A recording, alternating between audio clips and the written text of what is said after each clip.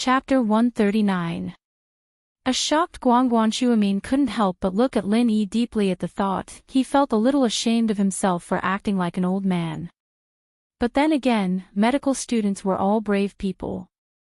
It was understandable that Guanshuamin's thoughts were avant-garde. I did for a while. Lin Yi nodded. Naturally, I'd like to thank you on behalf of my team. I won't stand on ceremony if that's the case, Mr. Lin. Please, come to the study. I've got some medical questions I'd like to ask you, Mr. Lin. Guanshuamin said. Call me Lin Yi or Yi, Mr. Lin. It's a little awkward. Lin Yi said. Not exactly teaching, but sparring. Alright, I'll call you Yi then. Don't call me Dean Guan, call me Grandpa Guan or Elder Guan. I'm a little embarrassed calling me Dean. Guanshuamin didn't act pretentiously, he was Huaijuan's elder in terms of seniority, and Lin Yi was in the same generation as Huaijuan. Calling him Grandpa Guan wasn't a bad thing at all. Then I'll call you Grandpa Guan. Lin Yi said casually. Lin Yi wasn't an arrogant man, he'd return the favor 10 times over. If you're polite to me, I'll respect you even more. The two entered the study. Huaijuan didn't know any medicine, so there was no point in going in.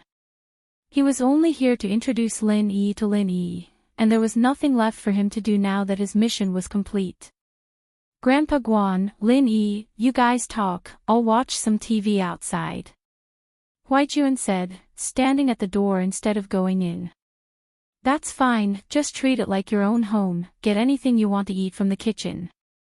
Guanshuamin nodded, knowing that Huaijuan wouldn't be interested in a place like this. Guanshuamin's study was filled with a scholarly aura. There were long bookshelves on both sides of the room, filled with medical books ranging from Eastern medicine to Western medicine, from thread-bound manuscripts to original works in foreign languages. I've made a fool of myself, Shuamin said with a smile as he saw Lin Yi looking at the shelves. Most of these books are flashy but useless. It's fine to buy them and look at them, but it's hard to learn anything from them. The Yellow Emperor's Canon is fine, though. I read it when I first started. Lin Yi nodded as he pointed at the books on the shelf. The Yellow Emperor's Canon of Internal Medicine is indeed one of the few remaining gems in Chinese medicine, Guanshuamin nodded. But, it's a pity. Lin Yi asked, confused. Grandpa Guan, what's a pity? It's a pity that out of the 11 medical classics recorded in the annals of Han Dynasty, only the inner canon of the Yellow Emperor remains. Guanshuamin said regretfully, the inner canon of the Yellow Emperor is already so impressive. I wonder how good the others are. Lin Yi smiled faintly as he looked at the pained expression on Guanshuamin's face, not knowing what to say. According to the 7 classics recorded in the Book of Han Yi Wenji, the Yellow Emperor's Canon of Internal Medicine, Bian Kei's Canon of Internal Medicine, Bian Kei's Canon of Internal Medicine, Bai's Canon of Internal Medicine, Bai's Canon of Internal Medicine, and side chapters existed alongside the Yellow Emperor's Canon of Internal Medicine. Guanshuamin didn't notice the look on Lin Yi's face. The glory days of Eastern medicine would have been just around the corner if all of these were still around. What a pity, what a pity. I've read the Bian Kei's Canon. Lin Yi said after a moment of hesitation. First of all, he had a good impression of Shuamin, and secondly, the treatment plan for Yang Huaijuan was based on an example from Bian Kei's Canon of Internal Medicine. It'd be hard for Lin Yi to explain if Shuamin were to ask about the theory behind it, so he might as well use Bian Kei's Canon as an excuse. You've read the Bian Kei's Canon? Guanshuamin was crestfallen. It was only natural that he'd lost his composure a little. He'd reached the peak of Eastern medicine, and it'd be very, very difficult for him to take another step forward. After all, there were no other books he could refer to, and he couldn't rely on himself to figure things out. He blinked when he heard Lin Yi say that he'd read the Bian Kei's Canon. It's not a fake.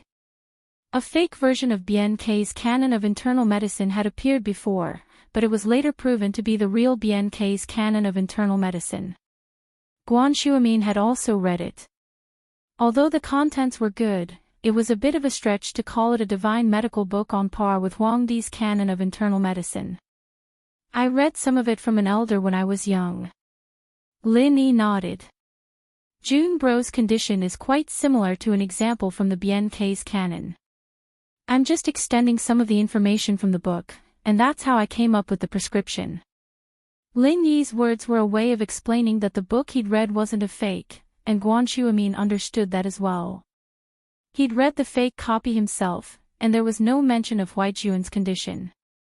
Really? Guan Xuemin was a little excited. Can I take a look? Guan Xuemin smiled bitterly before Lin Yi could say anything. I'm sorry, I lost my composure a little. It's your elders. It's only natural that I wouldn't show it to others. I was being rude, Yi, I hope you don't mind. Ah, it's nothing. Lin Yi smiled. This elder was naturally his old man. He had brought back a huge pile of rare ancient books from the Miao village in Yunnan. It was said that a trader of the Miao village called Elder Yu had collected them in order to practice his evil arts. In the end, Elder Yu was killed by his shifu, and Elder Yu's belongings were split between his shifu and his old man. I'd like to ask Grandpa Guan to take a look if there's a chance. Lin Yi wasn't a stingy man. Xuemin hadn't healed Huaijun, but Huaijun would have died if it weren't for him. Huaijun wouldn't have made it this far, and Lin Yi had always been grateful towards Xuemin. Really? That's great. Guan Xuemin was a little excited, but thinking that Lin Yi was just being courteous, he couldn't just let it slide, could he? Guan Xuemin had heard of the existence of lost medical books in some hidden traditional Chinese medicine families. However, he had only heard of it and had never seen it before. Guan Xuemin naturally assumed that Lin Yi's elder was from some hidden house after hearing Lin Yi's words. How could he have the nerve to look at someone's family heirloom? So he hurriedly said, if it's difficult, then forget it. It's fine. It's fine. Lin Yi could make the decision, and his old man wouldn't say anything with his shifu backing him up. I'll bring it back with me the next time I go home. Ah. How can I? Guan Xuemin jumped in fright. How could he just take something like that around? What if he lost it? Even if it was a photocopy, it couldn't be passed around. If it's convenient, I'll go with you. Chapter 140. Greetings as a teacher. Chapter 140. Greetings as a teacher. Guan and Lin Yi moved on to the topic of traditional Chinese medicine. There had been a few academic problems he'd stumbled upon, and he'd asked Lin Yi just to give it a try. But Lin Yi's answers had been an eye-opener for him, and he'd realized that he'd been a frog at the bottom of a well.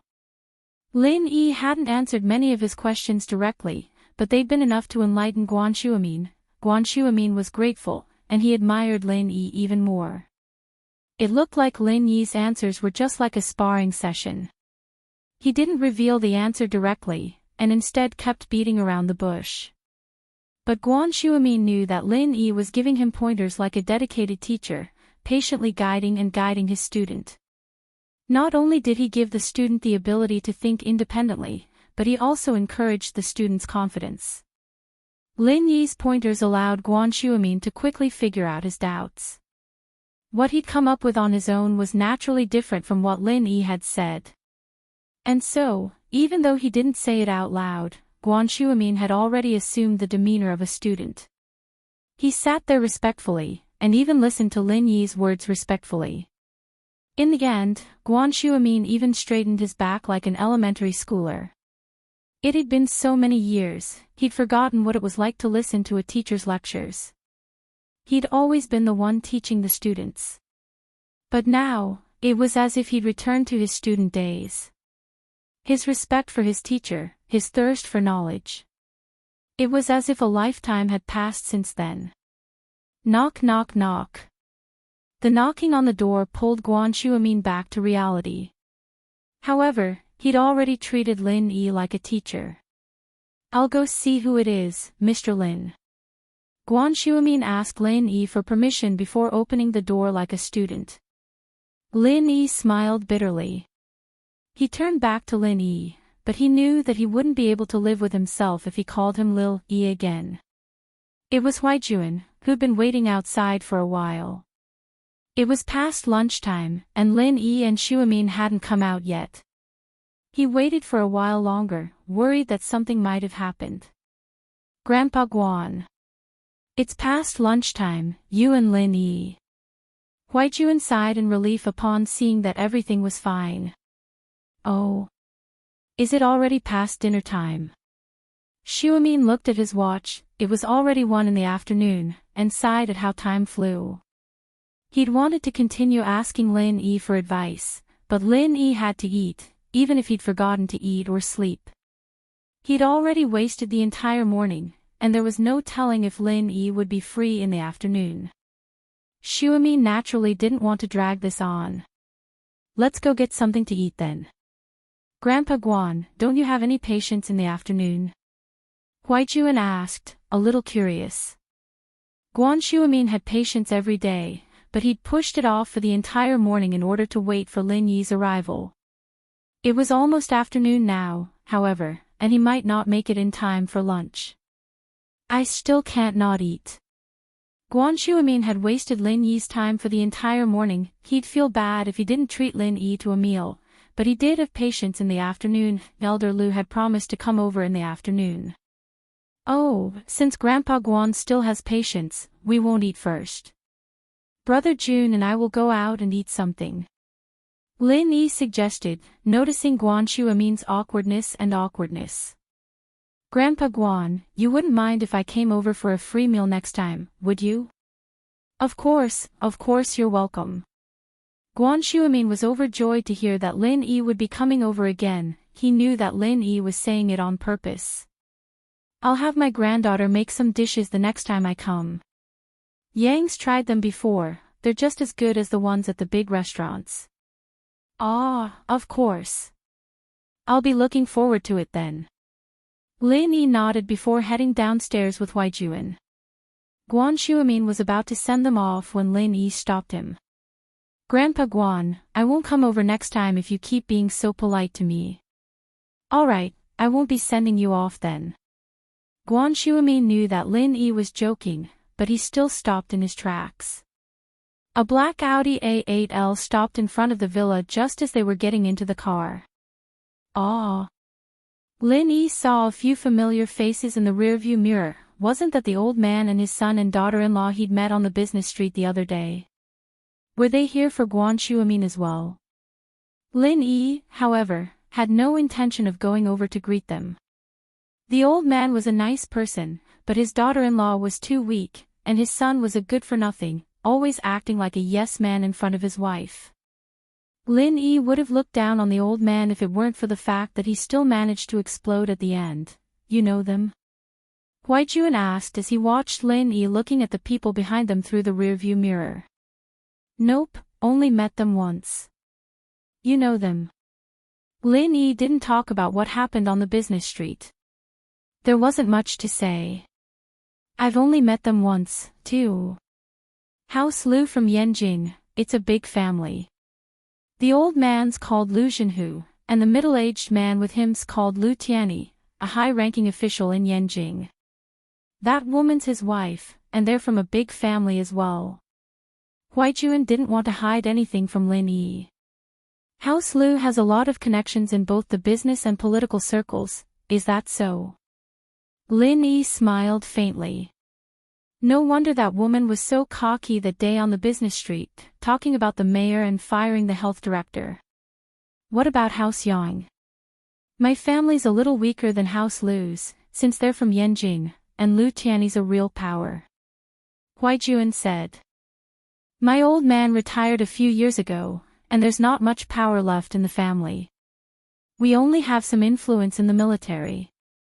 They wanted me to train in the special forces for a couple of years, accumulate some merits, and get promoted smoothly, but who knew?" Lin Yi nodded. Huaiyuan's words didn't change the fact that Huaiyuan's family was a lot stronger than the regular families, but still a little weaker than the top families. Take me back to school, you find a place to eat. Lin Yi said as he looked at the time, he'd be able to make it back to school in time for his first class in the afternoon. You're not eating? Huaiyuan asked, confused. I wasn't really hungry, I ate too much this morning, I'll just have a bite at school. Lin Yi said. Chapter 141. A little bit. If the Lius knew that they'd be able to see the person they'd been looking for so long if they'd come a few minutes earlier, wouldn't they regret it? But there was no medicine for regret in life. The Lius hadn't realized anything at the moment, having brushed shoulders with Dr. Hayashi Lin. While part of the reason Lin Yi wanted to be friends with Xuemin was to thank him, there was also a reason behind it. He hadn't thought that much about Dr. Kong before, but Kong Xiaobo's words yesterday made Lin Yi's heart jump with excitement. Selling medicine was a lucrative business, after all.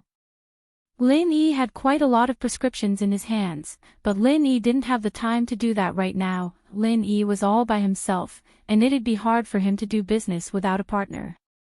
In fact, Lin Yi's best partner would be Pingzhan. Pingzhan Industries had quite a reputation in the country, it was just that there were some internal problems that Pingzhan himself hadn't dealt with yet, and Lin Yi didn't want to work with a company like that.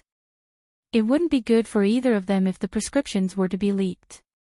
Other than that, Guan Xuemin was the best choice.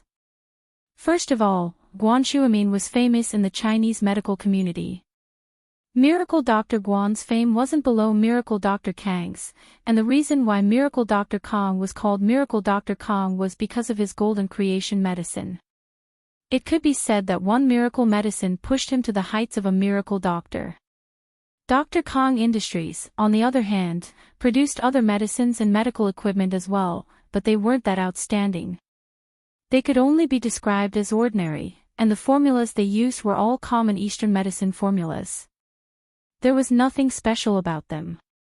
Guan Xuemin, on the other hand, was a renowned Eastern medicine specialist in the world. If he were to use the name Miracle Dr. Guan, he'd probably be on par with Dr. Kong.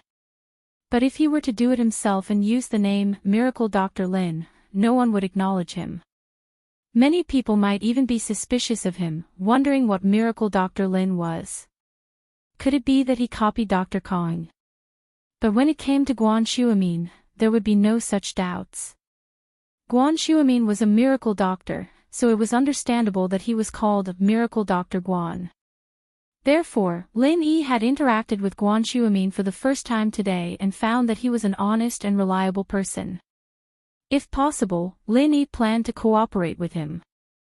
He would first give him a few ordinary prescriptions and let him test the market and see the results. If a man wanted to rise up, he couldn't always rely on a woman, right? Pingzhan's commission was legitimate, but playing house with the miss all the time wasn't a good idea, was it? Of course, Lin Yi was still observing Guan Xuemin. From the looks of it, Guan Xuemin's character wasn't bad. He could tell that Guan Xuemin was someone who was obsessed with Eastern medicine, and wasn't interested in money or power. If Lin Yi gave him the prescriptions and went into hiding, it would be a good idea. But he didn't know how Guan Xuemin's children were, whether they were greedy people or not. If there was a problem with their character, then Lin Yi would have to give up on the idea of cooperating with Guan Xuemin. Tang Yun was depressed today, really depressed. She woke up in the morning and forgot about the important matter after Lin Yi messed with her. She still had to go to his class to get the prescriptions. Tang Yun didn't want to go, but her mother had already agreed to it. She left the classroom unwillingly after the first class ended and walked towards the classroom of 12th grade class 5. Meng Yao and Yushu went out for some fresh air after class and saw Tang Yun. Meng Yao knew who she was. She was the prettiest girl in Yushu and Meng Yao, but she was more popular than them. She was known as the commoner prettiest girl. But Meng Yao didn't mind. She didn't care if she was popular or not. She didn't like boys, so it was better if they didn't bother her. Tang Yun was quite surprised. She wasn't expecting to see the two prettiest girls in the school, Meng Yao and Yushu. She didn't know many people in Class 5, other than Lin Yi, but she'd heard of Pin Liang's notoriety. She decided to ask Meng Yao and Yushu for help. "Hello, can I trouble you with something?" Tang Yun may be on the same level as Meng Yao, but that was just the public's opinion. In reality, Tang Yun still felt pressured in front of Meng Yao. Meng Yao was a princess-like existence, and she was just a poor girl who looked slightly better. Oh. What is it? As for Tang Yun, Meng Yao actually had a good impression of her. They were both beauties, after all. Meng Yao herself was already very beautiful, so she wouldn't do something crazy like being jealous of someone else's beauty. Tang Yun was a beautiful girl. Tang Yun let out a sigh of relief when Meng Yao answered her politely. Meng Yao wasn't as high and mighty as the rumors made her out to be. "Can you help me look for your classes?" "Lin Yi." Tang Yun gritted her teeth and said Lin Yi's name. She was a girl, but she was going to another class to look for a boy. It was a little awkward. "Lin Yi." Meng Yao looked at the shy Tang Yun. She didn't know why, but she felt uncomfortable. What was her relationship with Lin Yi? How did Lin Yi hook up with the common school beauty, Tang Yun, after only coming to school for a few days? Ling Shan, the tall girl from the business district, wasn't that enough? Why did he add another Tang Yun? In fact, Meng Yao misunderstood. Tang Yun's shyness wasn't the kind of shyness she was imagining. It was more like anger. Tang Yun quickly nodded when she heard Meng Yao's question. "I don't know him." Meng Yao didn't know what was wrong with her.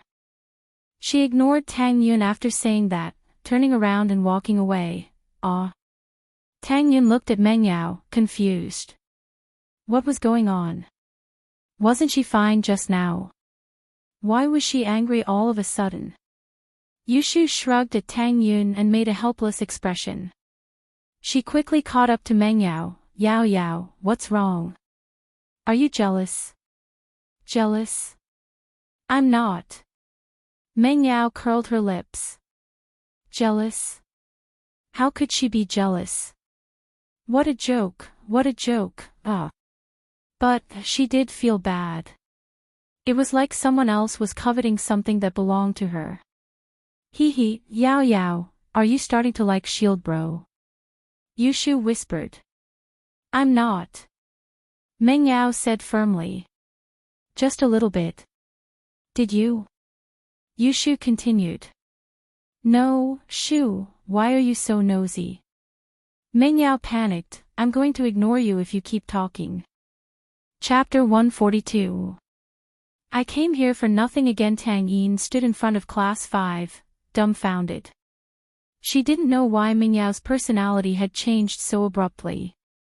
Could it be that she'd been harassed by the villain before, and that was why she turned around and left the moment she heard his name? But the bad guy sure had some guts, even daring to take liberties with Meng Yao. She'd never heard of anyone harassing Meng Yao before. Half of the time had passed, and class was about to start. Tang Yun had no choice but to go back to her classroom and prepare for the next class. The three school beauties standing together had already attracted a lot of attention, and Tang Yun didn't want to stand there and be suspected, so she quickly went back to her classroom. Meng Yao and Yushu went to the end of the corridor to enjoy the scenery before the bell rang. The two turned around and saw that Tang Yin wasn't there anymore. "Yao Yao sis," Tang Yin left. Yushu said. "I saw her." "Shu, why do you think she's looking for Lin Yi?" Meng Yao had been thinking about this while she was looking at the scenery. "I'm guessing she's trying to borrow money," Yushu said casually. "Borrow money?" Meng Yao's eyes went wide. Tang Yin was trying to borrow money from Lin Yi. "I'm just guessing." Yushu smiled mischievously. "You idiot." Meng Yao flicked Yushu's forehead. "Whatever, let's go back." "Why don't I ask her for you when she comes back?" Yushu blinked. "Or maybe I go to her class." "You're not allowed." Meng Yao glared at Yushu. Shoo, are you doing this on purpose? Hee hee. Yushu smiled without saying anything. After the second period ended, Tang Yun gathered her courage and walked to the classroom of 12th grade class 5. She didn't dare to ask anyone directly this time. What if everyone in the class hated Lin Xiao? Wouldn't it be a waste of time to ask? And so, Tang Yin stood in front of class 5's classroom and peeked inside. She realized that she'd attracted a lot of attention, and shyly shrunk her body back into the classroom. Tang Yin's appearance after the first period had already attracted a lot of attention. There were already 2 beauties in the class, but Tang Yin was a commoner beauty, and the boys paid more attention to her. After all, she was more approachable. At the time, everyone was guessing her intentions. After the second class, Tang Yun came again. It was strange. Yushu raised her head just in time to see Tang Yun retracting her body. She found it strange. Was she here for Lin Yi again? Yushu glanced at Meng Yao, who was engrossed in her book, before tiptoeing out of the classroom. Hey! Yushu walked up to Tang Yun and waved her hand in front of Tang Yun's eyes when she saw Tang Yun lowering her head in fear. Aw! Tang Yun jumped and looked up to see Yushu. WH. What are you doing? Tang Yun, right? I'm Yushu. Yushu introduced herself, even though Tang Yun already knew her name. You're here for Lin Yi again, right? Tang Yun didn't know why Yushu was asking this, and she didn't know if she hated Lin Yi or not, but she nodded anyway. Yeah, oh, Lin Yi isn't here. He didn't come this morning, Yushu said. What do you want? I'll pass on the message. I'm the study commissary, and helping my classmates is my duty and responsibility. He didn't come. Tang Yun looked at Yushu, surprised. Was Yushu lying to her? She'd even taken the same bus to school with him this morning, and he'd even taken advantage of her the whole way. Was it all just her imagination? He didn't come. Yushu nodded. You can take a look if you don't believe me. He's sitting at the last seat in the second group. There's no one there right now. Oh. Tang Yun didn't think that Yushu was lying to her, especially since she said that she was the study commissary. She wouldn't lie, would she? Tang Yun was also the study commissary of class 9, and she got closer to Yushu. Is that so? What do you want then? Yushu, on the other hand, didn't really care if Lin Yi came or not. She wasn't helping a classmate out of kindness, but she was curious as to why Tang Yin was looking for Lin Yi. Nothing. I'll wait for him to come back then. Tang Yun hesitated. She didn't want to pass on the recipe to someone else, so she decided to do it herself. Oh. Yushu was a little disappointed, but she couldn't force Tang Yun to do anything. Come back in the afternoon then, yeah, thanks. Tang Yun turned back to class, disappointed. She'd been here twice, and Lin Yi wasn't even here. He didn't even come to school. What was this guy doing?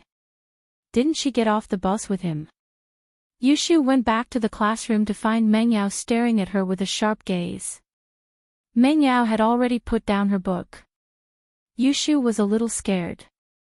Yao Yao, why are you looking at me like that? Shu, where did you go? Meng Yao raised her head and realized that Yushu was gone. She followed the gaze of her classmates and realized that Yushu was talking to Tang Yun at the door. She was pissed. Didn't I tell you not to talk to her? Why didn't you listen? If Lin Yi found out, he'd think that I cared about her a lot, but thinking was just thinking.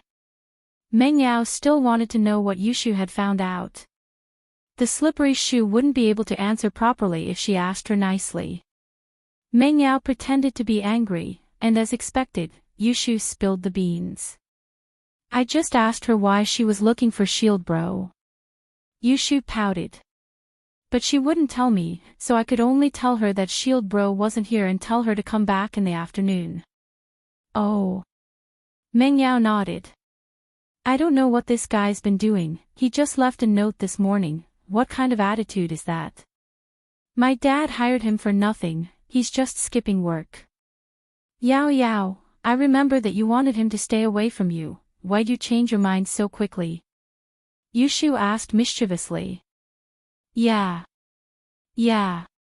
It's not easy for dad to make money, I have to pay him enough, right? Meng Yao mumbled as she came up with a lousy excuse. She didn't really believe it herself, but she couldn't admit that she didn't hate Lin Yi that much. I see. I'll talk to Shield Bro and ask him to be more professional. Yushu nodded as if she believed her. Chapter 143.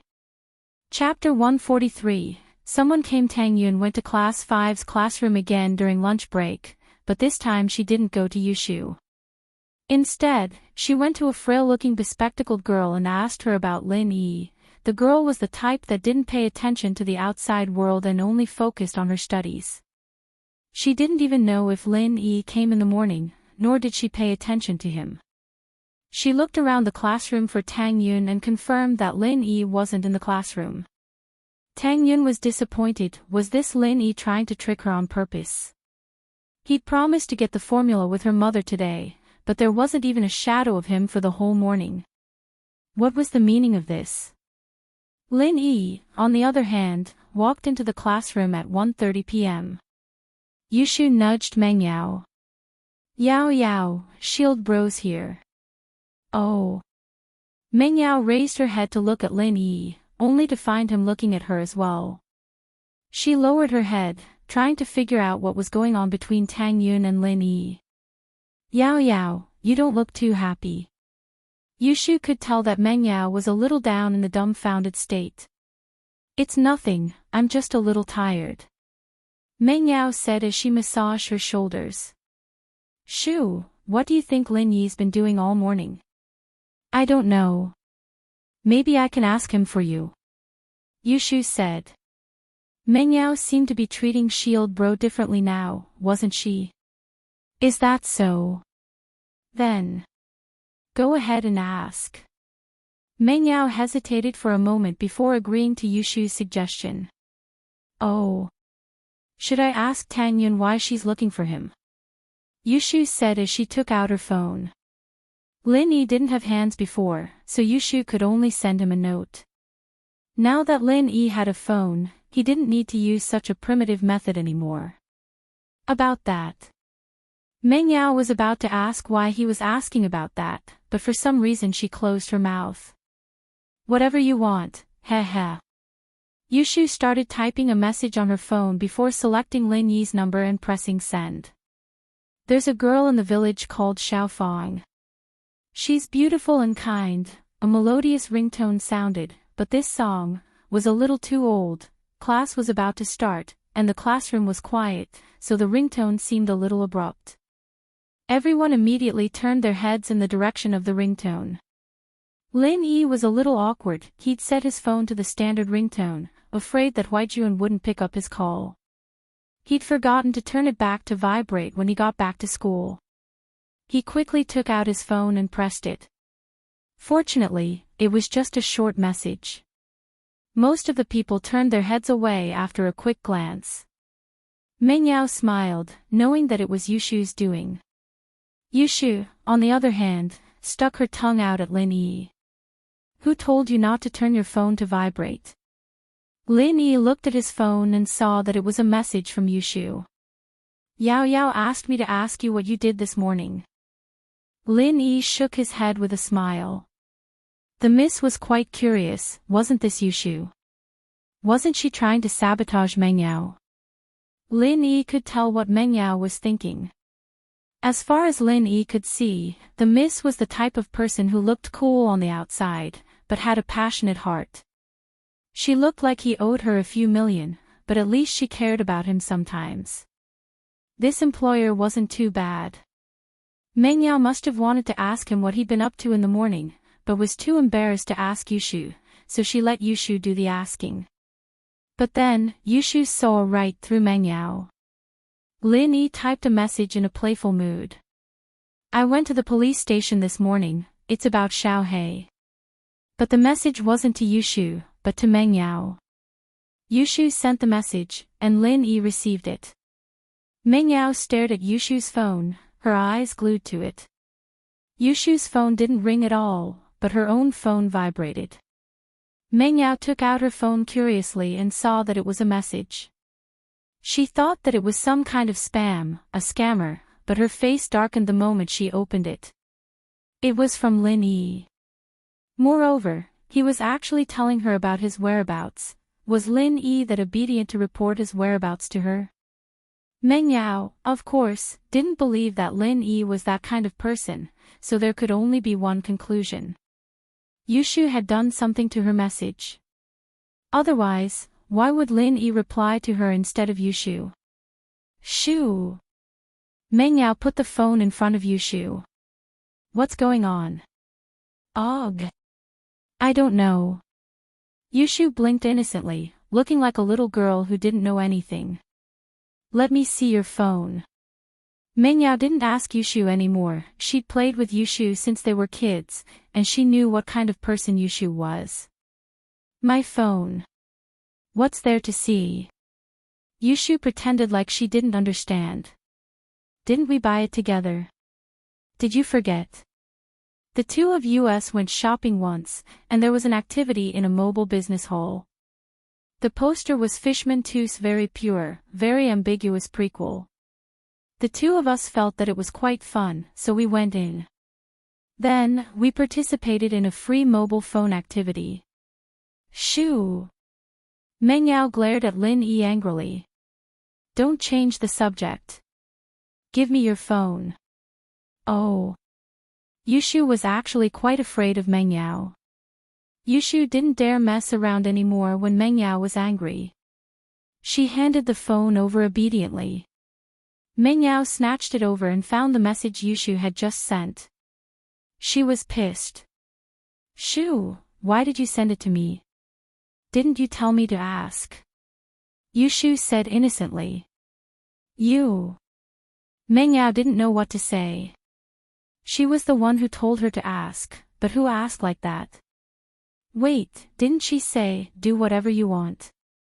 Shoo, when did I tell you to ask that? I said do whatever you want. Meng Yao said angrily. Aren't you using a chicken feather as a token of authority? Oh, then I'll text Shield Bro back and explain it to him. I'll say it's my own decision, and it has nothing to do with you. Yushu said. Chapter 144. Stalking the spy. Lin Yi looked at Meng Yao's text. Lin Yi wasn't surprised when she said, don't report to me wherever you go. It was Meng Yao's style, after all. It wasn't unusual at all. But the last sentence, but be careful of flirting with other girls, they're already knocking on your door, was a little strange. What did she mean by be careful of flirting with other girls?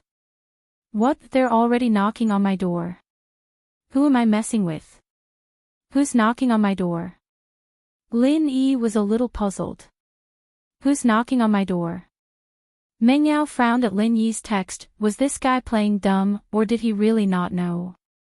School beauty Tang was looking for him for something this big. How could it be possible if they didn't make an appointment beforehand? But that was just Meng Yao's speculations. Looking at it from another angle, there was no way Lin Yi wouldn't tell Tang Yun that he wouldn't be at school in the morning if they did make an appointment beforehand. It really didn't seem like an appointment beforehand. Meng Yao couldn't say much about it, and could only reply. Tang Yun. She's been looking for you a couple of times. Do you know that she's looking for you? Who's little He? Meng Yao only remembered to ask Lin Yi who this little He was after she calmed down. Why did it sound like a dog's name? Tang Yun. Lin Yi paused. Tang Yun was looking for him. Judging from how angry she was this morning, it didn't seem like she was going to talk to him anymore. Why would she be looking for him now? Lin Yi frowned, not understanding why Tang Yun was looking for him. He replied to Meng Yao. Little He, it's He Bao. What's Tang Yun looking for me for? Meng Yao couldn't help but chuckle at Lin Yi's text, He Bao. Hey Bao. Meng Yao had heard of Black Panther's reputation before, as well. Pin Liang had been bragging about how powerful he was in the sky, how he was the boss of the underworld, how he could take on 10 people all by himself, and yet someone as powerful as that had been kicked to the ground by Lin Yi. Meng Yao smiled faintly, but then Lin Yi asked, "What did Tang Yun come here for?" Meng Yao was a little annoyed. Didn't he know? How would I know? You're the one who made this mess, deal with it yourself.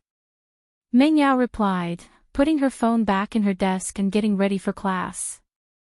Yao Yao, what did Shield Bro say? Yushu asked after Meng Yao put the phone down. You were looking sideways just now, you think I don't know? Meng Yao was a little speechless at Yushu's question. Ha ha. Yushu said, a little embarrassed. I thought you'd be able to figure it out. Do you think I'm a fraud or an immortal? Meng Yao humphed. Plus, why would I need to analyze him? Oh. Yushu saw that Meng Yao's tone wasn't friendly, so she kept quiet and got ready for class. After class, Lin Yi walked out of the classroom and headed to Tang Yun's class. Tang Yun didn't have a phone, so he couldn't call or text her. He could only go look for her. Looking at Lin Yi's back, Meng Yao knew that he was going to look for Tang Yun, but she wasn't too happy about it. Yao Yao, do you want me to follow him? Yushu was starting to use her dirty tricks again. Come on. Meng Yao's eyes went black, a few black lines appearing on her forehead. You're following me. You don't know how good he is, do you? You can follow him. If he finds out, he'll think that I sent you.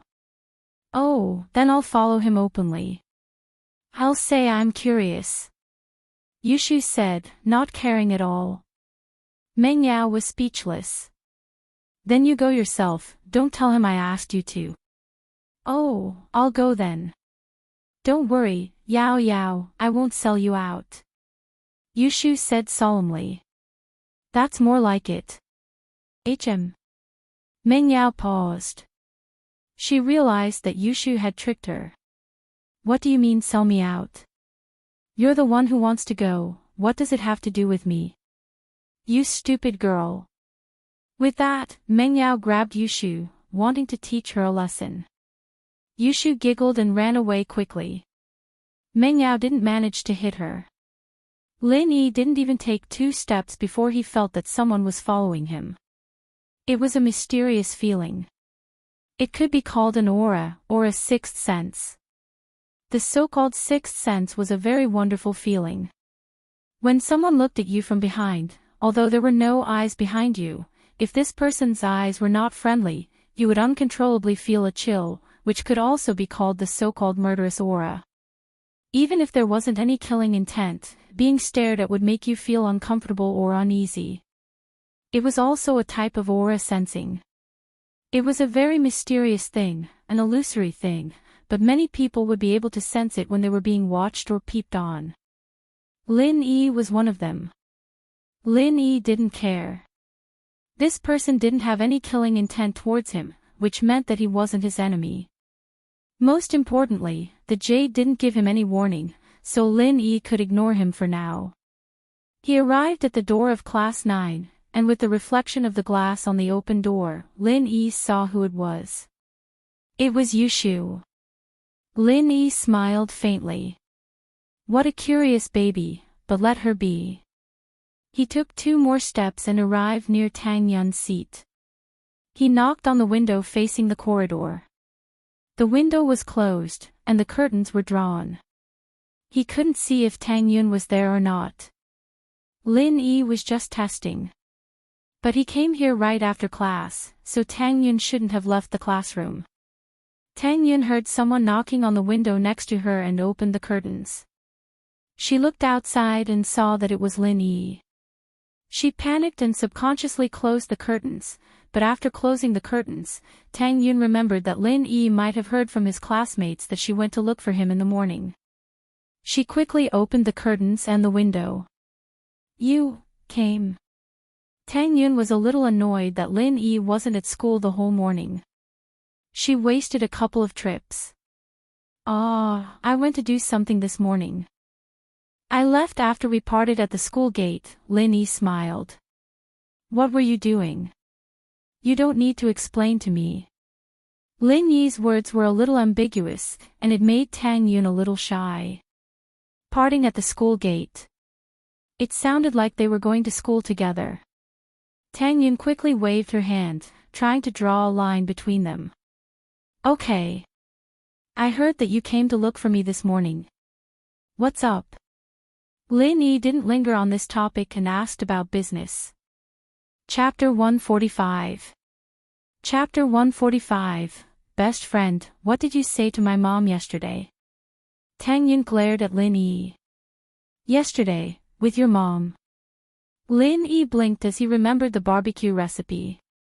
He'd been busy talking about Eastern medicine the whole morning, and had completely forgotten about it. Tang Yun's words reminded him of the promise he'd made yesterday, and he couldn't help but blush. No wonder Tang Yun had been looking for him, it was about the barbecue recipe. Lin Yi quickly replied, embarrassed. It's about the recipe, right? Tang Yun glared at Lin Yi. You already know the answer. I'm sorry, too many things happened this morning, I really forgot about it. Lin Yi smiled guiltily. How about this, I'll come next class and give you the recipe. Oh. Tang Yun didn't say anything else after hearing what he said. She nodded and closed the window, putting the curtains down. Lin Yi waited until she was done before turning around abruptly. How close are you going to get? Do you need a hearing aid? Ugh. Yushu jumped at the sudden turn. He was talking about hearing aids, naturally, referring to her eavesdropping just now. But Yushu wasn't a normal person, after all. The awkwardness only lasted for a moment before she giggled. What's wrong? You're scared of other people overhearing you, aren't you? I just happened to pass by. Lin Yi was leaning against Tang Yun's window, and Meng Yao was standing behind Lin Yi, leaning against the wall. Tang Yun wouldn't have been able to see Yushu's existence, otherwise she wouldn't have talked to Lin Yi for so long. Lin Yi didn't know what to do with Yushu. He only smiled. What do you want to know? Ask away. Ugh. Let me make this clear first. I wasn't sent by Yao Yao. Yushu rolled her eyes as she explained to Lin Yi. Lin Yi didn't mind. Most of Yushu's words were bullshit. She said she was sent by Meng Yao, but it was also possible that she came here out of curiosity. Tang Yun, what do you need? Yushu asked. It's nothing. I promised to give her something, but I forgot. I'll give it to her next class. Naturally, Lin Yi wouldn't say anything about the barbecue recipe. It would seem as if he was giving alms to the other party. Lin Yi wasn't someone who would take credit for something he had done. Oh. Yushu was wondering what Lin Yi was going to give Tang Yun. He could only blame his poor hearing for not having clairaudient. The corridor was too noisy, so he could not hear their conversation. I'm going back. Didn't you happen to pass by? You can continue. Lin Yi nodded to Yushu. Toilet paper. Toilet paper. Yushu stomped her foot as she was pissed off by Lin Yi's words. However, Yushu's words attracted the attention of the students who were passing by. Toilet paper. School beauty Chin was asking for toilet paper in the corridor. Could it be that she couldn't hold it in anymore? This was bad for her image, bad for her image. However, there were still a lot of admirers in the school. They immediately pulled out tissues from their pockets when they heard Yushu shout and passed them to her. For you, Yushu froze, sweating profusely. It seemed that she had been misunderstood. She felt extremely embarrassed as her face turned red. She looked at Lin Yi's back as he left, thinking to herself, I'll make fun of you when we get home. Humph. It was a good thing that Yushu's reflexes were super quick. She'd been with Meng Yao for a long time now, and her bullshit skills had reached perfection. I'm talking about my finger. My finger just popped. It hurts, understand? With that, Yushu raised her pinky finger and waved it in the air.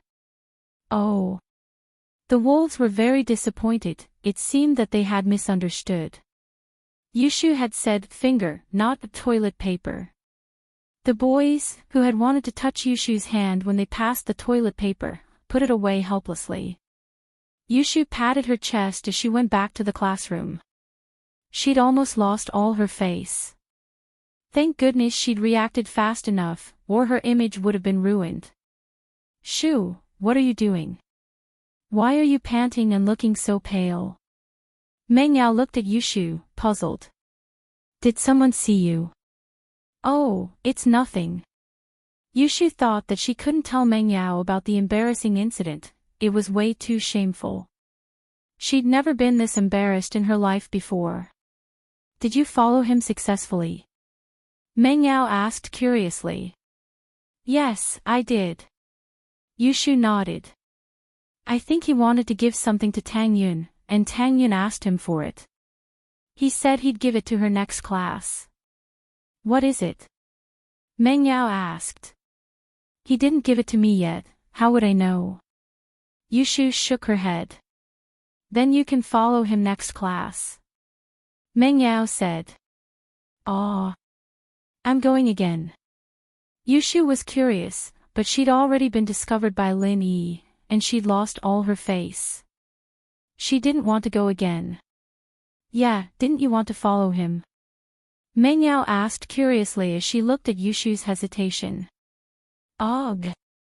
I was almost discovered, you should go next time. Yushu stuttered. You didn't get discovered, did you? Meng Yao knew Yushu very well. She could guess it from her expression.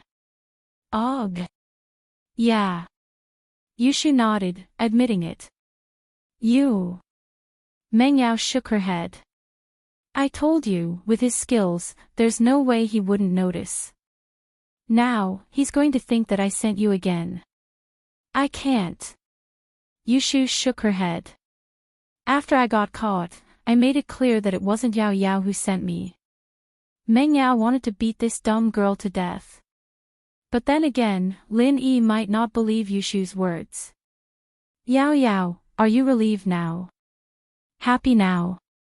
I didn't sell you out. Yushu said proudly. When you're sad, she can make you happy. When you're happy, she can make you sad. When you're happy, she can make you angry.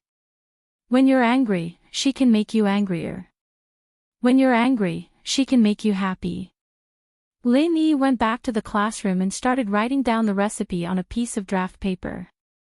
The New Orleans, honey, and black pepper seasonings didn't require any special techniques, and Lin Yi always made them himself at home. Lin Yi got back to the classroom and started writing down the recipe on a piece of paper. There weren't any special techniques involved in making the New Orleans barbecue sauce, honey sauce, and black pepper sauce. Lin Yi always made them himself at home. Chapter 146. Love letter. After class, Lin Yi rushed to class 9 and knocked on the window next to Tang Yun's seat. But Tang Yun didn't open the curtains. Lin Yi was puzzled. She couldn't have left the classroom already, could she? He'd rushed here as fast as he could, and didn't they have an appointment during the last class? He'd come here to give her the formula. With that in mind, he knocked on the window once more. Did she not hear him? This time, there was a response from the classroom. Tang Yun lifted the curtains, but didn't open the window. But he didn't open the window. Tang Yun's face was a little red as she put her hand on her mouth and made a shushing gesture. She waved her hand again. What was that supposed to mean? Lin Yi was puzzled. Why didn't you say something? I can read your lips and know what you're trying to say. Who would understand what you're saying when you're waving your hand and shushing? But at that moment, the door to class 9 opened, and a middle-aged woman walked out. She looked at Lin Yi, who was knocking on the window. Who's knocking on the window? Which class are you from? Lin Yi froze. Why was there a teacher? Was the class delayed? Lin Yi sweated at the possibility. He'd interrupted the teacher's lesson with his random knocking on the door. Wouldn't she come out and get mad at him? Ugh, I'm sorry, I thought the class was over. Lin Yi said, scratching his head. You. The homeroom teacher of Class 9, Miss Song, froze when she saw Lin Yi. She remembered what happened a few days ago during the class break. Apparently, Lin Yi was named as one of the Big Four bullies, and nothing happened to him. His family background must be pretty strong. Miss Song frowned. She didn't want to argue with a student like this. It was pointless, and he might not listen to her anyway. She decided not to say anything and asked directly, "Why are you knocking on the window?" "I'm looking for Tang Yun." Lin Yi smiled bitterly. Tang Yun. Miss Song frowned. She didn't know what Lin Yi wanted with the top student in her class. She was about to reject him when she remembered what the dean said this morning. She told her to give Tang Yun more freedom. With that thought, Miss Song didn't reject him directly. She wanted to ask for Tang Yun's opinion. Normally, she would have chased Lin Yi away. "You call." "My name is Lin Yi said. "Then wait for a while." After Miss Song finished, she turned around and walked into the classroom. "Tang Yun, there's a student looking for you outside. His name is Lin Yi. Do you want to meet him?" Tang Yun was going crazy with anger. "Why did you have to do it in front of the teacher? Of all the other times you could have come looking for me. He even knocked on the window. Aren't you trying to embarrass me? Even if you take the bus again tomorrow morning and I get harassed by you again, it's still better if you give it to me then." Tang Yun felt sad. Why was her life so unlucky after meeting Lin Yi? This young thug. If she didn't see him, what if Lin Yi kept knocking on the window? What if he got angry and didn't give her the formula? Although she didn't care about his formula, her mother needed it. If she didn't get it, wouldn't it be even more difficult if her mother came in person? With that thought, Tang Yun stood up and said to Miss Song, "Miss Song, I'll go out for a bit." Miss Song paused. She knew Tang Yun's usual behavior. Although there were many pursuers in school, including some rich young masters, Tang Yun ignored them all. Not to mention looking for them in the classroom, Tang Yun would go out. Even if she met them outside, Tang Yun would avoid them. But since Tang Yun decided to go out and meet Lin Yi, Miss Song couldn't say much. She nodded and followed Tang Yun to the classroom door. She looked at Tang Yun and Lin Yi from afar. She wanted to see what they were going to do. If Lin Yi started to pester Tang Yun, she could stop him. "Why did you come at this time?" Tang Yun pouted and looked at Lin Yi unhappily. "Our homeroom teacher's class hasn't ended yet. Didn't you see the hand signal I gave you? You shushed me and waved your hand. Who knows what you're going to do?" Lin Yi shrugged innocently. "Didn't we make a deal? I'll give you the recipe during the break, sigh."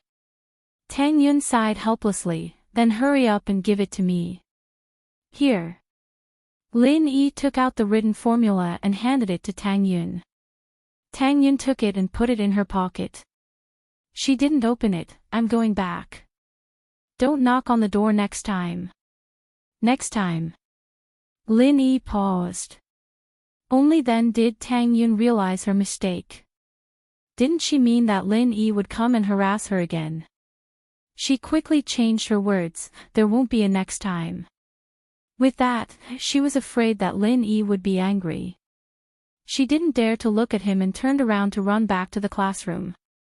She almost bumped into Miss Song. "Aw. I'm sorry, Miss Song." Tang Yun blushed. "Go back. Be careful next time." Miss Song frowned. She didn't care about Tang Yun almost bumping into her. What she cared about was what Lin Yi gave Tang Yun. It looked like a folded piece of paper. And Tang Yun ran back with a red face as soon as she got it. Mr. Song took it for granted that Tang Yun's blushing face when she almost bumped into him as a shy blush. Could it be a love letter? Ms. Song shook her head at the thought of this possibility. Was Tang Yun a fool? She never accepted love letters from boys before. What was wrong with her this time? Not only did she make an exception to see Lin Yi, but she also accepted his love letter. She even had a shy expression on her face. Could it be that there was something going on between them? Ms. Song wasn't the only one who saw this scene. There were many other people, such as Tang Yun's classmates. There was more than one window in the hallway. A few people could open the curtains and see what was happening outside. Although they couldn't hear what they were talking about, they could think of a lot of things just by looking at the ambiguous expressions, the ambiguous movements, and Tang Yun's annoyed expression, especially at the end, when Lin Yi took out a folded piece of paper and gave it to Tang Yun. Tang Yun put it in her pocket shyly and ran back with a red face. This scene was too awesome. Chapter 147. Chapter 147, News Travels Fast. Did you guys know? Lin Yi, one of the new Big Four, went to Tang Yun's class and gave her a note. I wonder what it was. Did you guys know? Lin Yi of the Big Four wrote a love letter to Tang Yun. Did you guys know? Lin Yi of the Big Four, Lin Yi is chasing after Tang Yun. Did you guys know? Lin Yi of the Big Four, Lin Yi is dating Tang Yun. Did you guys know? Lin Yi of the Big Four, Heartwarming of the Big Four, went to harass his girlfriend Tang Yun and got beaten up by Lin Yi. Young Master Lin and Tang Yun, the two main characters, didn't know that the rumors about them had spread all over the school. Meng Yao and Yushu watched as Lin Yi ran out empty-handed and came back empty-handed. They didn't know what he gave Tang Yun, but they didn't see him take anything out. Meng Yao wanted to ask, but was too embarrassed to do so. She could only let it go. Yushu, on the other hand, wasn't trustworthy enough. She'd be better off asking herself than asking. She'd be selling herself out in the blink of an eye. The last class ended, and it was the break before the main class. Tang Yun and a girl with glasses were walking hand in hand on the field. This was Tang Yun's best friend, Lu Xinwen, from the 30th grade. Their houses were very close, and they knew the pitiful Xiaofan as well. Lu Xinwen, on the other hand, wasn't very good-looking. Naturally, she wouldn't be the target of attention from gangsters or young masters. She didn't have much time on her hands, either. Yin, you're not really with Lin Yi. Xinwen said in a hushed voice. I'm not. Tang Yun wasn't expecting her best friend to say something like that. She blushed. What are you talking about? How could I be with him? No way, right? Don't you know, Yun? The news has spread in our class that Lin Yi gave you a love letter today, and you shyly accepted it. You were so flustered that you almost knocked down our homeroom teacher, Teacher Song. Lu Xinwen said. Ah. Tang Yun didn't think that the barbecue recipe Lin Yi gave her would be seen by people with ulterior motives, and it would spread like this. Gossip was a fearful thing. What, you really don't know? Seeing Tang Yun's confused look, Lu Xinwen was also puzzled. Did Tang Yun really not know? Wen, tell me, what's going on? Tang Yin was starting to panic as she shook Xinwen's hand.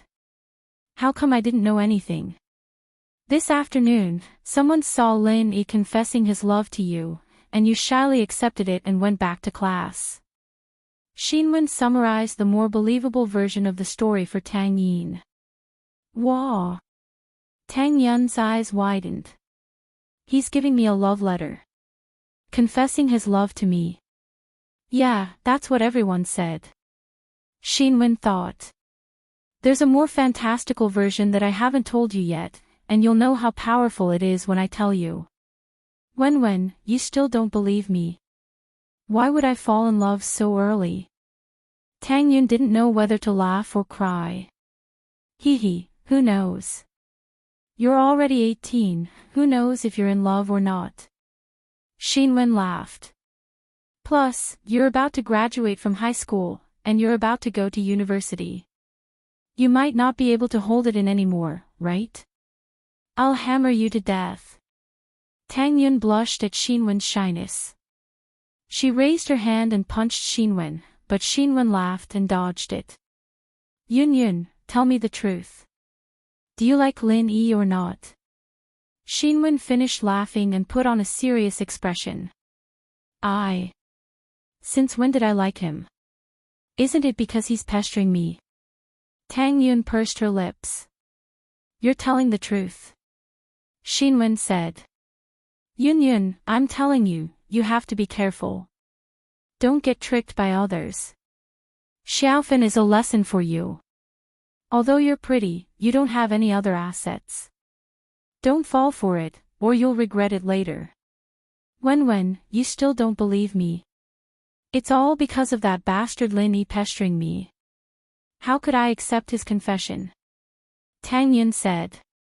You. Who told you that? Oh, that's good. Xinwen nodded. I heard it from someone. It's hard to say. Everyone says that, but I don't know who started it. Anyway, it's getting more and more ridiculous. Everyone says that you and Lin Yi are together. Aw. Tang Yun smiled bitterly and stomped her feet. She was a bit annoyed. What should I do? Wen, what do you think I should do? Why don't I go talk to him? How can he do this? You might be afraid of him, but I'm not. Xinwen was famous for her toughness. Her mother was also a fierce woman. Xinwen had inherited her mother's good traditions since young. She followed her mother to the market to sell vegetables when she was 12, and she could scare away the gangsters who were collecting protection fees with a kitchen knife. Forget it. You don't know, but he's really strong. He beat up Zhong Pingliang and Zhou Ruoming, and they didn't even dare say anything. Don't go. Tang Yun didn't want anything to happen to Xinwen. This wasn't something that could be solved with just toughness. Man. Xinwen had heard of Lin Yi's exploits before, but it wasn't just a matter of his background anymore. He was practically unbridled, beating up two of the big four just a few days after transferring, and getting away scot-free. Xinwen knew that she was no match for him. She wouldn't be able to do anything good if she went. She said angrily. I think it's most likely Lin Yi. Ah. Tang Yun paused. She looked at Xinwen, confused. You still don't understand. If he fails to pursue you, he will take the opportunity to hype up your relationship. By then, everyone will know that you are his girlfriend, and you can only accept your fate. Lu Xinwen speculated maliciously. No way. He's not that kind of person, is he? Tang Yun frowned. From the impression that Lin Yi left on her these days, Lin Yi might be despicable, but he wasn't the kind of person who would spread rumors behind someone's back. From her point of view, Lin Yi purposely pretended to be a polite gentleman. Even if she saw through him, he wouldn't use such a despicable method. It would only make her hate him more. Why not? I say, Yun, why are you on his side? You think he's not that kind of person? What, are you really a little tempted? Xinwen could tell that there was something wrong with Tang Yun's words. She seemed to be protecting Lin Yi. Chapter 148. 80% Yun, did Lin Yi look for you before? Did he give you a love letter? Xinwen suddenly thought of something very important. Although this could be Lin Yi's rumor, there's no smoke without fire. If there's no smoke without fire, who'd believe it if there wasn't any evidence to back it up? Nope, he just gave me a recipe for barbecue. Tang Yun explained as she took out the recipe Lin Yi gave her. Here, take a look. That's it.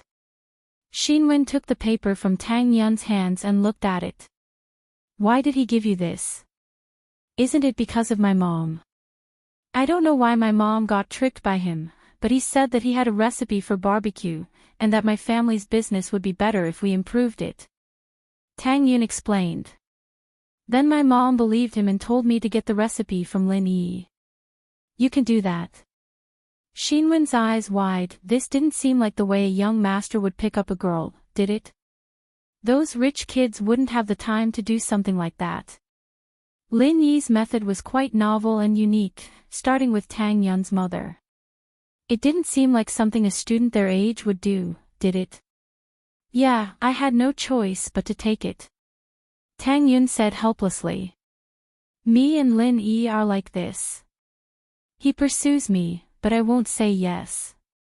Who knows if he's just messing around or not? Yun, it sounds like you're really interested in him.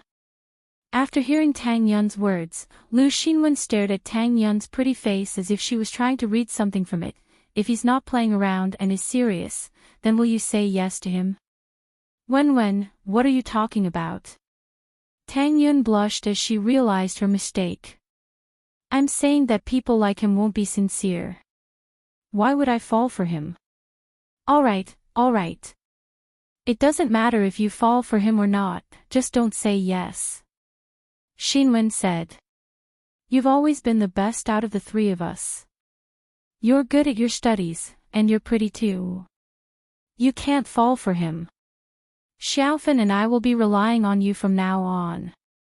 Okay. Tang Yi nodded, but in her heart, she was wondering how the news about her and Lin Yi had gotten out. Could it be that the big villain, Lin Yi, really spread it? If that was the case, then she should talk to him about it. He didn't care, so why should she?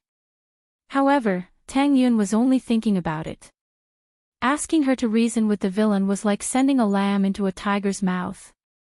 He passed the recipe to Tang Yun, and the afternoon went by peacefully. He and Xiaobo were walking in the hallway of the school building after school when people started pointing at them from behind. He didn't pay much attention to it at first, but it felt like he was being watched everywhere he went. There wasn't this much attention when he beat up Heibao, was there? Boss, what are they looking at? Kong Xiaobo was confused as well. I don't know, why don't you go ask? Lin Yi was confused as well. You, come here. Kong Xiaobo had been following Lin Yi for the past 2 days, and his confidence grew. Although he wasn't one of the big four, he was at least the follower of one of them. His status naturally rose. He even dared to scold Heartwarming, not to mention a student pointing at him. The boy who was pointed at by Kong Xiaobo was talking happily with a few students next to him. When he was called by Kong Xiaobo, he was dumbfounded.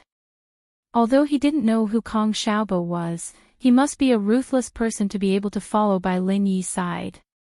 His face turned pale, and he knew that he had caused trouble. His mouth, he shouldn't speak carelessly. Bro. You called me. The boy looked at Kong Xiaobo timidly and asked carefully. Nonsense, who else would I call if not you? Come here. Kong Xiaobo said fiercely, what the hell were you talking about just now? Pointing at my boss and beaming with joy, do you think you're a commentator? That. Bro, what's wrong with me? The boy walked over carefully. I'm asking you, what are you talking about? Do you not understand me? Kong Xiaobo was a little annoyed. This boy's saliva was flying everywhere just now. Why did he wither in such a short time? I didn't say anything. The boy was scared and quickly shook his head. Do you want to be beaten up? Kong Xiaobo glared at him. I'm telling you, it's very impolite to talk about others behind their backs. If you tell the truth now, I will let you go. Otherwise, I will ask the people behind you and see what you just said. I have to say that Kong Xiaobo's words were still very deterrent. The boy was dumbfounded when he heard it. He could bear it and not say it, but the students behind him who were listening to his explanation just now wouldn't hide it for him. Thinking of this, his face turned pale, and he had to admit, I'm sorry. I also heard it from others. What did you hear from others? Kong Xiaobo was furious. Why were you wasting time? You were so excited just now, why didn't you drag it out? I heard that. Lin Yi-bro and the beauty of the school, Tang Yun, are dating. The boy said in a small voice. Today, Lin Yi-bro confessed to Tang Yun and gave her a love letter. Tang Yun also shyly accepted it. Lin Yi's eyes widened in shock. Damn! Who was the one who spread this? When did I give Tang Yun a love letter? Lin Yi's first reaction was, did these people have nothing better to do? He only gave Tang Yun a barbecue recipe, but it turned into a love letter. He had to admire these people's imagination. Lin Yi didn't care much about it, but Tang Yun. Fuck, who was this immoral? This way, Tang Yun would definitely avoid him next time. His plan to flirt with a girl was completely ruined. He didn't know how Miss would react when she found out. Fuck, why was she so unlucky today? Lin Yi bro, and this bro. You see, I only heard it from others. The boy saw Lin Yi's expression change and was shocked. He quickly admitted his mistake. All right, you can leave. Lin Yi didn't know whether to laugh or cry. Lin Yi wouldn't argue with this boy. He definitely didn't say it. He was just passing the news out of curiosity. There was no way to pursue this matter. Thank you, Lin Yi bro, thank you. The boy nodded and quickly ran away. Boss, I think this is a good thing, right? After the boy left, Kong Xiaobo winked at Lin Yi. Now that everyone knows that Tang Yun is your girlfriend, you have a good chance, right? Chapter 149. Chapter 149, Unwanted Results. Highly City, the chairman's office of the Flying Shuttle Cosmic Corporation. Yu Chu sat there with a dark expression on his face. He was the mastermind behind Mingyao's kidnapping case, and he'd been scolded by his partner, Jean Gubong. He was quite upset, and if it weren't for the fact that his boss valued Gubong more than he did, he wouldn't have swallowed his anger like this. Those gangsters had been sent by the boss's underlings, and now that the operation had failed, Gubong was pushing all the blame onto him. This made Yu Chu very angry. He had a domineering name, and a domineering company name, but Yu Chu knew that he was nothing more than a puppet of his boss. He wasn't even a puppet of the big boss, he was just a puppet of one of Zihua Bro's spokesmen. There were some things he couldn't make up his mind on, so he called his boss, Zihua Bro, I'm Yu Chu. Yu Chu said humbly. Yeah, what's up?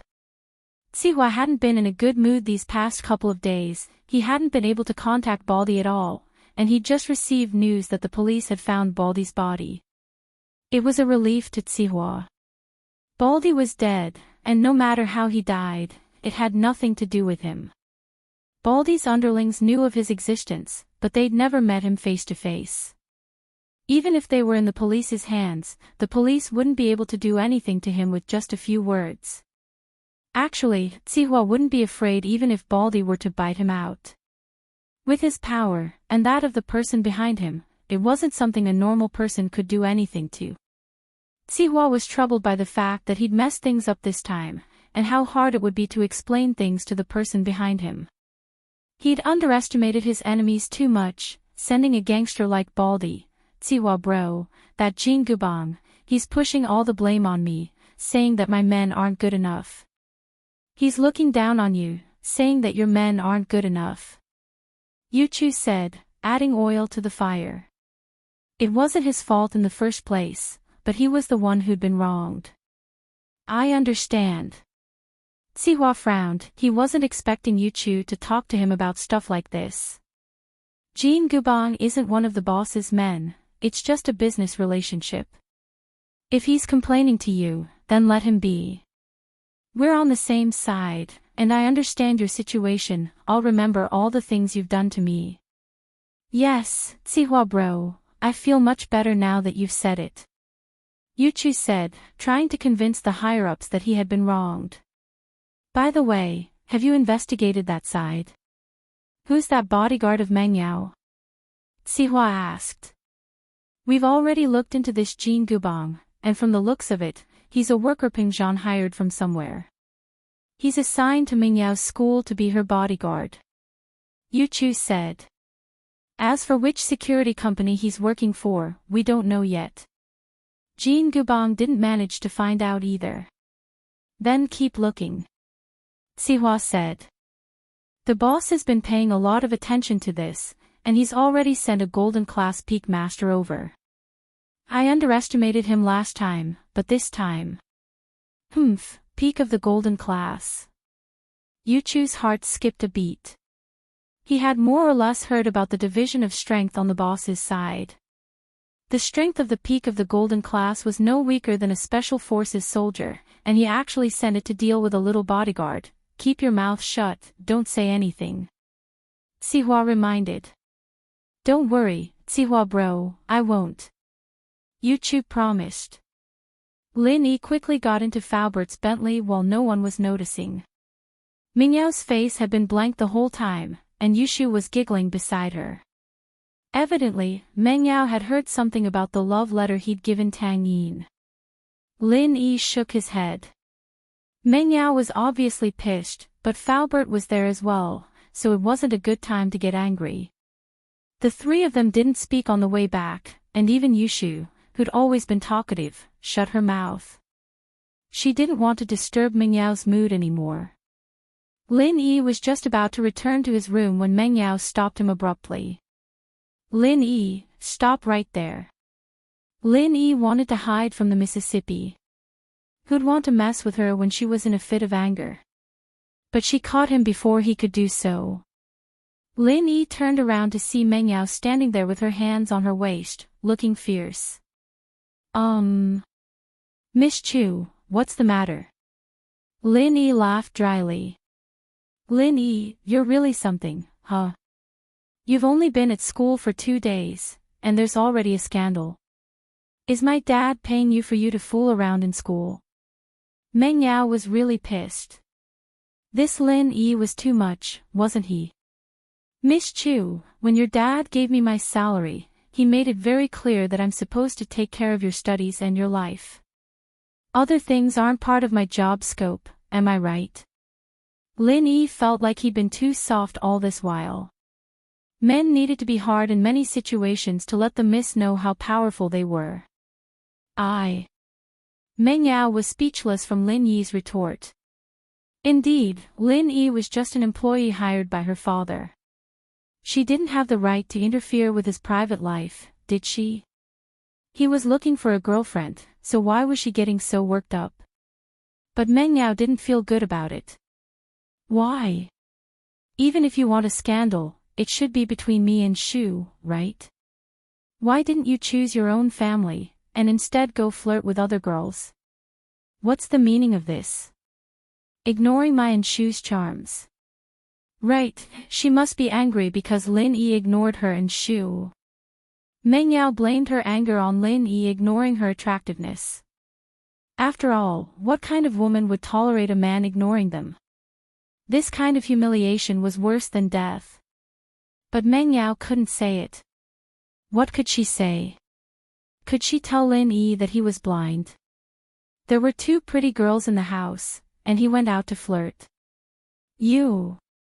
Just behave yourself. Don't tarnish my and Shu's reputation. We don't want people to think that our follower is that kind of person. Meng Yao said angrily. Oh, don't worry, Miss Chu. I'll try my best to stay away from you in school. I won't let anyone know about our relationship, Lin Yi nodded. You.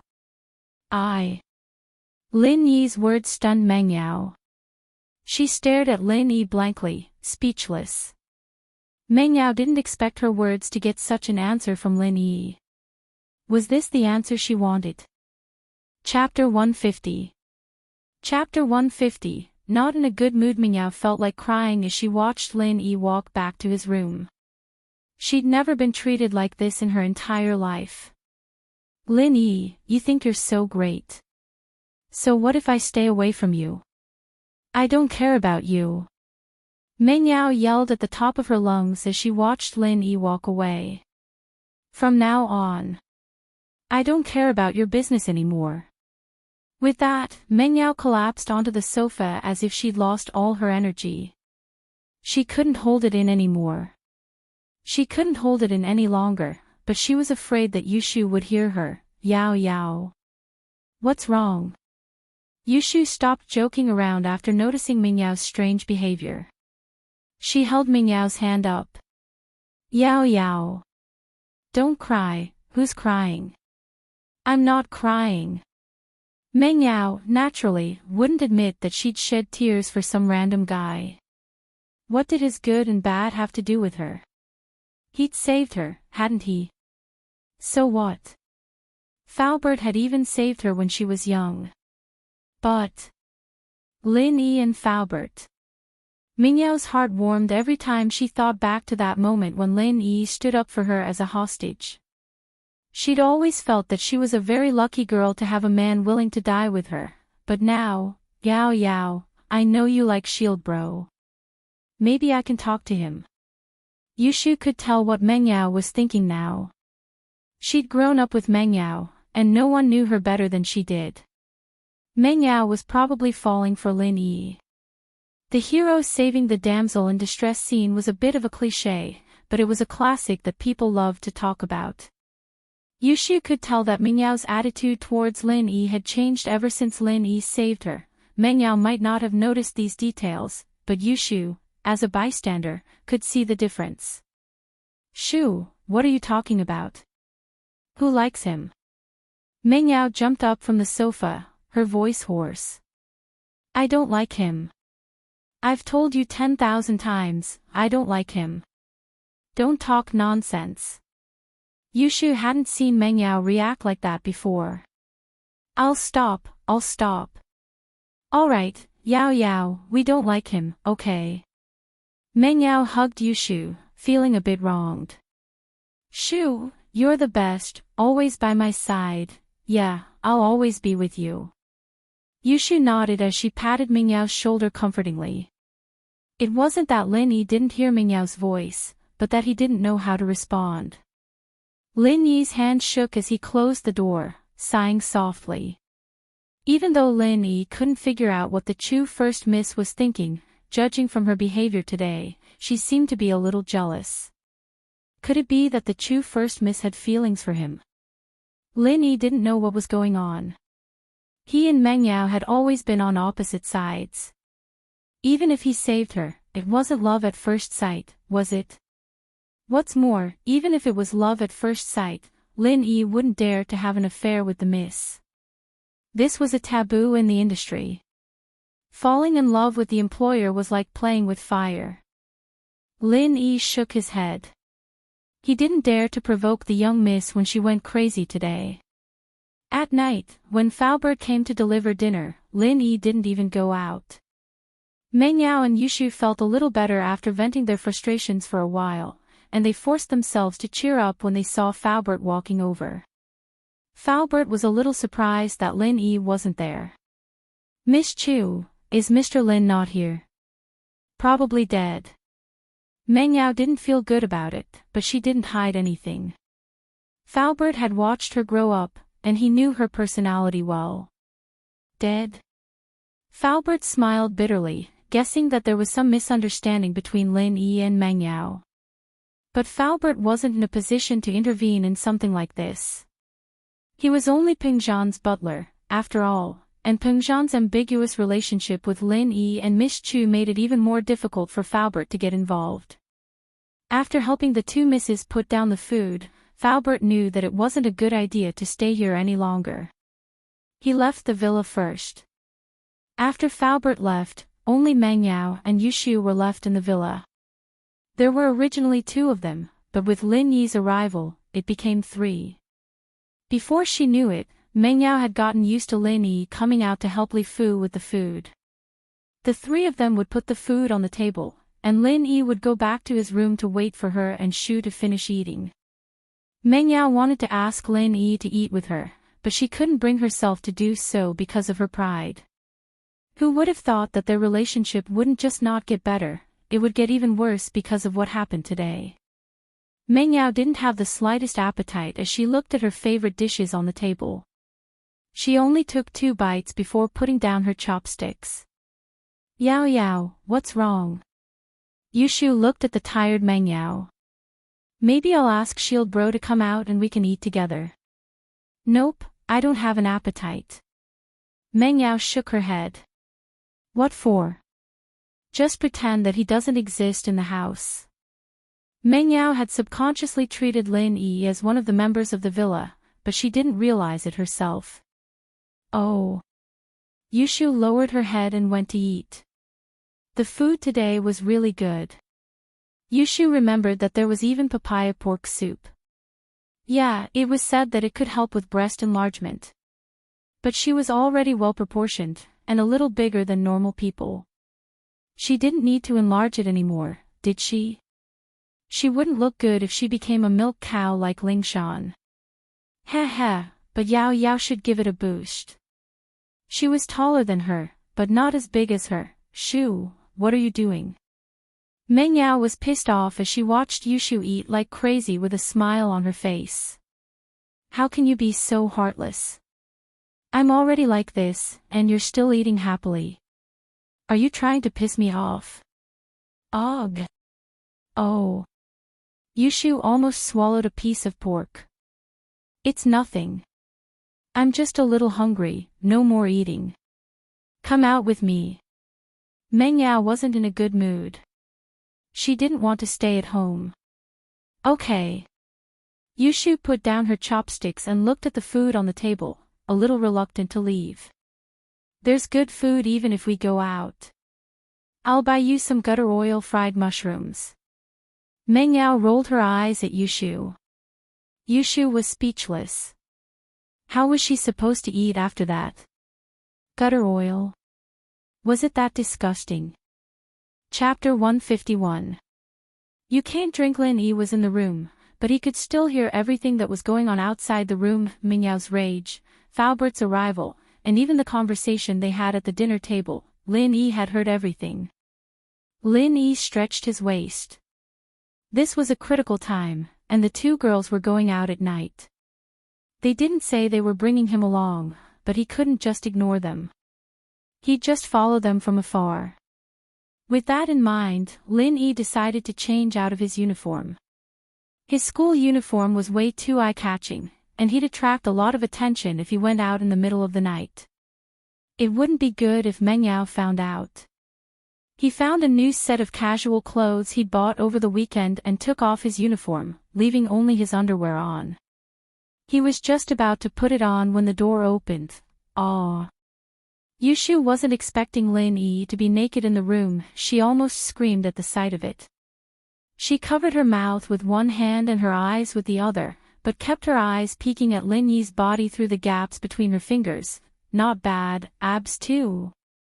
She'd already seen Lin Yi's **** anyways, it didn't matter if she looked again now. Yushu comforted herself, but she couldn't let Lin Yi catch her peeking again. She had to cover her eyes. Whoa. Why were you in here? Lin Yi was startled as well. The door was shoved open just as he was changing his clothes. Lin Yi would have kicked the door open if he didn't know that there weren't any dangers in the villa. He pulled a pair of pants off in front of himself. Lin Yi was a little thick-skinned, but Yushu was staring at him like that. Of course I have something to talk to you about. Yushu said, blushing. Put on your pants. Are you streaking in the house? No, I didn't see you guys going out. I was thinking of changing my clothes and following you from afar. Lin Yi didn't hide anything from Yushu. The girl might be a troublemaker, but she knew what was right and wrong in many situations. Aw. You knew we were going out. Yushu was a little surprised, she even moved her hands away from her eyes, but Lin Yi had already taken off his pants, leaving his upper body bare. Even so, it was still a very embarrassing thing. Yushu was a little curious, but she didn't want to look too much.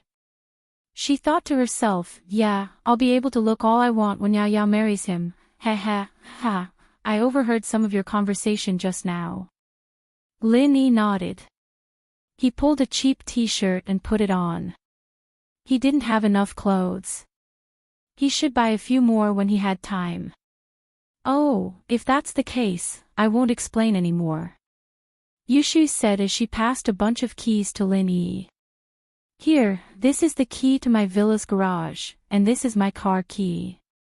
Yao Yao will be driving later, and if you don't have a car, do you think you're Superman? You can keep up with us. Oh. Okay, thanks. Lin Yi didn't expect Yushu to give him the car keys. I'm just worried that Yao Yao will go crazy and go somewhere dangerous. Yushu said, a little embarrassed. You'll have to be a fighter if that happens. Lin Yi sweated, it seemed like this girl was just looking for fun, afraid that he wouldn't have a place to show off. Let's go, Yao Yao's looking for clothes. I took the chance to sneak out. You go get the car first. Yushu said as she left the room. Lin Yi had put on his clothes by now, and quickly left the villa with the keys Yushu gave him. Yushu's villa was very recognizable, it was just across the street from Mingyao's villa. He opened the iron gate and found Yushu's garage. There was a yellow beetle parked there. Lin Yi smiled bitterly as he rubbed his nose. It was a rather feminine car, it was driven by men as well, but the color was a little too bright. Lin Yi got in the car and drove it out of Yushu's villa, parking it by the roadside. Meng Yao might get suspicious if he were to drive it out of the villa, but it didn't matter on the road. There were plenty of similar cars on the road, and Meng Yao couldn't be looking at the license plate at this late hour. He turned off the lights and waited for Meng Yao's car to come out. After a while, Meng Yao's Audi S5 slowly drove out of the villa, honking as it turned the corner as if to warn Lin Yi. Lin Yi paused before realizing that Yushu was probably the one driving the car, so she was reminding him. Lin Yi turned on the lights and started the car, following her slowly. Yushu was the one driving, and Lin Yi was even more at ease. Usually, only the driver would pay attention to the road, and the passengers in the car rarely looked back and forth. Lin Yi wasn't worried that Meng Yao would notice that he was tailing them. Lin Yi was right, Yushu was the one driving, using Meng Yao's bad mood as an excuse to be the driver.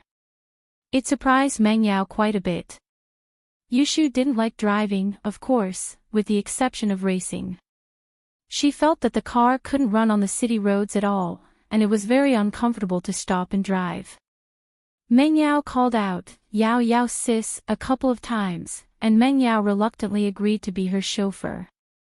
As for her own Volkswagen Beetle, it'd take a year and a half to drive out of the garage. Yao Yao, where are we going? Yushu looked at the rearview mirror, relieved to see that her yellow Beetle was following them.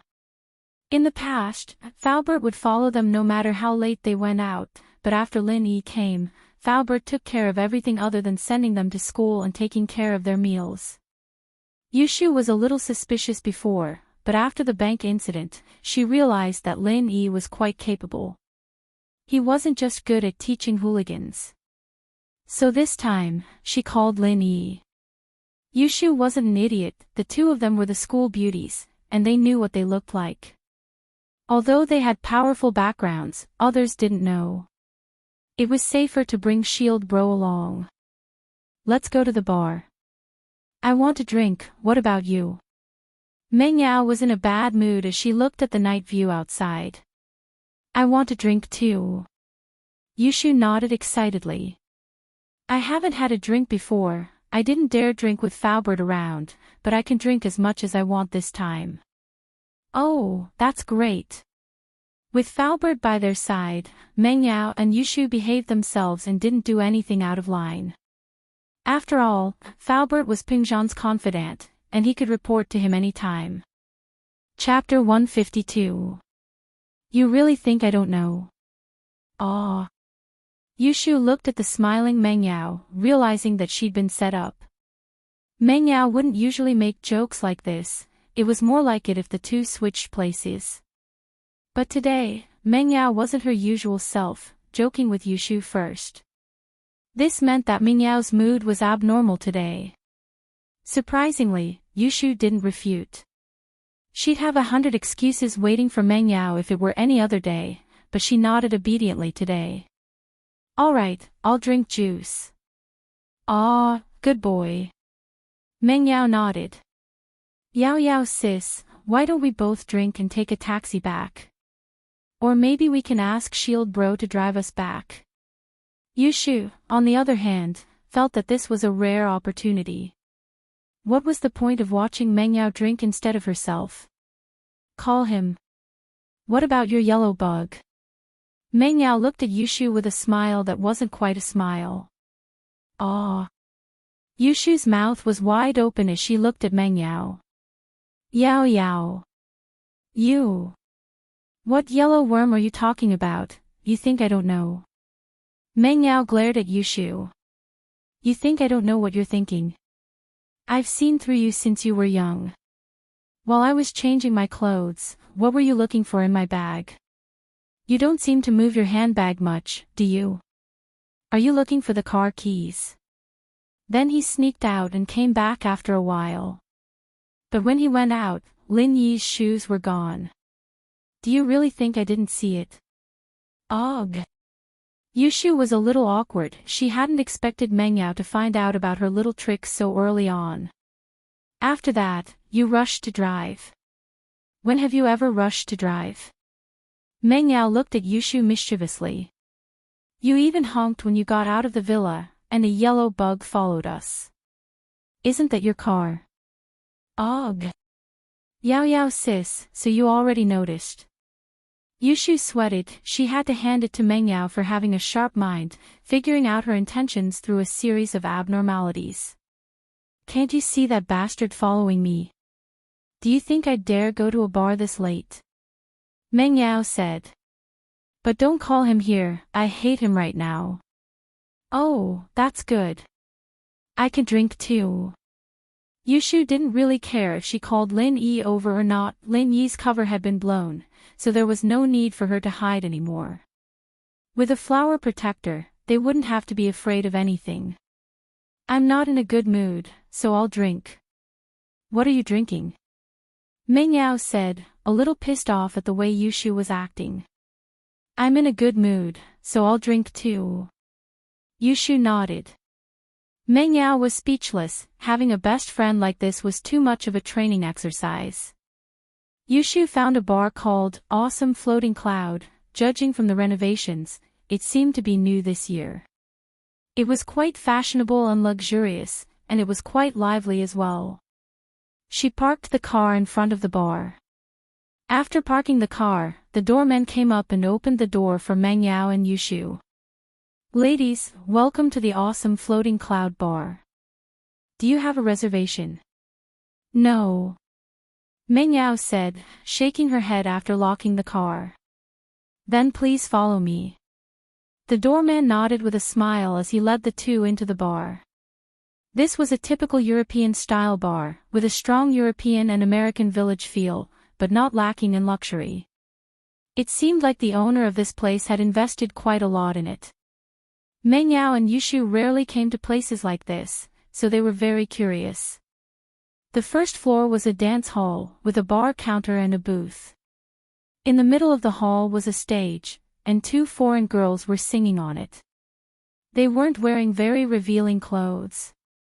It was only 7 at night, it was still early, and it wasn't time for erotic dancing yet.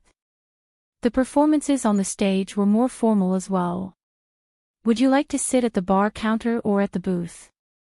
The doorman was an experienced man, and he could tell that this was the two's first time here from the way they were looking at the bar curiously. Regular customers found their own seats the moment they came in, they didn't need the doorman to lead them at all. Can you give us a quiet booth? Meng Yao really wanted to see a few people drinking at the bar counter on TV, but it was her first time here, after all. She didn't dare to do so. Alright, please follow me. The doorman handed Meng Yao and Yushu over to the waiters in the lobby before returning to the bar. The waiter brought Meng Yao and Yushu to a booth on the side, a smile on his face. Is this place okay? It's okay, let's do it here then.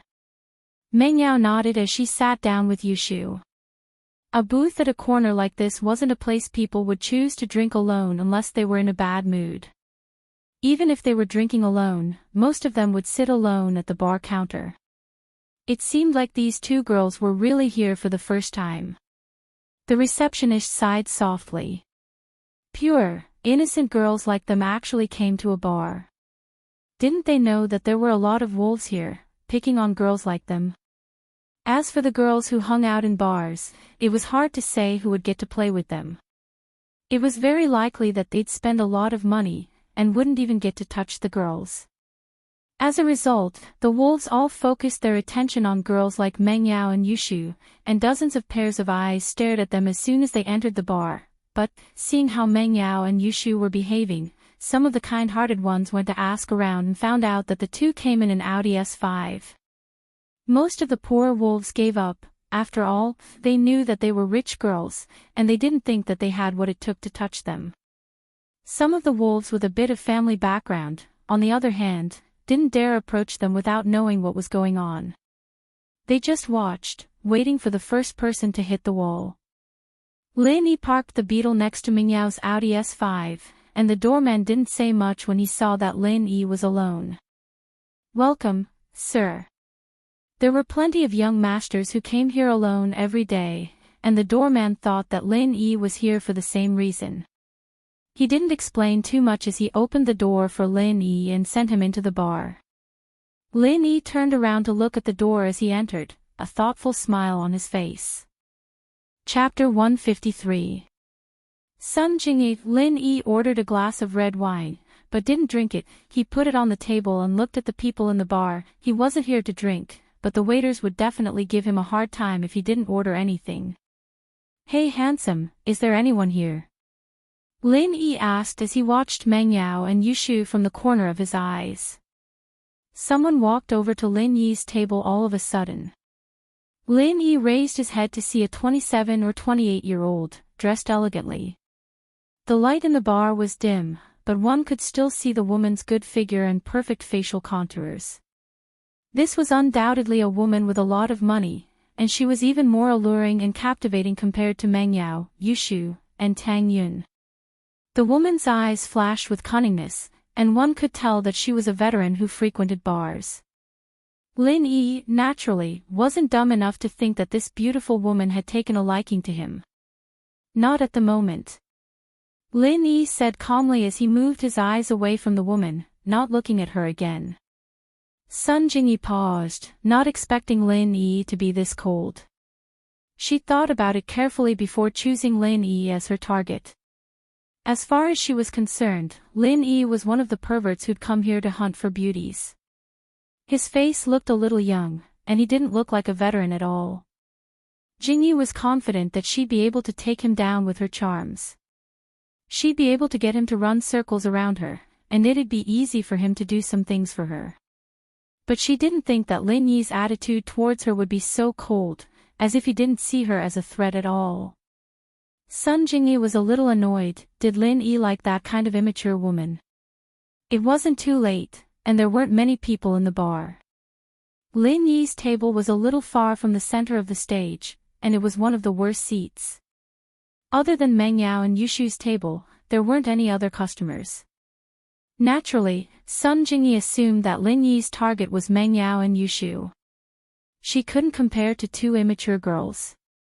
Sun Jingyi's eyes were as sharp as a sun. Meng Yao and Yushu had changed their clothes, but she could still tell that they were young, probably in school. Aren't you going to invite me to sit? Sun Jingyi said with a smile as she held back her anger. Ah. Lin Yi smiled faintly. I don't own the bar, it's not like I can kick you out, right? Handsome, the way you talk is quite interesting. How could Sun Jingyi not hear the respectful tone in Lin Yi's words, but she still sat in front of Lin Yi. Time waits for no man, and it was really difficult for her to find a harmless-looking man like Lin Yi in this bar. She just got rid of one trouble, and another trouble came knocking on her door. "Handsome, your target is the two little beauties at that table, right?" When Sun Jingyi said that, she pouted at Meng Yao and Yushu. Lin Yi glanced at Sun Jingyi and didn't answer her question. "If you have something to say, just say it, I don't like to beat around the bush." "Ha!" Sun Jingyi looked at Lin Yi in surprise. She didn't expect Lin Yi to see that she had something to do here, and she didn't just come here to sit. Sun Jingyi frowned slightly. She felt that Lin Yi wasn't as harmless as he looked on the surface. This person didn't seem to be that simple. Then, was it the right choice for her to choose him? "Handsome, can you do me a favor?" Sun Jingyi was already sitting here, and there was no other way. No matter whether choosing Lin Yi was the right choice or not, she could only bite the bullet and continue. "What's your name?" Lin Yi looked at Sun Jingyi and asked. "Me?" Sun Jingyi didn't expect that the handsome guy in front of her didn't play by the rules at all. His answers were always irrelevant, and then he asked another question. "Sun Jingyi." Sun Jingyi hesitated and said her name. "Don't call me handsome, my name is Lin Yi." When Sun Jingyi was talking, Lin Yi kept looking at her eyes. If she was lying, Lin Yi would be able to detect it from the subtle fluctuations in her eyes. The reason why he asked Sun Jingyi's name was because he wanted to confirm whether the woman in front of him was trustworthy. If she was lying, Lin Yi wouldn't care how beautiful she was, and he would kick her out as soon as possible. Lin Yi didn't have the time to waste with this kind of bullshit. However, Sun Jingyi didn't lie, so Lin Yi naturally let the conversation continue. Sun Jingyi didn't expect Lin Yi to tell her his name so readily. While she was surprised, she was even more unable to see through the man in front of her. If she said that he was here to chase after women, it didn't seem like it. Could it be that he was deliberately pretending to be cool to attract their attention? "Well, Lin Yi, how about doing me a favor?" Sun Jingyi didn't care whether Lin Yi was really like this or pretending to be cool. It didn't matter. The important thing was to get through this. "What favor?" Lin Yi asked. "Be my boyfriend," Sun Jingyi said. Lin Yi looked at Sun Jingyi up and down. "Are you sick?" "Love at first sight." Sun Jingyi blushed and quickly added, "It's temporary. Just for a while, okay?" "Oh, a shield. Why didn't you say so earlier?" Lin Yi immediately understood Sun Jingyi's meaning. This wasn't the first time he had done something like this. The reason he was brought here by Chu First Miss was to be her shield, even though he hadn't really gotten into the role yet. "I thought you were a love-struck fool." Sun Jingyi was speechless. Only the man in front of her could say such sarcasm. It turns out that women can get so angry when they are ignored. Sun Jingyi had the urge to kick Lin Yi to death. If not for the fact that time was tight and she needed Lin Yi's help, Sun Jingyi would have left long ago. "And, it's great that you understand. Cooperate with me later." "You don't have to say anything, I'll handle everything," Sun Jingyi said. "Once this is done, I'll treat you to a feast." "There's no need for a feast. Just give me some money." "I don't have time." Lin Yi was speaking the truth. After this was done, he still had to escort the two misses home. How would he have the time to eat a feast? If Chu Mengyao knew about this, wouldn't she explode? Sun Jingyi really didn't know how to describe Lin Yi. Was he blind? When he was looking her up and down just now, he purposely looked at her chest greedily. However, he rejected the opportunity to have a meal with her alone, and asked her for money. Was he acting cool, or? Sun Jingyi now felt that the possibility of Lin Yi acting cool was very low. It wasn't like Sun Jingyi had never met people who intentionally acted cool. She knew very well how attractive her appearance, figure, and charm were. Chapter 154. The professional shield men like this were usually very gentlemanly and polite, but there was a certain indifference in their attitude, purposely ignoring Sun Jingyi's charms in order to get her attention. But it was the first time she'd met a man like Lin Yi, who'd just exchanged a feast for money. This wasn't just putting on an act, it meant that Lin Yi didn't want to have anything to do with her in the first place. As far as he was concerned, a feast wasn't as good as money. Sun Jingyi was a little annoyed at the thought, was there something wrong with this guy's brain? He only liked those two girls. She wasn't as good as they were. It was the first time Sun Jingyi had suffered such a blow. She was even regretting her decision to work with someone like this. Of course. Sun Jingyi said, forcing herself to remain calm. I'll give you 1,000 kwai if you succeed. What do you think? Deal. Lin Yi nodded. Wouldn't he be an idiot if he didn't take the money?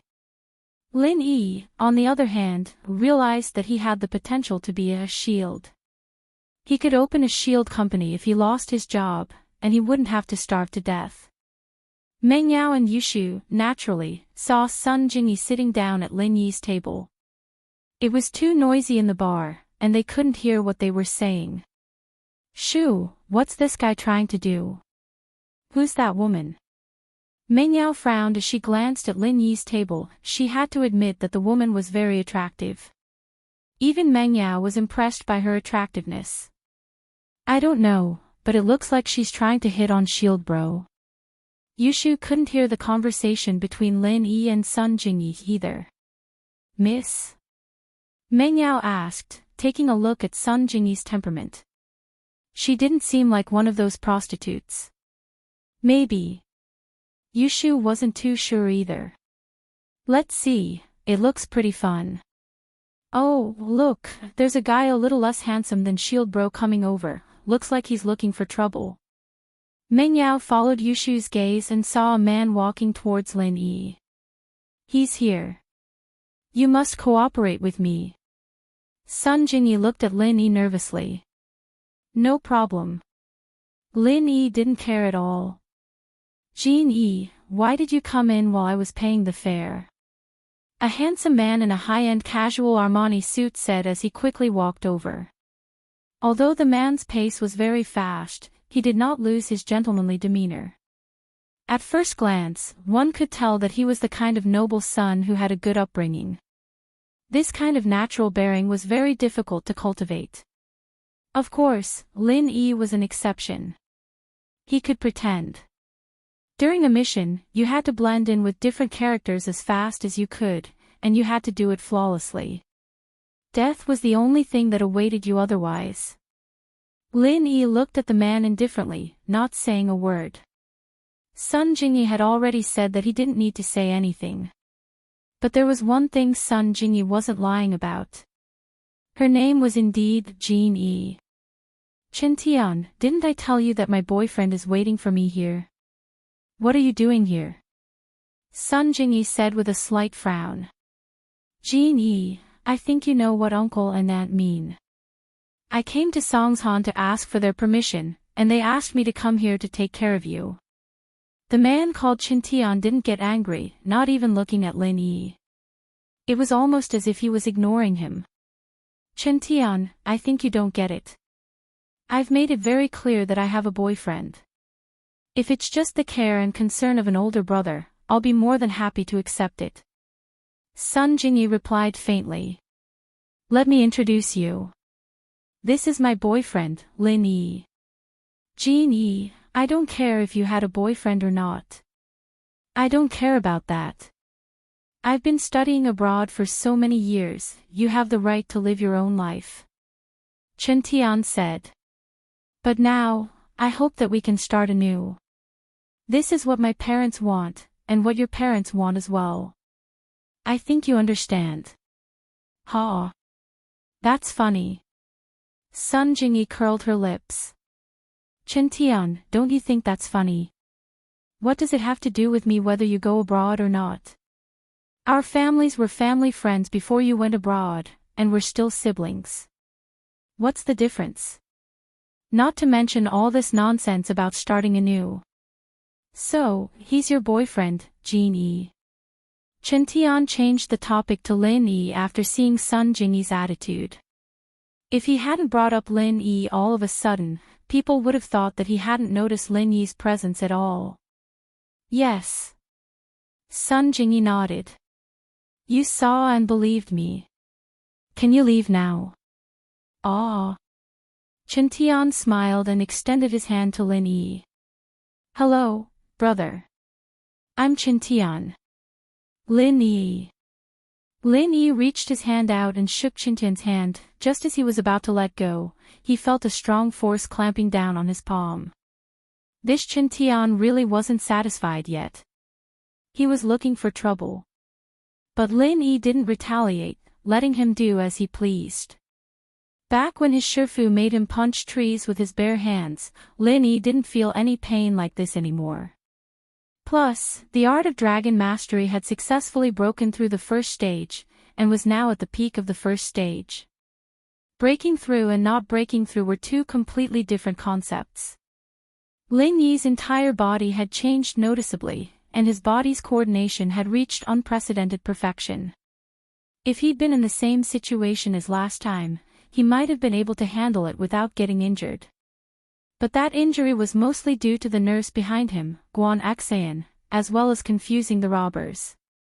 After all, how strong could a person who'd been shot be? As a result, the bones in Lin-Yi's palm didn't hurt at all, even though Chen Tian's grip had changed the shape of his bones. His body structure had changed, and the flexibility of his bones was different from a normal person's.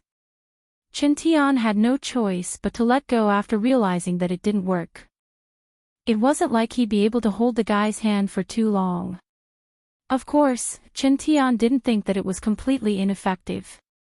His family's martial arts were all focused on the hands, and while he didn't use any of his family's martial arts when he pinched Lin-Yi, Chen Tian was very confident in his own hand strength.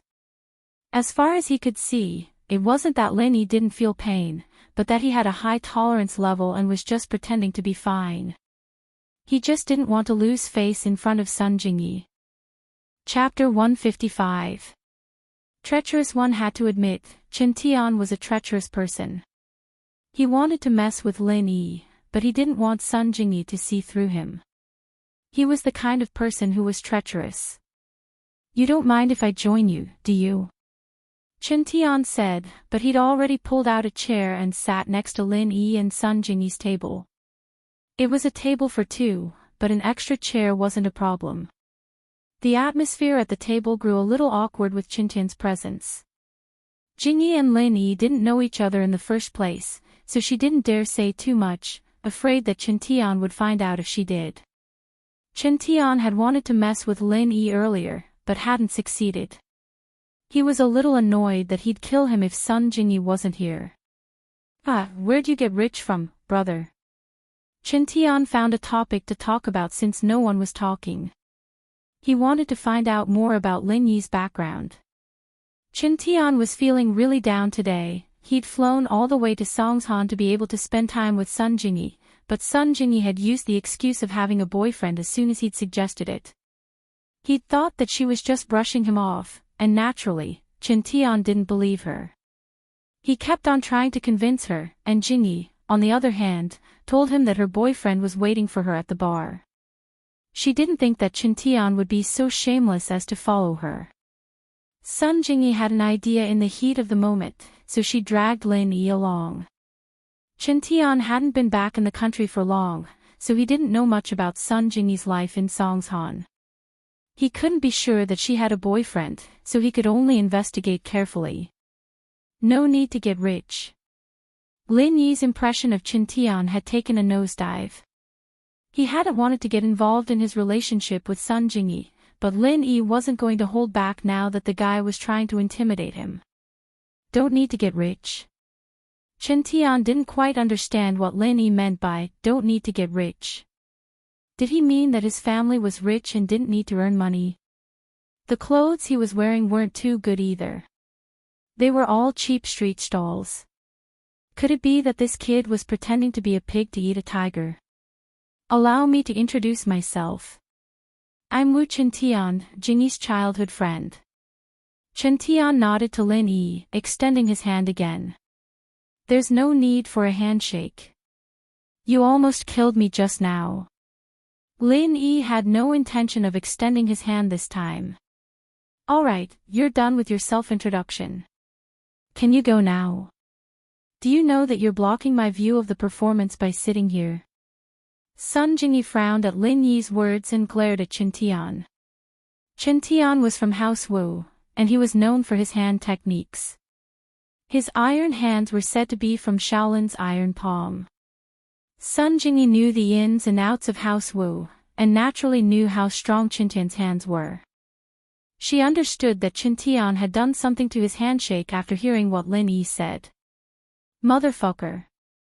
How cunning. Chintian's face turned ugly and awkward. He cursed Lin Yi in his heart for being too cunning. He didn't say anything when he was being squeezed, acting like he could tolerate it. If he had yelled and screamed when he was being squeezed, even if Sun Jingyi knew that she had done something to him, she'd still lose some respect for Lin Yi. How could a weak man like him protect his woman? If he screamed and screamed at the slightest bit of pain, how could he entrust the rest of his life to her? But Lin Yi didn't. He tolerated it very naturally, and now he brought it up again. It was obvious that he was taking revenge. But Chintian couldn't do anything about it. He was the one who initiated the second handshake, and Lin Yi was the one who took advantage of it. If he took advantage of it again, Lin Yi wouldn't be an idiot. It was normal for him to reject it and mock him. This way, although Lin Yi exposed his actions, he did it using the second handshake as an excuse. He didn't have any intention of complaining at all. You must be joking, Mr. Lin. My hand strength might be a little too strong. I'm used to it, and I couldn't control it properly when shaking hands with normal people. Chintian's meaning was clear. Lin Yi was just a normal person, and he didn't deserve to be with Sun Jingyi. Oh, so that's how it is. Lin Yi nodded. It seems that I've misunderstood you, Mr. Wu. To apologize, I've decided to shake your hand again. With that, Lin Yi extended his hand. HM. Chintian paused. He didn't think that Lin Yi would agree to shake his hand again. What was going on? But no matter what, Lin Yi was already like this, and he couldn't lose face. He extended his hand as well and shook Lin Yi's hand. Ouch! Chintian felt an unparalleled pain from his hand. Looking at the smile on Lin Yi's face, Chintian knew that the kid had taken his revenge on him. Chintian was caught off guard when Lin Yi squeezed his hand, and he cried out subconsciously. How many years had it been since his hand was this painful? That was why Chintian cried out. Of course, he didn't think too much about it. He blamed the pain on Lin Yi's sudden counterattack, catching him off guard. That was why his hand hurt so much. He didn't think that a normal person, no matter how much strength he used, could pinch his hand like this. But the anger had already gotten to his head. He didn't think that he, the heir of House Wu's iron hand, would have his hand pinched by a nobody. This was a huge humiliation. Chintian was about to retaliate when Lin Yi let go of his hand, looking at him strangely. What's wrong? Did I hurt you? I didn't use any strength. Sun Jingyi looked at Chintian with disdain. What was this? Lin Yi said that he hurt his hand, and you cried out in surprise. Did you want me to think that Lin Yi hurt your hand as well? But who would believe that? House Wu's iron hand was hurt by a normal person. Sun Jingyi didn't believe it. The more she thought about it, the more she felt that this Wu Chintian was a hypocrite. She didn't have much contact with him before, and she thought he was a polite person, treating him like an older brother. But ever since he started pursuing her, Jingyi found him more and more annoying. Fuck. Chen Tian really wanted to slap Lin Yi in the face. Wasn't this kid too much? Wu Chen Tian, don't you think that what you're doing is no different from a clown? Sun Jingyi frowned as she looked at Chen Tian. Uncle Wu will be very disappointed if he knows what you're doing. Chapter 156. Who the hell was this guy? Brother, you've got some tricks up your sleeve. Chen Tian patted Lin Yi on the shoulder. I've learned a lot from you, bro. We'll meet again in the future. Ha. Lin Yi looked at Chen Tian, a faint smile on his lips. I have a lot of tricks up my sleeves. You can take your time to see them. Sun Jingyi frowned at Chen Tian's actions. She wanted to warn Lin Yi, but she wasn't too sure. Considering the relationship between the Wu and Sons, Sun Jingyi couldn't just go against Chen Tian's face in public. If word got out to the elders, it'd look like she was helping an outsider. And so, Sun Jingyi was in a difficult position. He didn't want Lin Yi to lose anything, but he also wasn't sure if Chen Tian had done something to Lin Yi. Chen Tian humphed, naturally treating Lin Yi's words as mere pleasantries. He'd achieved his goal, and naturally wouldn't stay any longer. He quickly walked out of the bar, planning to get someone to investigate Lin Yi's background. He wanted to see who this kid was before making a decision. Chen Tian walked to the entrance of the bar and took out a wallet. He opened it and saw that there was only 800 and 1,000 kuai in it. There wasn't anything else, not even an ID. Fuck, what a poor bastard. Chen Tian cursed under his breath. He'd wanted to look at Lin Yi's ID and investigate his background from the address and number, but it seemed like he'd have to give up on that idea. This wallet was probably bought from a street stall for a few kuai, right? Chen Tian looked at the workmanship and material of the wallet, speechless. Why would Sun Jingyi like someone with a family like this? Are you kidding me? Could it be a temporary colleague or something like that? The wallet was, of course, Lin Yi's. Before Chen Tian left, he patted Lin Yi's shoulder and said a few pleasantries, taking the wallet with him as he spoke. With the Wu family's iron hands, stealing a wallet was a piece of cake. The Wu family trained in the speed of their hands, so petty theft was a piece of cake for them. It was even a little overkill. Here's your tip. Chen Tian took out a stack of money from Lin Yi's wallet and gave it to the doorman. Tip, I'm Lin Yi. Thank you, Brother Lin. Brother Lin, you're so generous. The bellboy was shocked as he took the tip from Chen Tian's hand. There were plenty of rich people here, and some of them tipped the bellboys as well, but 50 or 100 was already good enough. They weren't like the beer girls or the room princesses who tipped a lot, and they didn't get much at all. But Chen Tian gave him 1,801 go, and it was a lot, so the bellboy bowed to Chen Tian in gratitude. Kaka. Chen Tian felt a wave of satisfaction wash over him. Lin Yi, let's see how you pay later. You won't ask a woman to pay, will you? You'll lose face if you do that, Kaka. Thinking about how Lin Yi would lose face soon, Chen Tian's gloominess was swept away. He hummed a tune as he hailed a taxi. He just came to Songshan, and he didn't have a car yet, so he always took taxis. He threw Lin Yi's wallet on the ground. Naturally, he didn't care about such a small amount of money. He just wanted to make Lin Yi lose face. As for tipping it to the bellboy, it was just to satisfy his own sense of humor and disgust Lin Yi a little. After Chen Tian left, Sun Jingyi looked at Lin Yi apologetically. See if you lost anything, lost something. Lin Yi looked at Sun Jingyi, thinking that this girl wasn't that bad after all. She knew to remind him, but he acted like he didn't know. What did you lose? Something like a wallet. Jingyi said, Wu Qintian's a little narrow-minded. He patted you a few times before he left, and I'm not sure if he did anything to you or not. Oh? Then why didn't you remind me before? Lin Yi smiled at Sun Jingyi. We're family friends. I couldn't say no to him in front of everyone, and it wouldn't be nice if my parents heard about it. Sun Jingyi was a little troubled. But it's okay, I'll compensate you for what you lost. Ha. Lin Yi felt that Sun Jingyi had a good heart. At least she was willing to take the loss. Aren't you afraid that I'll ask for too much? Sun Jingyi was a little embarrassed by Lin Yi's question. She was usually a strong woman, but today, she lost again and again in front of Lin Yi. The main reason was that Sun Jingyi realized that Lin Yi seemed to ignore her charm. You don't seem like that kind of person. Sun Jingyi was only embarrassed for a moment, but she quickly recovered. Her big eyes sparkled as she looked at Lin Yi. It was very seductive. Congratulations, you guessed wrong. Lin Yi shrugged. Ah.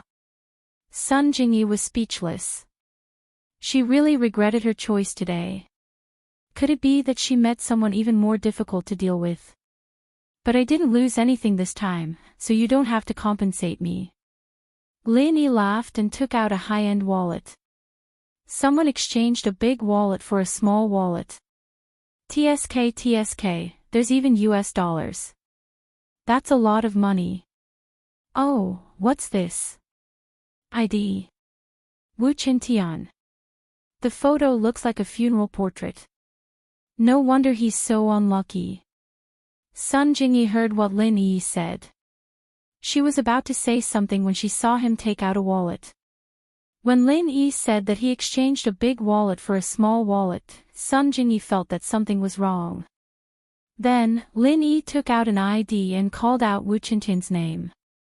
Sun Jingyi covered her mouth in shock and looked at Lin Yi in disbelief. He actually held Wu Qintian's wallet in his hand. When was it? Was it when Wu Qintian took his wallet? What kind of speed was that? She didn't even see it. What was even more unbelievable was that Wu Qintian didn't feel anything. If it was said that Wu Qintian took Lin Yi's wallet and Lin Yi didn't notice, Sun Jingyi would believe it. But if it was said that Lin Yi took Wu Qintian's wallet and Wu Qintian didn't notice, Sun Jingyi wouldn't believe it. House Wu's iron hands trained in speed. It wasn't a big deal for him to steal Lin Yi's wallet. But from what Lin Yi said, it seemed like he knew that Wu Qintian had taken his wallet, and he even took Wu Qintian's wallet. Sun Jingyi was speechless. Just who was this person sitting in front of her? Was he a normal person? Who are you? Sun Jingyi couldn't help but look Lin Yi in the eye. She regretted dragging Lin Yi into this. It seemed like Lin Yi wasn't someone who was easy to deal with. The guy had been pretending to be weak all this time. Chapter 157. The Great Bandit. Hey handsome, tell me, I'm really curious about you. Sun Jingyi said, gritting her teeth. Was he still thinking about that 1,000 kwai? She'd taken a peek at Qintian's wallet, and there were at least tens of thousands of USD and some RMB. But Sun Jingyi was really curious as to who Lin Yi was. She'd bumped into a really powerful person in the bar, one that was even more powerful than Qintian. The more Lin Yi didn't say, the more Sun Jingyi wanted to know. Sometimes, a woman's curiosity was limitless. Ah. Lin Yi looked at the alluring Sun Jingyi, and he had to admit that Sun Jingyi had moved Lin Yi quite a bit. She was a femme fatale. But Lin Yi was sure that Sun Jingyi's mature charm was faked. A woman in her late 20s wasn't considered mature yet, and Sun Jingyi seemed to be dressing up maturely as well. It was still unknown if she was even in her late 20s. From the conversation between Sun Jingyi and Qintian, Lin Yi was sure that Sun Jingyi wasn't that old. Perhaps it was because she was in the workplace, and she was purposely making herself look older. Do you usually talk to your boss and clients like this? Lin Yi asked, feeling a bit unnatural from Sun Jingyi's voice. Sun Jingyi blinked, blushing as she realized that she'd started acting like a spoiled brat. Every woman knew how to do that, and even if they didn't, there were a lot of them in the movies. But Sun Jingyi wasn't the type to do that, or else she wouldn't have dressed herself up like an experienced woman, acting like a spoiled brat to a client, and getting some business done. Sun Jingyi didn't look like a spoiled brat. But this time, Sun Jingyi was in a hurry to find out about Lin Yi. She'd unknowingly used this kind of tone. It made Sun Jingyi a bit embarrassed, but the lights in the bar were dim, and Lin Yi couldn't see her blush. Ahem. Handsome, do you think I'm that kind of person? Sun Jingyi saw Lin Yi naturally treating him as a prostitute. After all, Lin Yi didn't look that big, and she couldn't put up her guard against him. It doesn't seem like it, but it's hard to say, said Lin Yi bluntly. How about this, handsome? You tell your sister what you do. In the future, your sister will only talk to you like this, okay? Sun Jingyi wasn't usually such a person, but now she was particularly curious about Lin Yi. Moreover, Lin Yi's age shouldn't be very old. She would just treat it as coaxing a child. She wouldn't suffer a loss. Do you really want to know? Lin Yi looked at Sun Jingyi with a smile that wasn't a smile. Sun Jingyi nodded. Well, then I'll tell you. Don't tell anyone. Lin Yi restored a serious expression. I won't say it. Sun Jingyi nodded subconsciously. Actually, I'm a great thief. Lin Yi lowered his voice.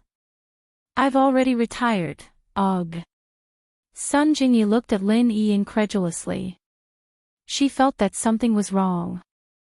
However, when she saw Lin Yi's serious look, it didn't seem like he was lying. She was a little skeptical. Really? But don't worry. I promised you that I won't tell anyone. And then you give me 1,000 yuan, and then you can go. Lin Yi nodded. Sun Jingyi didn't break her promise. She took out her wallet, took out 10 bills, and handed them to Lin Yi. Lin Yi didn't count them and took them directly. You don't want to leave me your phone number? Sun Jingyi saw that Lin Yi didn't speak after receiving the money. She was a little annoyed. Generally, men will take the initiative to ask for my phone number, right? Even if she didn't give it to him, he'd force his phone number to her. It seemed that her charm wasn't as attractive as those two young girls to Lin Yi, 152 XXXX 1234. Lin Yi gave her his phone number. Remember to prepare the money before you call. The waiter was walking over when Lin Yi said that. He was about to put the chair Wu Qintian had moved over when he heard what Lin Yi said. He was speechless when he saw the stack of bills in Lin Yi's hand. So this guy was a pretty boy. He looked at Sun Jingyi and didn't know what to say. She was so pretty, did she have to do this? She just needed to wave her finger and there would be countless men lining up. And she even had to spend money. Sun Jingyi blushed a little under the waiter's stare. She knew that he misunderstood. She glared at Lin Yi angrily and left in a hurry. Looking at that cocky expression on Lin Yi's face, the waiter thought to himself, did this guy have some sort of godly skill? She'd never been so embarrassed in front of a man, but today, she'd fallen for a boy younger than her who didn't play by the rules. It made Sun Jingyi lose a lot of face. But no matter what, Lin Yi did help her get rid of Wu Qintian. Although it was only for a while, Qintian would come back in a few days. She'd still be able to hide for as long as she could. At that moment, a certain unlucky guy was sweating profusely as he flipped through his clothes. Wait a minute, he remembered that he'd brought his wallet with him when he left. Why was it gone? Do you have money or not? You look so refined. Are you trying to renege on your debt? The taxi driver said impatiently. Bro, I forgot my wallet. It's in the hotel room. I'll go get it and pay you later, okay? Qintian cursed his unluck. He wouldn't have given Lin Yi's money to the doorman if he knew this was going to happen. He could have just left 100 behind. Are you kidding me? You think you can come back after you go up? Where am I supposed to find you? The taxi driver didn't believe Qintian. Call your friend to send the money, or don't leave. Qintian was new to Songshan, and he didn't know anyone here. Who would he know? Bro, why don't you come with me upstairs to get the money? Come with you. Are you kidding me? What if someone ambushes me up there? The taxi driver wasn't stupid. Plus, it's forbidden to park here for long periods of time. What if the police come and give us a ticket? Don't waste time, call them now. All right.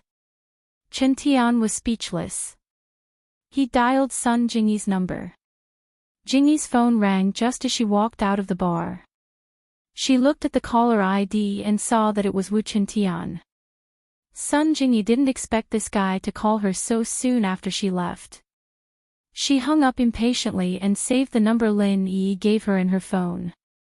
Chapter 158. Why can't we? Jingyi, I took a taxi and forgot my wallet to pay the bill. Please save me, I'm in front of the hotel. Chen Tian said quickly, afraid that Sun Jingyi would hang up on him. Ha! Jingyi heard Chen Tian's words, and her heart almost bloomed with joy. You didn't bring your wallet. You didn't bring your wallet, did you? Your wallet is in Lin Yi's hands. But wasn't Lin Yi's wallet with Chen Tian? How could he not have the money to pay the bill? At that thought, Sun Jingyi pretended to be angry. Wu Chen Tian, stop acting like a clown. You took Lin Yi's wallet, didn't you? How could you not have the money to pay the bill? That money. I tipped it to the doorman. Chen Tian said, feeling wronged. Do you think I believe that? Sun Jingyi said, feeling good. Who told you to be so cocky? You're good now, aren't you? I'm busy. Bye. Sun Jingyi hung up without hesitation and turned off her phone, leaving Chen Tian to his own devices. Jingyi. Jingyi. Chen Tian called out a couple of times, but the phone was already hung up. He called again, only to hear a notification saying the number you have dialed is currently unavailable. Chen Tian wanted to cry, but no tears came out. Master, bro, you saw it. My friend doesn't believe me. Chen Tian said bitterly. Stop pretending, I don't even know if you called him or not, and you tipped him to the doorman. You're lying, keep lying. The taxi driver said with disdain. I've seen too many liars like you. Do you want to talk to the police? Don't. Bro, let me think about it. Chen Tian quickly waved his hands. It'd be too embarrassing if people knew that the young master of House Wu couldn't afford a taxi fare if he went to the police station for something like this. The only person he knew in Songjiang was Sun Jingyi. All of a sudden, Chen Tian remembered that his aunt and uncle seemed to have brought Grandpa here for treatment. But he'd just come back and didn't remember their phone number. It'd be embarrassing if he called home to ask about something like this. With that in mind, Chen Tian could only say, Bro, look at this phone of mine. It's an iPhone 4, and it cost 4,000 to 5,000 when I bought it. Why don't I give it to you as a fare? Apple 4. The driver looked at Chen Tian's phone. Is this for real? Knockoffs are worth around 200 to 300 yuan. It's already pretty good if a second-hand one is worth a few dozen yuan. Bro, this is the real deal, take a look if you don't believe me. Chen Tian said as he handed the phone to the driver. The taxi driver fiddled with it for a long time before nodding reluctantly. I'll believe you for the time being. That's all. You can go now. Chen Tian got out of the car with endless humiliation. When had he ever been so down and out? Fuck, it was all because of that Lin Yi bastard. He needed to investigate him and teach him a lesson. Some people were unlucky because of their own reasons, but they just had to put the blame on others. Chen Tian was one of those people. He felt that if it wasn't for Lin Yi, his relationship with Sun Jingyi wouldn't have been this stiff, and he wouldn't have forgotten to bring his wallet either. Wait, that's not right. He paid for the cab when he went to the bar, and his wallet was still there. Could it be that he forgot it in the cab? At first, Meng Yao was still bothered by the fact that Lin Yi was hitting on an adult, but when Chen Tian came, she started to see what was going on. Lin Yi was being used as a shield by that woman. Meng Yao breathed a sigh of relief. but at the same time, she was a little pissed off. What right did he have to do that? He was her shield, and now he was being used by another woman. What was going on? But Meng Yao couldn't do anything about it, and Yushu, on the other hand, looked like she was watching a good show. Meng Yao had no choice but to watch Lin Yi put on a show. She couldn't help but call Lin Yi a money grubber when she saw him take 1,000 kuai in the end. Yao Yao, I think Shield Bro's really good. Yushu was a lot more observant than Meng Yao. That wallet in his hand, he got it from that guy in the suit. Meng Yao was a little speechless. You're quite observant, aren't you? Tell him to hand it over when we get home and confiscate all his illegal earnings. Hee, all right. Yushu nodded in agreement. I'll leave it to you then. Meng Yao gave the task to Yushu after seeing how enthusiastic she was. Aw. Yushu blinked. I say. Yao Yao, we haven't ordered anything to drink yet. We were just watching the show. Maybe we should get something to drink first. Once again, Yushu used her specialty to change the topic. All right.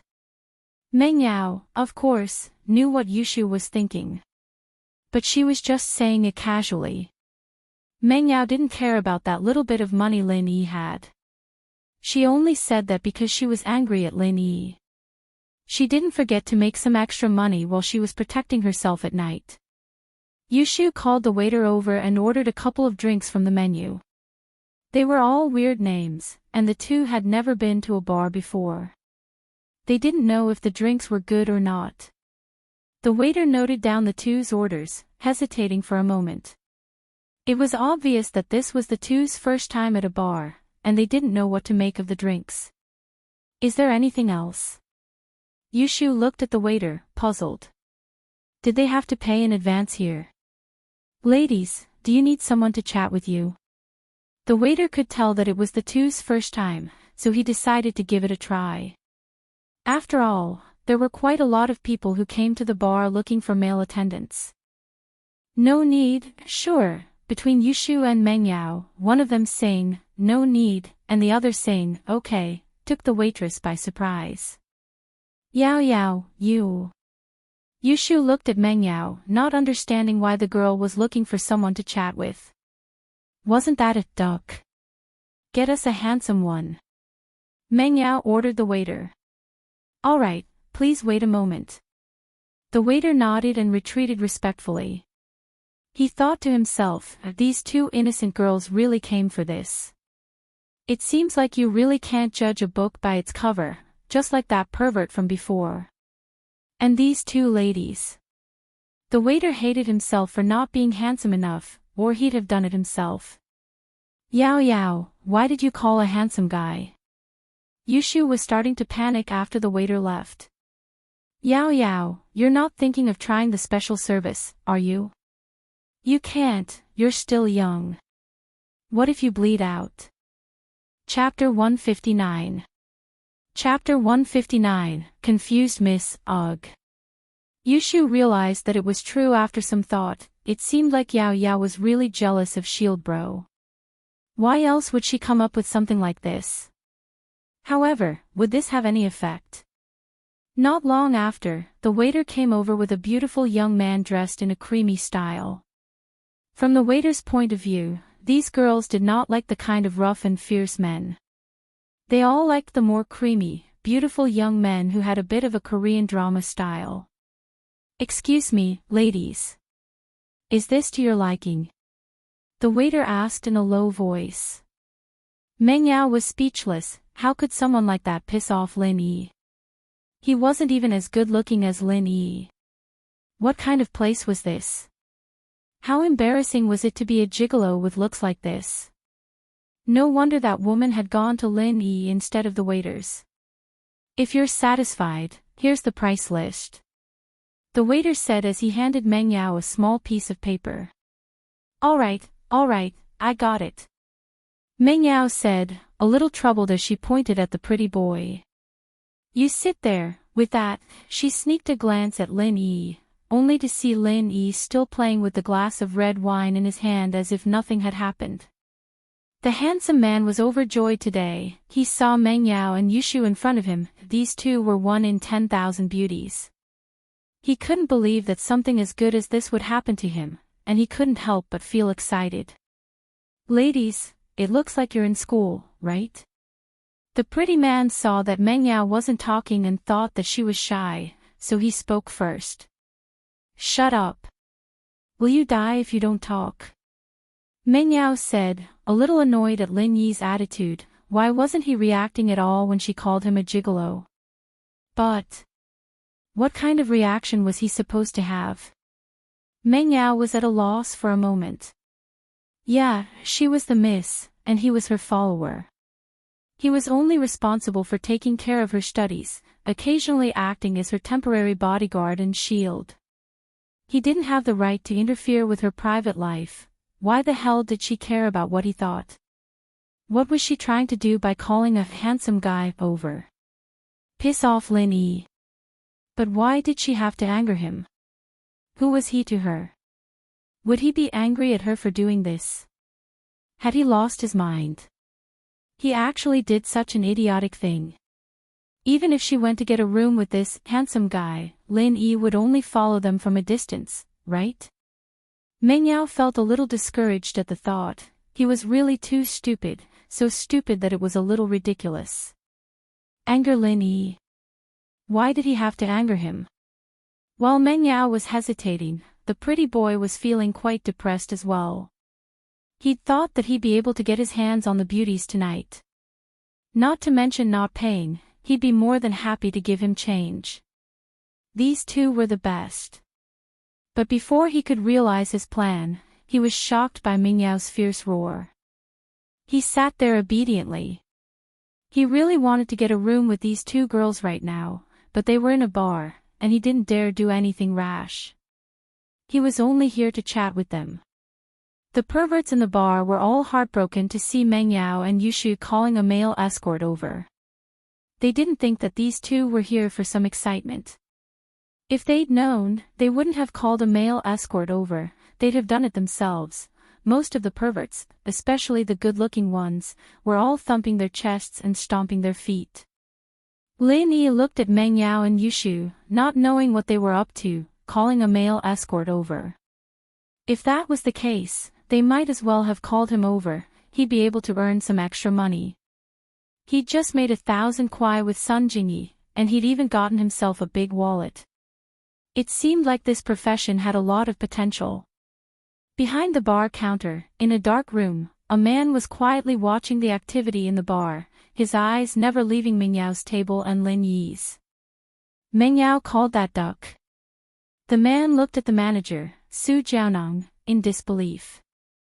Yes, that's Xihua bro. Su Jiaonong nodded carefully. I didn't think that Miss Chu would be into that sort of thing, no wonder she got herself a bodyguard.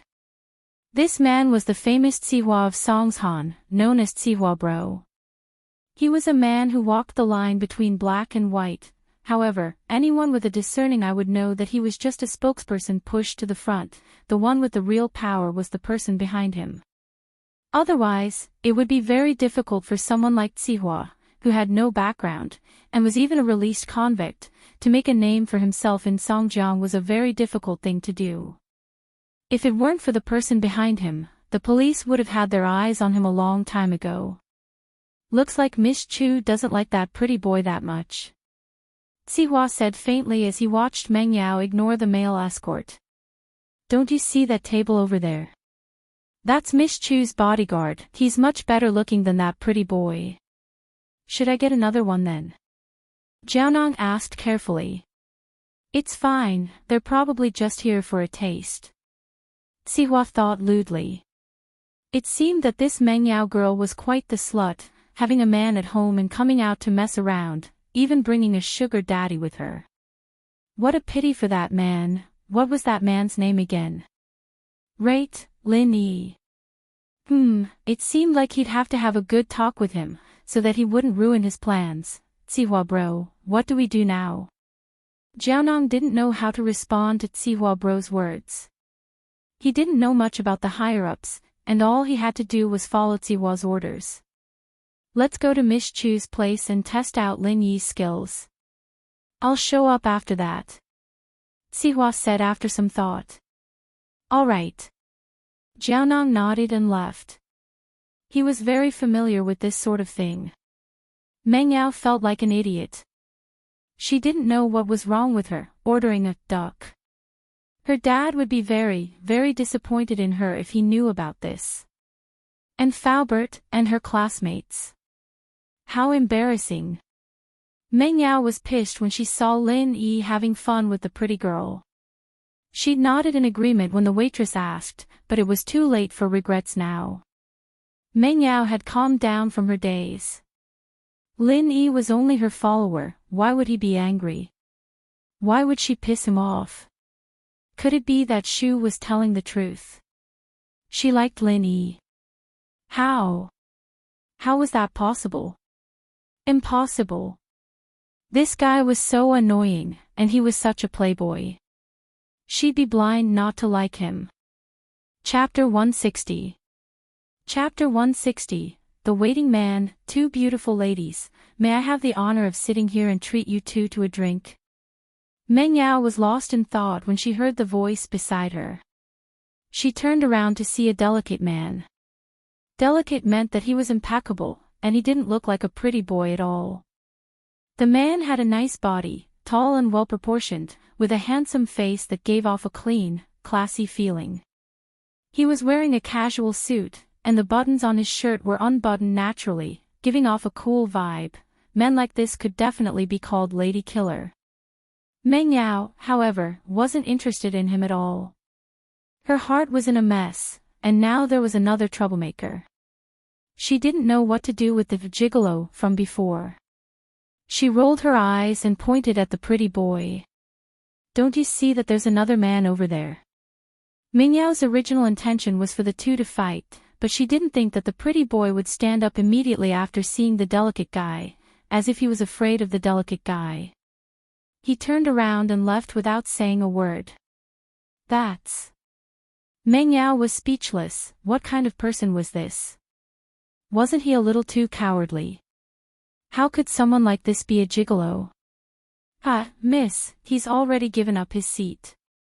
The delicate guy smiled faintly as he sat down where the pretty boy had been. He raised his glass of red wine. Wanna have a drink? Meng Yao wasn't an idiot. The pretty boy had given up his seat to the delicate guy like that, which meant that the delicate guy was a frequent visitor of this bar, and that the pretty boy knew him. The delicate guy clearly had some sort of power to him, or else the pretty boy wouldn't have turned around and left like that. She turned to Yushu, only to find that she was looking at her as well. It seemed that the two were thinking the same thing. This delicate guy wasn't easy to deal with. It was their first time at a bar, and they didn't want to cause any trouble. Pingzhan would definitely give them a scolding. I'm sorry, we drove here.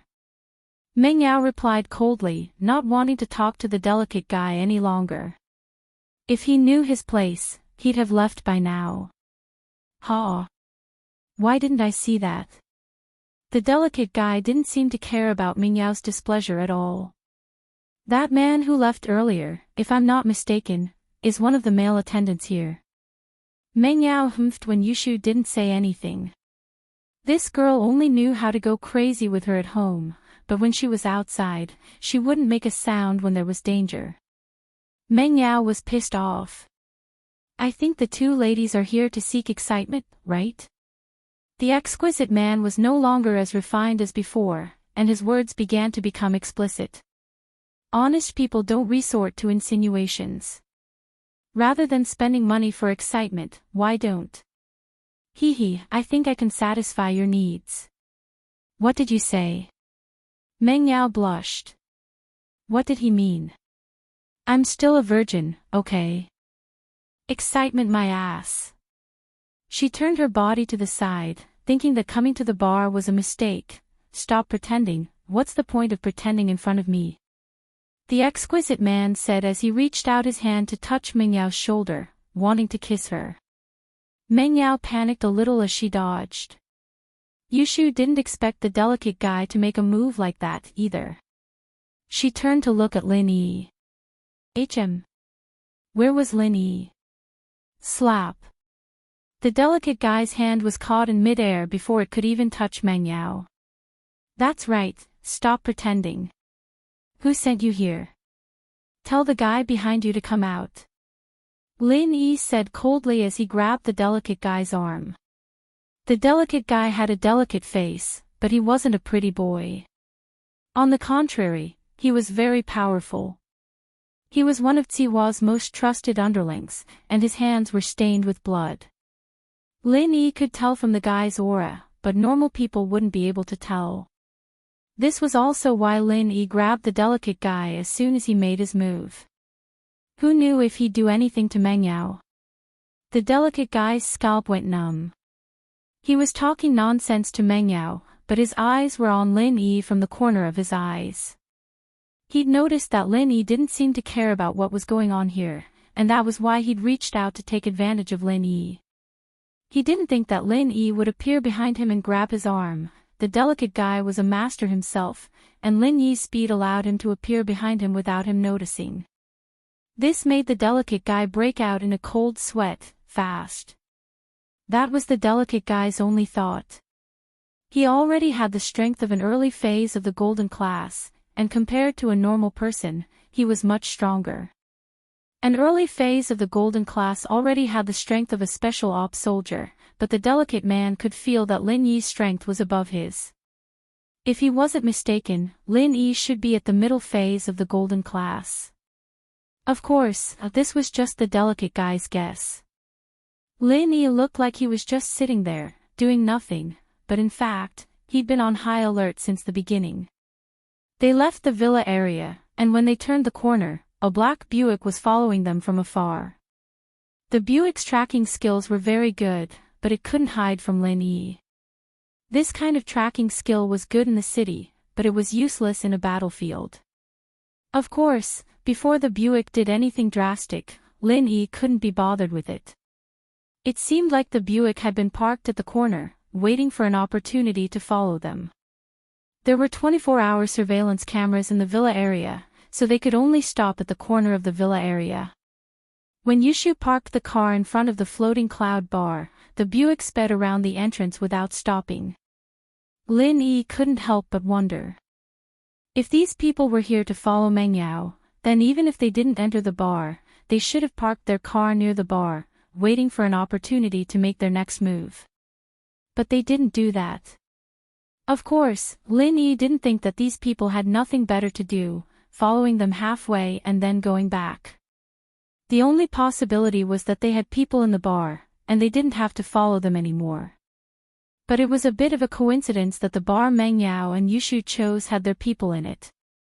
As a result, Lin Yi had been on high alert ever since he entered the bar. He didn't believe that the other party would let go of this opportunity so easily. He didn't want to use it to cause trouble. Chapter 161. Division of Strength. The reason why Lin Yi was so sure was simple. It didn't matter if the escort was a coward or not, or if he didn't want to piss off the exquisite man. He represented the bar, and he was a member of the bar. No matter how powerful the exquisite man was, he wouldn't disregard the bar's reputation and kick the escort out. At the very least, he'd have to give the escort some tips as compensation. But the escort didn't even say a word when he saw the exquisite man. He just stood up and left, meaning that the exquisite man was very likely a member of the bar. That was why the exquisite man left without hesitation. After confirming that, Lin Yi didn't bother playing tricks with the exquisite man. Beating him up was easy, but they were in the bar, and Lin Yi didn't want to use simple and violent methods to solve the problem. He could beat up one person, or even a group of people, but that would expose his strength in front of everyone. It wouldn't be his full strength, but it would attract more attacks from the enemy. These people were different from Pinliang and Zhou Ruoming at school. Lin Yi could tell that even Ping Zhan was wary of the people who were after Meng Yao. It wasn't just one person, but an entire organization. What was revealed now was only the tip of the iceberg. And so, Lin Yi decided to expose the exquisite man's goal and let the mastermind come out and talk. That way, he wouldn't have to expose his strength too early, and he'd be able to find out more about the enemy. Up until now, Lin Yi had only shown off his speed.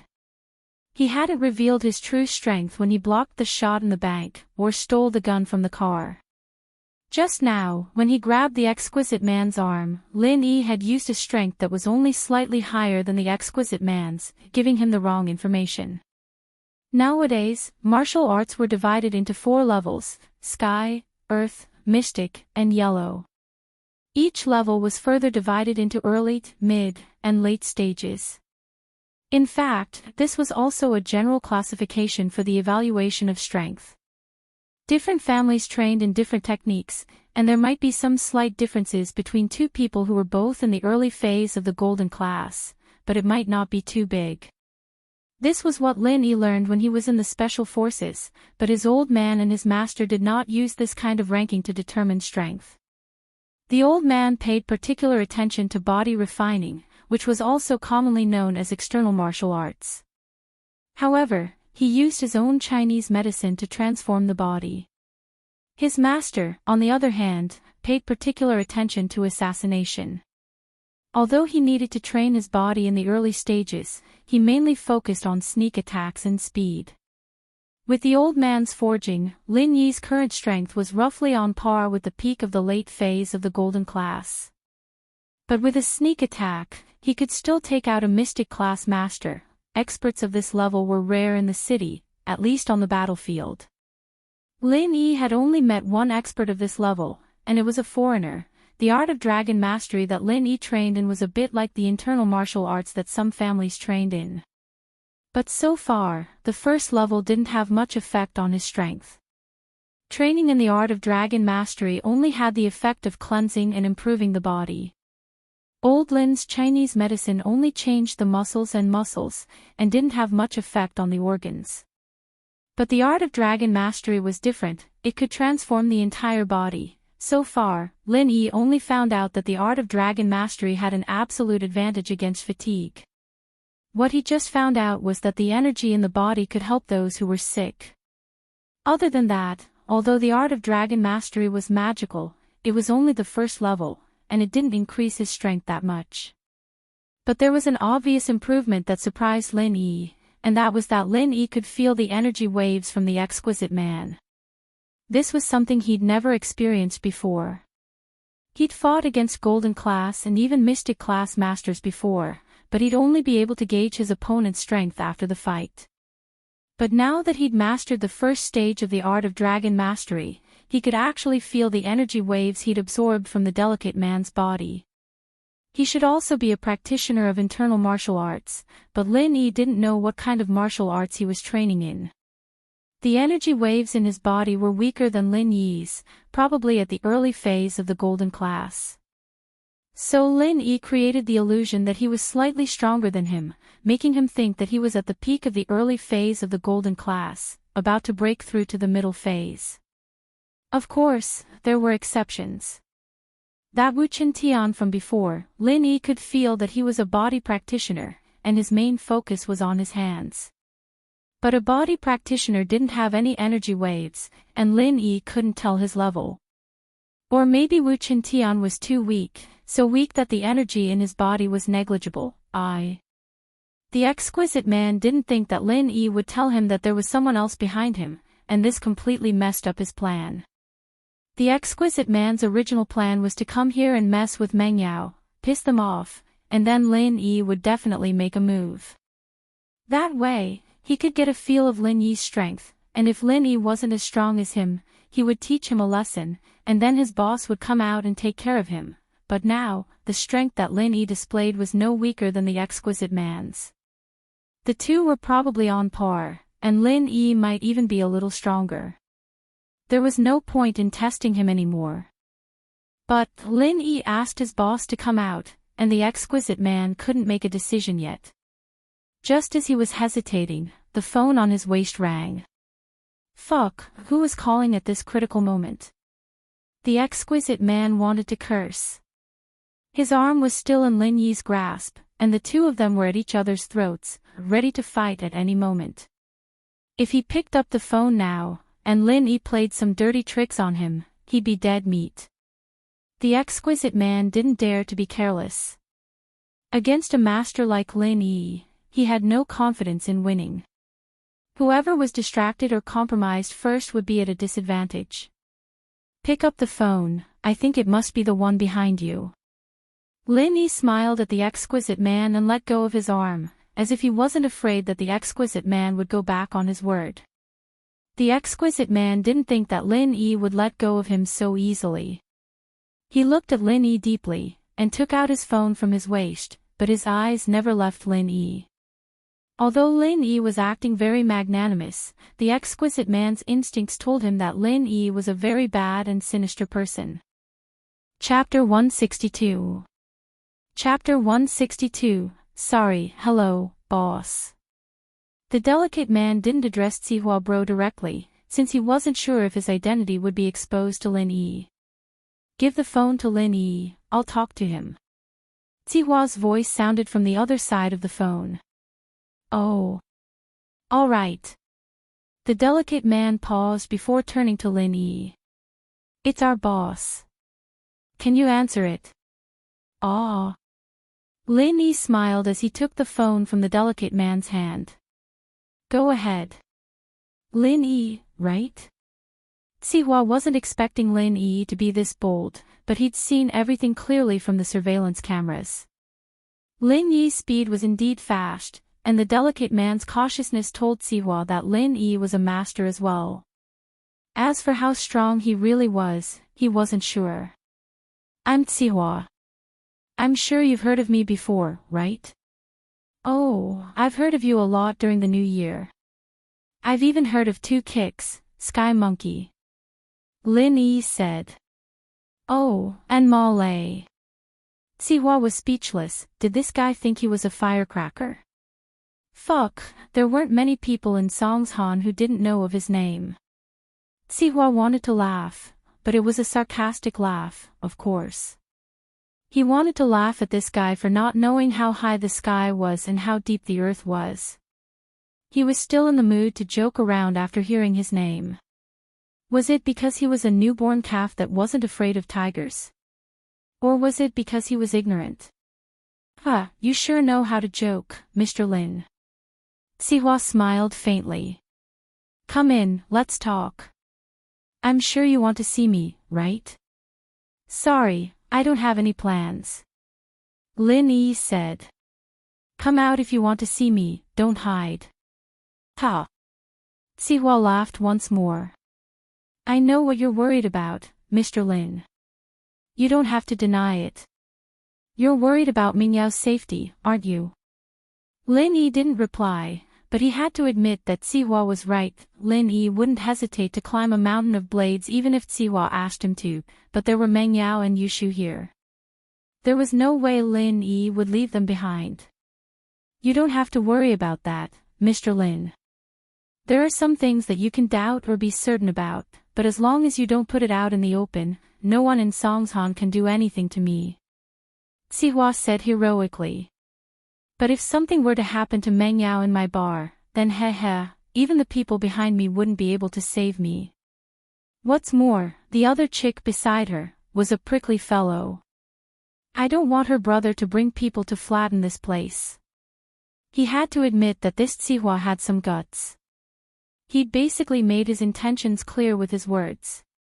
Naturally, Lin Yi knew of Zihua's name. As soon as Zihua said his name, Lin Yi immediately thought of the Zihua Bro that Baldy mentioned in the robber's car. If he wasn't mistaken, the two should be the same person. But judging from Zihua's words, he'd already admitted that he was the one who did it, and he didn't seem to be afraid of Lin Yi finding out about it at all. It was enough to show how powerful his backer was. If Lin Yi wasn't wrong, it should be someone on the same level as Chu Pingzhan, if not stronger. At this point, Zihua had made his stance clear. It was time for Lin Yi to meet him. Lin Yi believed Zihua's word, they wouldn't dare do anything to Mengyao in this bar. After all, Songshan's public security wasn't that chaotic yet, and Sihua wouldn't be able to explain himself if something were to happen to Meng Yao in the floating cloud bar. People who'd reached a certain level often cared about things like this. It was one thing if there was evidence, but it was another if there was no evidence. It didn't matter how things were done in the dark, but it was a different story if it was done on the surface. That being said, Lin Yi couldn't believe Zihua's words completely. Alright, I'll get someone to send Miss Chu back first, and then I'll head over. Ha, so you still don't believe me, Mr. Lin? I'm disappointed. Zihua, naturally, understood Lin Yi's worries. As far as I'm concerned, Mr. Lin, you're a genius. What you're doing is a loss for you. Think what you want. Lin Yi didn't want to waste time with him and hung up. Hello. Hello. Hello. Fuck. Zihua was speechless when he realized that Lin Yi had already hung up. He'd only need to provoke a young man a couple of times to get him to give in. After all, young people cared about their face. Besides, he really didn't have any intentions towards Meng Yao, and it'd be hard for him to clear his name if something were to happen in the bar. He'd be in big trouble, and it'd even affect the mastermind's plans. But what he didn't expect was that Lin Yi didn't seem to care at all. He didn't care what Zihua said, hanging up the phone after saying that he didn't care what he said. It was a huge blow to Zihua's pride. Young people these days really didn't know their place. Zihua thought sympathetically. Lin Yi, huh? Everything would be fine if you cooperate with me, but if you don't, then I'm sorry. I wouldn't dare kill Meng Yao, but I'm sure no one would stand up for you if I kill a small bodyguard like you. Zihua thought. Lin Yi hung up and tossed the phone to the delicate man. Go back and tell your master that I'll be there in a bit. The delicate man had heard the conversation between Lin Yi and Zihua, so he didn't say anything after taking the phone. He left quietly. Meng Yao and Yushu knew that they'd gotten into trouble, too. Meng Yao lowered her head, not daring to look at Lin Yi. She didn't know what was going on in her mind, but on the one hand, she hated Lin Yi a little, but on the other hand, she didn't hate him. I'll call Faubert and ask him to pick you guys up. Lin Yi said as he pulled out his phone to call Faubert. Lin Yi, can you not tell Faubert that we can go back by ourselves? We didn't drink. Meng Yao said, feeling a little guilty when she heard that Lin Yi wanted to talk to Faubert. Ha! Lin Yi smiled faintly. What happened today was no small matter, and there was no way he could hide it from Pingzhan. Lin Yi had to talk to Pingzhan about his meeting with Zihua, and so he couldn't fulfill Meng Yao's request. Chapter 163. Chapter 163. Lin Yi's golden finger. Meng Yao wasn't an idiot. She'd thought that the exquisite man was here to take advantage of her, but after hearing the conversation between Lin Yi and the exquisite man, she understood that these people were here for her. Miss Chu, I have to be responsible for your safety. Lin Yi said solemnly, a complete change from his usual carefree attitude. I'll only be at ease if Faubert brings you back safely. But Meng Yao wasn't expecting Lin Yi to reject her so mercilessly after she'd apologized to himself. She felt a little embarrassed. This was the first time she'd lowered her head to him, and yet Meng Yao was a little pissed off, but she knew that Lin Yi was doing this for her and Shu's safety. She stomped her foot on the ground, but didn't say anything to make fun of Lin Yi. Meng Yao would have been pissed off if it had been any other time. She'd already lowered her head and apologized. What more did he want? Besides, it was all because of you. If it weren't for the fact that you were flirting with an auntie, would I even need a male escort? In Meng Yao's eyes, Sun Jingyi had turned into an auntie. Lin Yi had already called Faubert and told him the location, and Faubert said that he'd head over immediately. Yushu stuck her tongue out. Shield bro, it's actually my and Yao Yao's first time at a bar. There's something wrong with this bar, let's go to another one next time. Lin Yi nodded, not saying anything. It was normal for Meng Yao and Yushu to come to a bar. It was rare for rich girls like them to come to a bar for the first time. Lin Yi was speechless about their weird behavior of calling a male escort over. In actuality, both Meng Yao and Yushu weren't bad people on the inside. Miss Chu had a bit of pride and self-esteem, cold on the outside but warm on the inside. Miss Chen was a troublemaker, but she was also very easygoing. After spending so much time with them, Lin Yi no longer felt conflicted and had to deal with them. Yushu blinked in surprise, blinking her eyes. "Shield bro, you're not mad. You can come back again next time," as if he wasn't mad at all. Lin Yi asked. "Why should I be angry?" Lin Yi smiled and said, "You two go back and rest early. I still have something to take care of, so I might go back very late. Don't wait for me." "Oh. Be careful then." Yushu nodded.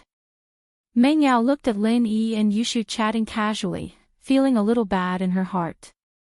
Why was it that Shu and Yushu's relationship was so harmonious, but there seemed to be something between her and Lin Yi? However, what did it matter whether he got along with her or not? He was the follower her dad hired, and even if they didn't get along, he still had to listen to her. Why should she feel bad? Faubert came very quickly, and he wasn't alone. There were a few people behind him, and it was obvious that they were all martial artists, but they were all physical practitioners. They weren't very strong, but they were enough to deal with normal people, but they weren't a match for that exquisite guy. "Mr. Lin, sorry for the trouble." Faubert nodded to Lin Yi, "Aren't you coming with us?" "I still have something to do here." Lin Yi said, "Faubert, you can leave with them first. I'll talk to Uncle Chu about this when I have time." "Okay." Faubert didn't say anything else and left the bar with Meng Yao and Yushu. In fact, he understood that Lin Yi wouldn't have asked him to leave with Meng Yao and Yushu if it wasn't something urgent. It was better for him to go back with them himself. Lin Yi was obviously in trouble, and Faubert couldn't ask if he didn't want to talk about it. Lin Yi watched Faubert and Meng Yao leave the bar before standing up and walking in the direction the exquisite guy went. He passed the bar counter and saw the exquisite guy and an average-looking man waiting there. "Mr. Lin, I'm the manager of the bar, Su Jiaonong. I'm very sorry about what happened earlier," the average-looking man said when he saw Lin Yi. "Cut the bullshit. Where's Zihua?" Lin Yi cut him off. Lin Yi didn't want to listen to bullshit like that. Jiaonong's face reddened a little at Lin Yi's interruption, but he recovered quickly. "Please follow me, Mr. Lin." The person in front of him was someone the boss wanted to hire, and Li Yao, the exquisite guy, had said that Lin Yi wasn't any weaker than him. Jiaonong didn't dare act rashly either. Lin Yi followed Jiaonong and Li Yao to an office, and Jiaonong knocked on the door. Zihua's voice came from within. "Come in." Jiaonong opened the door and made a welcoming gesture. "Please come in, Mr. Lin. The boss is waiting for you inside." Lin Yi walked in, and saw a man with a big belly sitting in the room. Behind him was a skinny man who looked like a skeleton. He looked very average-looking, and no one would take a second look at him. He'd be lost in a crowd. But Lin Yi's expression froze. The energy waves coming from this skeletal man had already surpassed his own. It seemed like he was at the peak of the late phase of the golden class. "Jiao Lao, I can feel the energy waves coming from them. Can they feel the energy waves coming from me?" Lin Yi suddenly thought of an important question. Was this feeling mutual? "I don't think so," Jiao Lao said faintly. "The way he absorbs energy is different from you. It's called pure qi. Every type of training produces a different type of pure qi, and it can only be used by oneself. It can't be passed on to others. The energy in your body is universal." "I understand now. That means that the energy in my body can be converted into the pure qi he needs. Is that right?" Lin Yi asked. "That's the theory," Jiao Lao said with a tone that said that the boy was worth teaching. "That's why you can feel him, but he can't feel you. Lin Yi was pleasantly surprised at the answer. He was satisfied. It seemed like he could play the pig and eat the tiger from now on. He could see through the strength of others, but others couldn't see through him. It was like a cheat, running for his life when he saw that the opponent was too strong for him to win. Lin Yi's gaze lingered on the skeletal man for only a split second, and the man smiled faintly at Lin Yi. As far as he could see, Lin Yi was only at the peak of the early phase of the golden class. Normally speaking, Lin Yi wouldn't be able to see through his strength when he concealed his aura. Chapter 164. Who's stupid and naive? Have a seat, the pot-bellied man said as he looked at Lin Yi, assuming the posture of a superior. This person had to be Zihua. As he spoke, Lin Yi was carefully observing the man as well. Zihua's first impression on Lin Yi was that he was domineering. The arrogance and confidence of a superior was all there was to it. He had to admit that his public image was quite successful. This was the aura of a tyrant, after all. Someone with a weaker aura would have been cautious and fearful in front of him. But Lin Yi had seen his fair share of people with this aura. There weren't many of them left alive, and the ones that were hostile to him had all transmigrated or been reborn. Lin Yi didn't bother with Zihua at all as he walked around the office, glancing at the skeleton man. Is this your sweetheart? Zihua was speechless, his eyes wide. Why wasn't Lin Yi playing by the book? Zihua's original plan had been to get Lin Yi to sit down, then try to coerce him and see if he could win him over. If not, then he'd kill him. But Lin Yi didn't sit down at all, instead asking a question that infuriated Zihua. What kind of eyes was that? Did a sweetheart look like that? Zihua cleared his throat. Mr. Lin, you don't seem to have very good eyesight. This is my secretary, a male secretary. Oh, so that's what Zihua bro is into. Lin Yi nodded in realization. I'm scared. I say, fatty, you're not trying to do something to me, are you? Fuck. Zihua was going crazy. He'd felt quite comfortable when Lin Yi called him Zihua bro earlier, thinking that the kid knew he was a bro after all. But the latter part of the sentence didn't feel quite right anymore. What did he mean by that? Zihua couldn't hold it in any longer and cursed at the sight of Zihua bro turning him into a fatty. Hee, I'm just joking. Don't be angry. Lin Yi smiled as he sat down on the sofa in front of Zihua. Lin Yi had said those words on purpose to piss Zihua off and test his bottom line. It was only when Zihua lost his head that he'd be able to reveal more of his thoughts in the following conversation. Now that he'd achieved his goal, Lin Yi naturally didn't want to waste any more time with Zihua. Zihua frowned.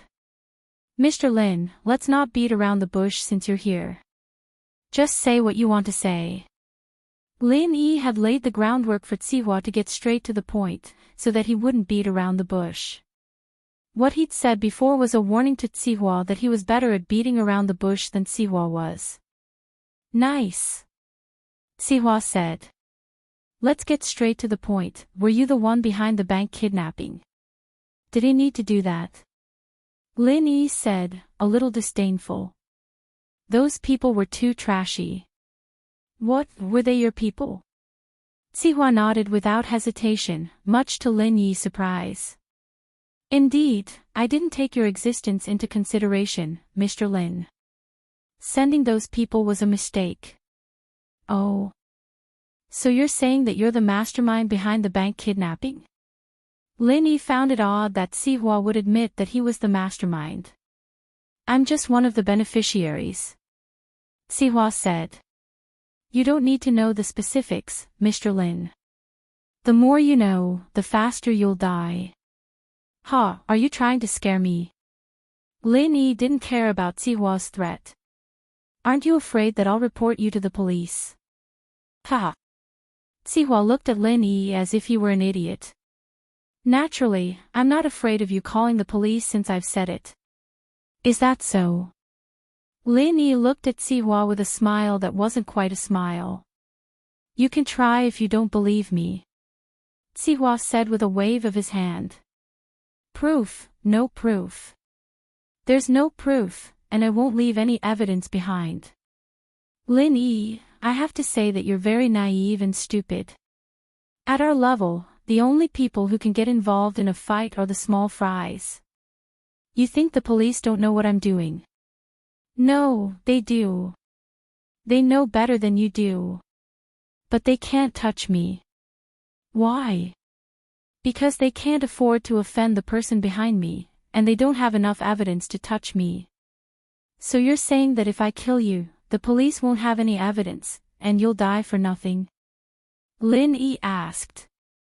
That's a funny analogy, but I can tell you that if you really kill me, and you're smart enough to leave no evidence behind, no one will be able to do anything to you as long as you have Pingzhan behind you.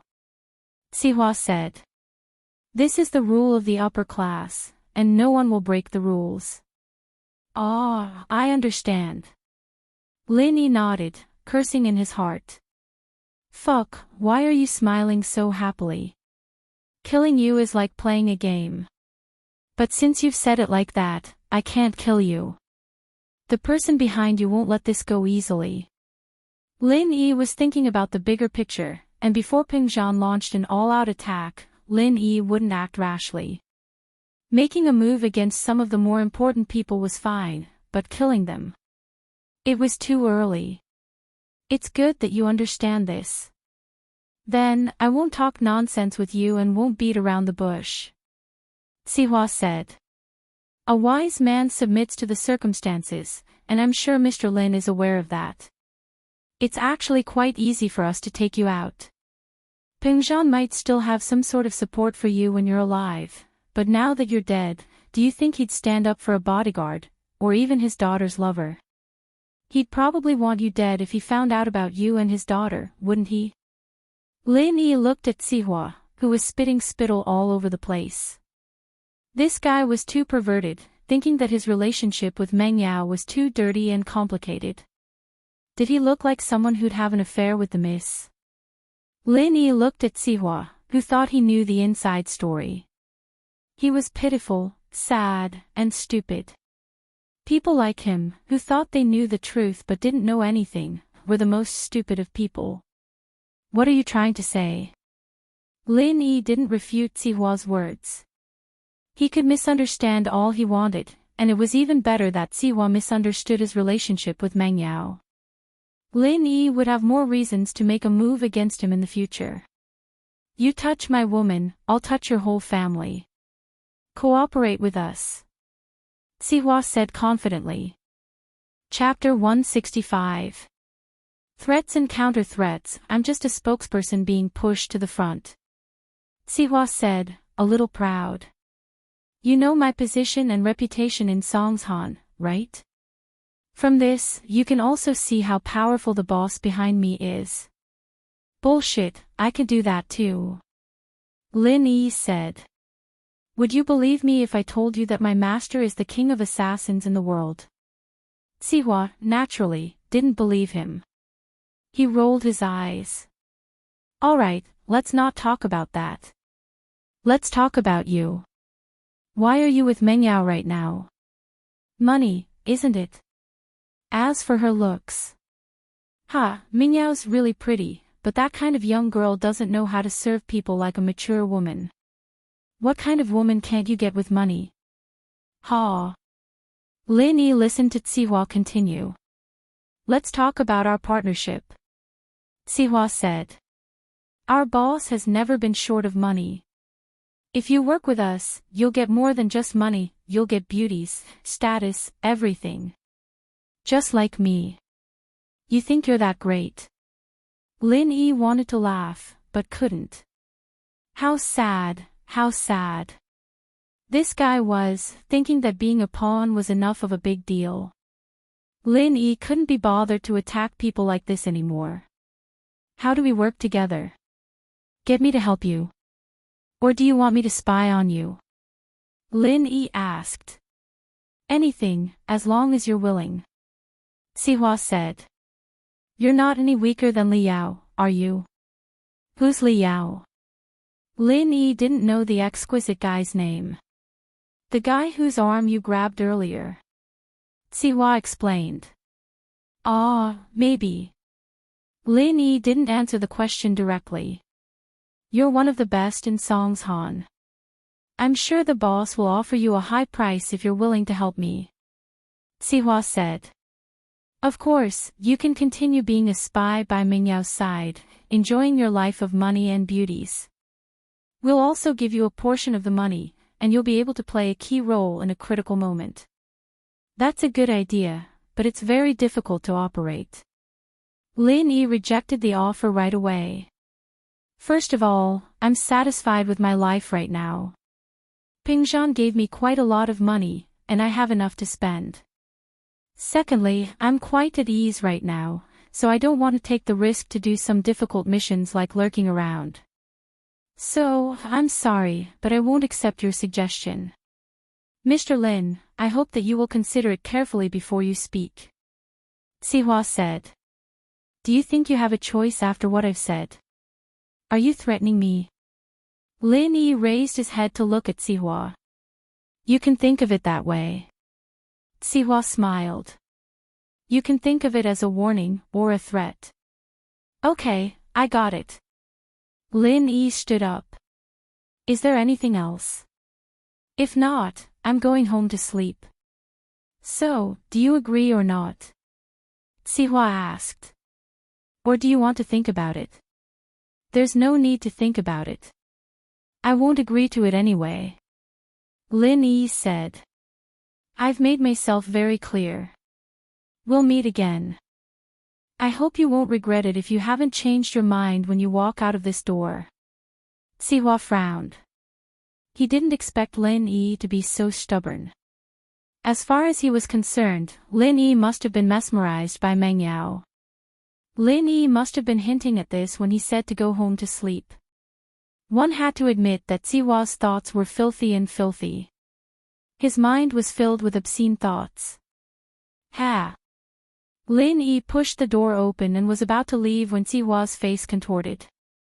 He'd asked Lin Yi to meet him because he was full of confidence, even going as far as to confess that he was the one behind the bank kidnapping. Sihua's goal was to get Lin Yi on his side. As far as he was concerned, everyone had their own value. As long as he could offer enough benefits, Lin Yi would definitely give up on Meng Yao and join his side. However, Lin Yi didn't even ask for the price. He rejected him directly. Sihua didn't know if he was overestimating Lin Yi or underestimating Lin Yi. Was he overestimating him, thinking that he was too loyal, or was he underestimating him, thinking that he was only after Meng Yao's beauty? If that's the case, Mr. Lin, take care of yourself. Sihua knew that there was no point in saying anything more at this point. He couldn't change Lin Yi's mind. He wouldn't be able to use this person anymore. I will, but I hope that you too, Sihua bro, don't do anything stupid. With that, Lin Yi pushed the door open and left Sihua's office. He'd basically figured out one thing now: the person who was after Pingzhan was the person behind Sihua. As for who that person was, Lin Yi didn't know yet. Sihua, on the other hand, was the one who had hired someone to do it. But judging from how confident he was right now, the police wouldn't be able to get any concrete evidence to do anything to Sihua. In other words, the police would at most catch the robbers, and the case would end there. Lin Yi wasn't someone who followed the rules, but Sihua hadn't crossed his bottom line yet. Pingzhan hadn't responded yet, so Lin Yi decided to let Sihua go for now. Making a move on Sihua was a piece of cake. As Sihua had said, he wouldn't leave any evidence if he killed him. At the door, Li Yao and Su Jianong didn't stop Lin Yi, allowing him to leave. They wouldn't do anything without Sihua's orders. Lin Yi walked out of the bar, got into Yushu's yellow beetle, and drove away from the floating cloud bar. Mingyao's Audi S5 had already left, and Faubert must have asked someone to drive it back. Fuck, you dare threaten me. It was only after Lin Yi was out of the bar that Sihua waved to the skeleton man behind him. Zhang Long, you and Li Yao take care of this man. He'll be trouble sooner or later if he doesn't work for me. Yes. Zhang Long did not say much. He responded indifferently and walked out of the room. Zhang Long was the golden class late phase peak master that Sihua's boss had assigned to him. He had a domineering name, Zhang Long, the same as Zhang Long and Zhao Hu from the 7 Heroes and 5 Righteous. Zhang Long didn't say anything, but he still felt that he could deal with Lin Yi alone. There was no need for Li Yao to go with him. But since he was under Sihua's command, Zhang Long agreed to it. With Zhang Long and Li Yao together, Li Yao naturally became the driver. It couldn't be helped, since Zhang Long was stronger than Li Yao. Chapter 166. A big gift. Lin Yi, naturally, didn't think that Sihua would just let things go like that. The jade on his neck started giving him a warning not long after. Lin Yi smiled faintly as he looked at the rear-view mirror. It wasn't long before a black van caught up to Lin Yi. It had just entered his line of sight and wasn't too close, but the jade's warning told Lin Yi that it was 100% certain that the van was after him. If it weren't for the jade, Lin Yi wouldn't have been able to determine if the van was after him or not. It would have taken him some time to determine if the van was after him or not. It was a cheat that saved Lin Yi a lot of precious time. It wasn't that useful in the city, but on the battlefield, a second's notice of an enemy's presence could be the difference between life and death. Lin Yi wasn't in a hurry to go home now that he was sure that the van was after him. He turned the steering wheel and drove away from the villa area. Lin Yi wasn't familiar with the map of Songshan, but he knew this road. Tangyin slums were right up ahead, and after that was the national highway that led to a forest. Lin Yi had passed by this place when he'd taken the train, and he'd had a deep impression of the place. Long bro, that kid changed his way, did he notice us? Li Yao asked Zhang Long, who was beside him. So what if he did?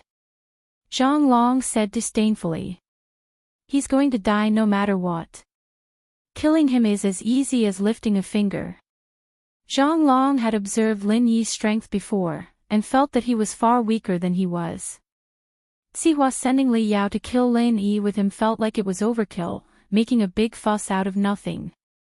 As far as Zhang Long was concerned, even Li Yao would be able to kill Lin Yi, let alone him. Sihua, on the other hand, was asking him to go with Li Yao. Wasn't he doubting his abilities? Or was he overestimating Lin Yi's strength? As a result, Zhang Long was very displeased. He had a high and mighty attitude when it came to Lin Yi, not even bothering to make a move. He'd let Li Yao do it later if he could. He didn't even bother. Li Yao, on the other hand, didn't think that Zhang Long was boasting. After all, Zhang Long's strength was clear for all to see. He was only an early phase golden class, while Li Yao was a late phase peak golden class. The difference was like heaven and earth. Should we report this to Sihua bro? Li Yao asked. Sihua bro didn't know any martial arts, but he was someone the boss valued, so Li Yao and Zhang Long had to listen to him.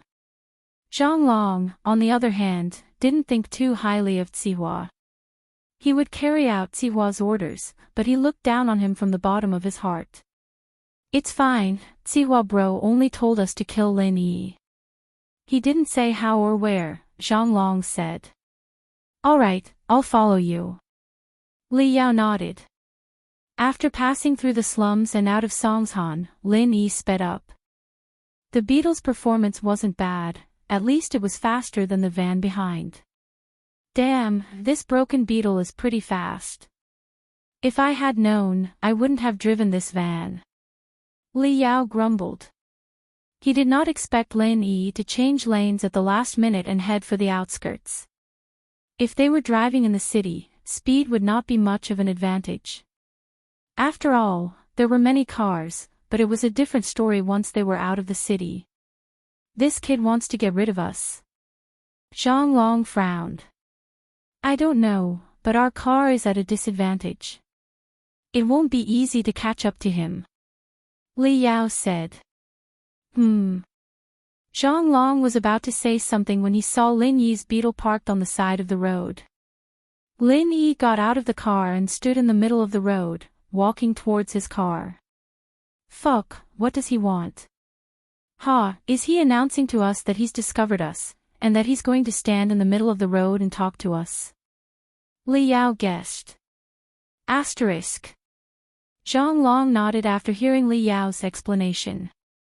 This was the only explanation. Otherwise, who would be stupid enough to stand in the middle of the road and block a car? Wasn't he afraid of death? Long bro, should we stop the car and talk to him? Li Yao asked. Stop the car. Stop my ass. Zhang Long smiled coldly. Since this guy wants to die, then don't blame us for not holding back. Long bro, you mean? Li Yao paused, a little uncertain. Just run him over and kill him. Zhang Long humphed, a mocking smile on his face. A golden class early phase peak, dying in a car accident. TSK, what a tragedy. He won't be able to rest in peace. Ah, ha. Li Yao understood what Zhang Long meant. Zhang Long's idea was too evil. Martial artists could die in battle, but they couldn't die in vain. If they died for no reason at all, they wouldn't be able to rest in peace. With his and Zhang Long's combined strength, it shouldn't be a difficult task to kill Lin Yi. However, Zhang Long didn't even bother to make a move. He just ordered Lin Yi to be smashed to death. If Lin Yi knew about this, he'd be crying. Long bro, that's a sneaky move. Li Yao said as he sped up. Don't speed up. Zhang Long waved his hand. How do I kill him if I don't speed up? Li Yao paused. Pretend to slow down and stop. Then, when you're about 20 meters away from him, suddenly accelerate and kill him. Hit him and catch him off guard. Zhang Long said. Don't underestimate him, he's a golden class early phase peak. Let me ask you, if a car were to hit you, how confident would you be in dodging it? At least 80% if I knew beforehand. Li Yao nodded. But if I didn't know beforehand, it'd be troublesome if I was caught off guard. Long bro, you're still the most cautious. Of course I have to confuse him if I want to kill him. Zhang Long said. Ha, it's funny when I think about it. A golden class master dying in a car accident. Sigh, life is unpredictable. Yeah, it's hilarious. Li Yao said. But this way, no one will suspect anything. The police will just think it was a traffic accident. The van slowed down as it neared Lin Yi and flashed its turn signal, giving off the impression that it was going to stop. Lin Yi stood in the middle of the road and watched the van approach with a smile on his face. Chapter 167. The two unlucky masters. Lin Yi would do things even if he didn't have any proof. Siwa would probably cry at that point, wouldn't he? Two golden class masters, dead just like that. How unlucky. The van suddenly accelerated 20 meters away from Lin Yi, and Lin Yi could even see Li Yao and Zhang Long's smug smiles on their faces. But from Lin Yi's point of view, those smiles were like blooming epiphyllum that would wither in an instant. Ha! Lin Yi smiled as well, but it was a very strange and meaningful one. What's the kid smiling about? Li Yao was a little confused as he stepped harder on the accelerator, but the pedal was already at its limit. There was no point in stepping any further. Who knows? Let's just run him over and find out. Zhang Long ordered Li Yao, feeling a little uncomfortable from Lin Yi's smile. Lin Yi didn't seem to notice Li Yao speeding up as he stood in the middle of the road like a warrior about to die. Ha! A smile appeared on Li Yao's face as he watched the van crash into Lin Yi. Lin Yi, on the other hand, dodged to the right the moment the van came crashing down on him, landing beside Li Yao's driver's seat and kicking the van's left front tire. With a loud bang, the van's left tire exploded, and the car lost its balance as it spun to the left, making an arc in front of Lin Yi before crashing through the guardrail on the side of the national highway and falling into the mountain stream. The Van flipped a few times in the air before landing at the bottom of the mountain stream, sparking with a loud bang. Lin Yi looked down the mountain stream, and waited for a while. There was no one coming out of the van, and the van was burnt beyond recognition. It was only then that Lin Yi turned to leave. Of course, before he left, Lin Yi pushed back the sharp blade in his shoe.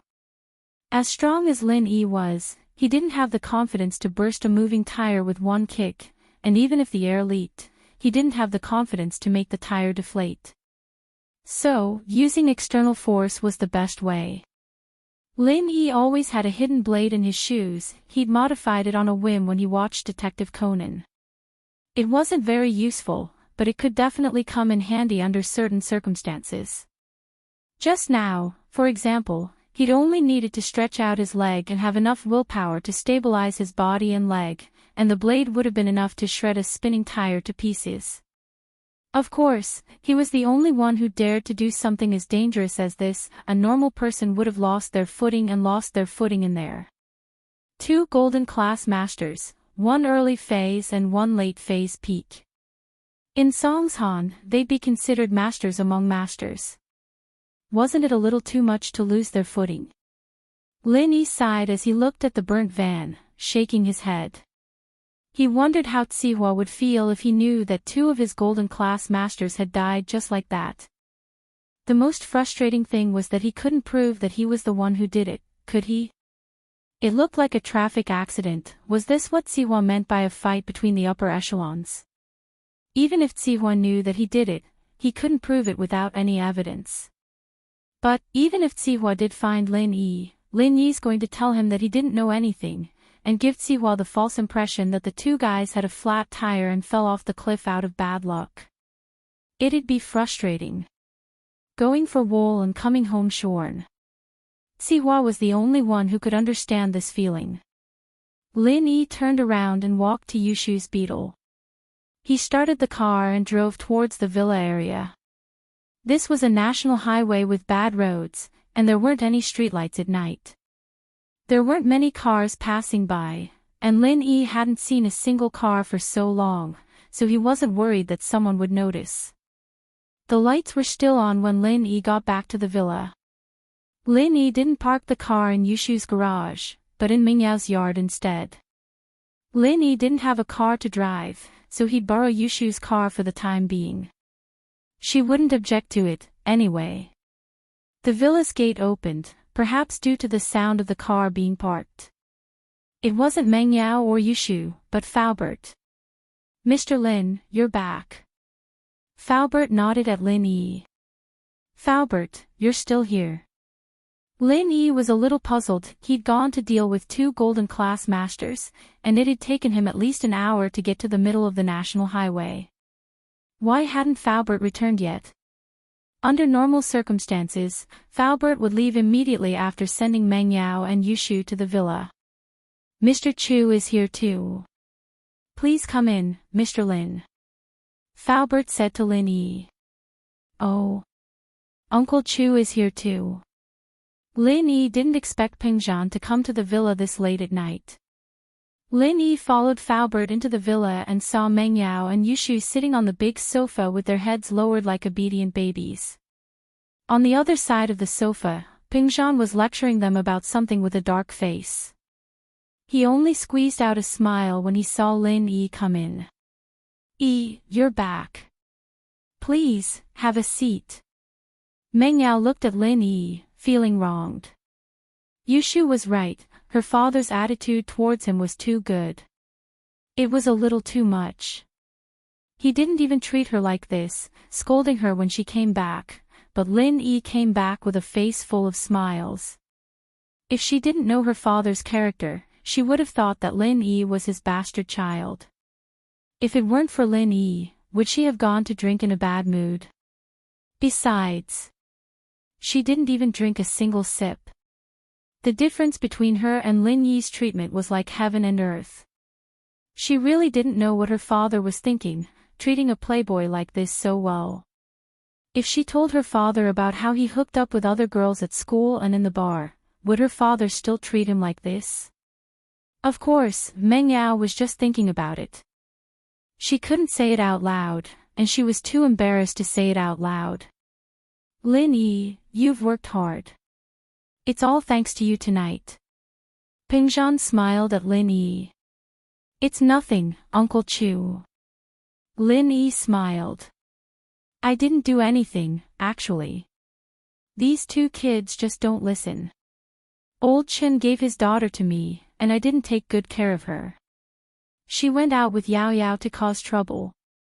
Pingzhan said. If it weren't for you, who knows what would have happened. Chapter 168. An overbearing display. Oh. Pingzhan blinked, not expecting Lin Yi to speak up for Meng Yao and Yushu. Meng Yao raised her head to look at Lin Yi as well. From what she knew, Lin Yi wouldn't put in a good word for her even if he didn't hit her when she was down, would he? After all, her attitude towards him today had been really, really bad. Things are a little weird today, Uncle Chu, maybe we can talk in my room. Lin Yi didn't want Meng Yao and Yushu to know too much, and it wouldn't be a good thing for them to worry about. Pingzhan nodded before looking at Meng Yao and Yushu. Yao Yao, Shu, you guys go upstairs and get some rest, we'll call it a day. I have something to talk to Yi about. Oh.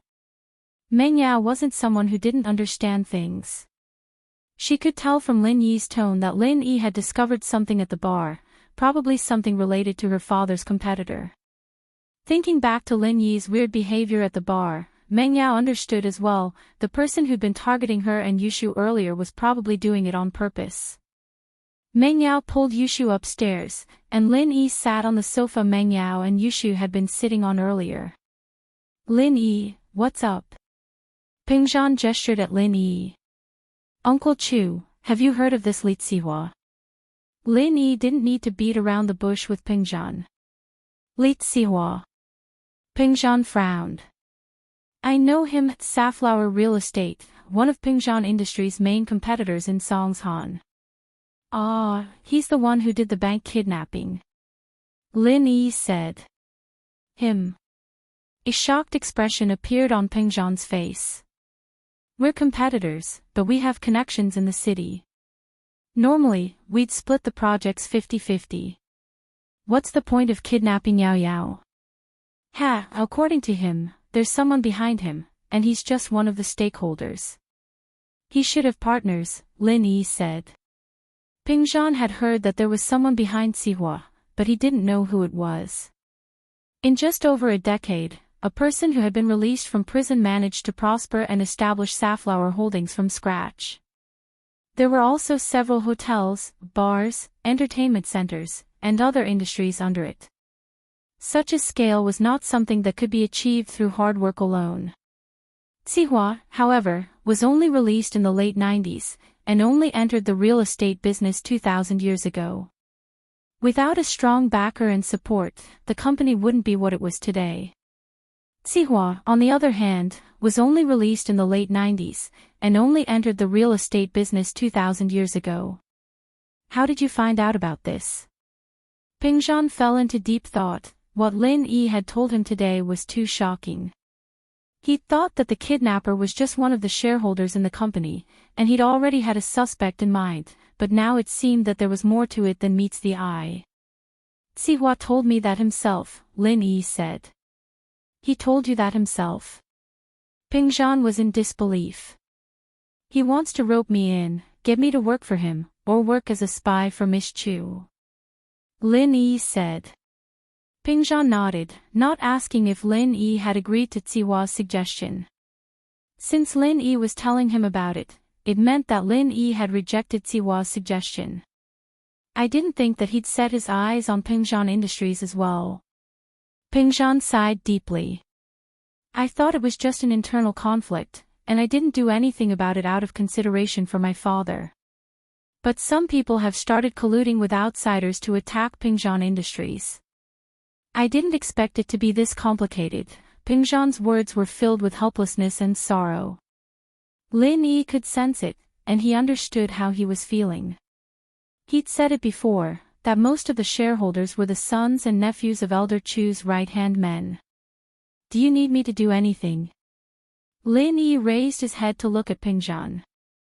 Zihua's background is very complicated, and he walks the line between black and white.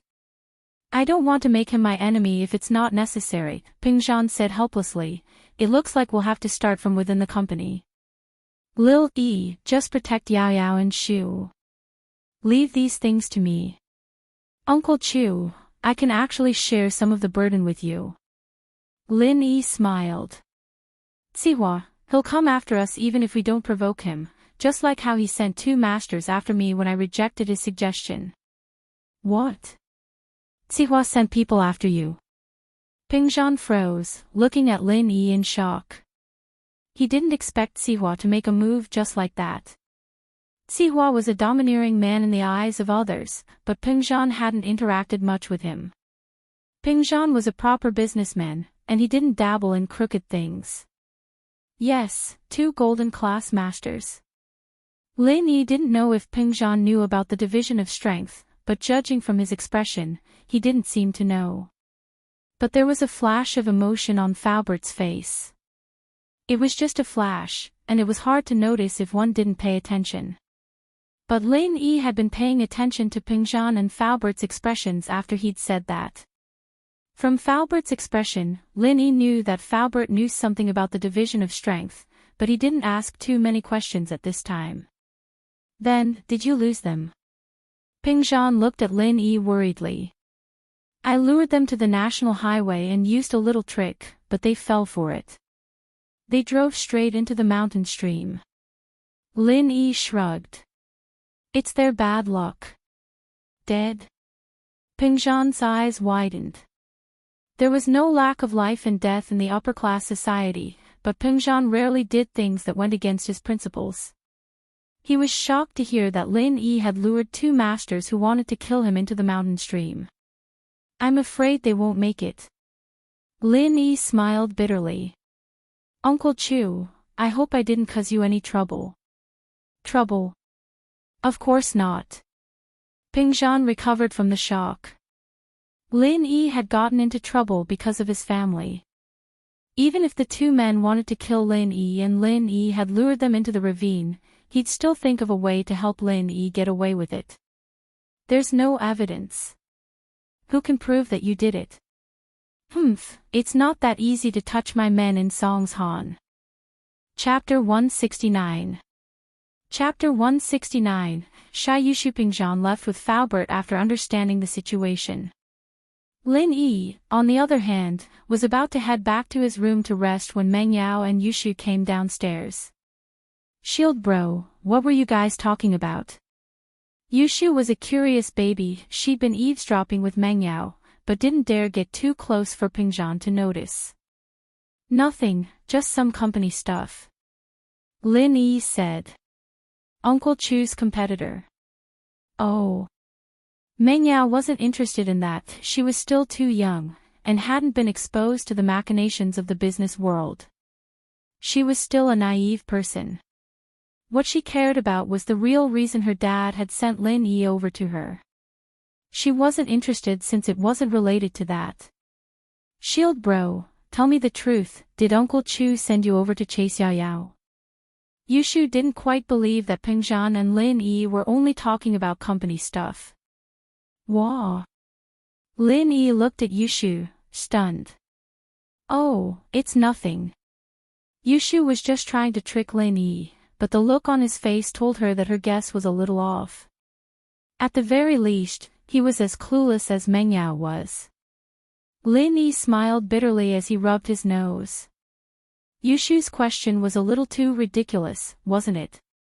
Was there something wrong with Chu Pingzhan's head? Sending him to chase his daughter. Was Meng Yao that ugly, or did she have some sort of disease that made him send someone to chase her? Yushu's imagination was really off the charts. Who knew what was going on in that little head of hers? Shu, what the hell are you talking about?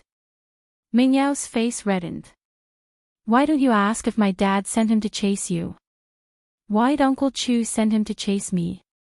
Yushu blinked. He's not that nosy, is he? Meng Yao rolled her eyes, pissed. Say another word and I'll tear your mouth apart. Oh. You can talk even if you're rotten, unless you sew your mouth shut. Yao Yao, your logic isn't right. Yushu retorted. Meng Yao turned around and went upstairs. She couldn't afford to piss her off, but she could at least avoid her. Yao Yao, wait for me. Yushu turned around and ran after Meng Yao. Lin Yi looked at their backs and shook his head. Up until now, Lin Yi had never gone up to the second floor, so he didn't know what it was like upstairs. He suddenly remembered that he still had the keys to Yushu's villa. Shoo. Shield bro, are you calling me? Yushu turned around and looked at Lin Yi, her mouth wide open. Uncle Chu, he didn't really send you after me, did he? Lin Yi almost fainted. I'm here to return your villa keys. Oh, the keys. Yushu was a little embarrassed. Ha, I was just joking, I know. Lin Yi nodded. When had Yushu ever told the truth? 9 out of 10 of her words were always jokes. Hee, that's good. Yushu breathed out in relief, her face a little flushed. She didn't know why she'd blurted out something like that, but it was lucky that she'd always put on a weird and crazy persona. It'd be so embarrassing if someone found out that she'd said the truth. Right, can I borrow the car for a few days? It'll be inconvenient for me to go out with you guys. Lin Yi asked. Go ahead, I'm not driving it anyway. Yushu said with a wave of her hand. I'll leave the villa keys with you. Don't you want a computer? Go get it when you're free. I'm sleepy, I'm going to bed. Bye-bye. Yushu felt that her face must be very red right now, like a crab with a fever. It was like a TV commercial from many years ago. What's wrong, bro? You got cooked? In fact, Yushu's face wasn't that obvious under the dim lights on the second floor, and Lin Yi didn't pay too much attention to it. Okay, I'll go get the computer tomorrow. Tang Yun and Xinwen walked out of the school with people pointing at them. Tang Yun was a little gloomy as she felt countless eyes staring at her from behind. Lin Yi, I'm so pissed. Tang Yun thought. Yun, I'll go back first. Xinwen and Tang Yun lived very close, but Tang Yun had to go to her mother's barbecue stall every night, so they didn't go home together.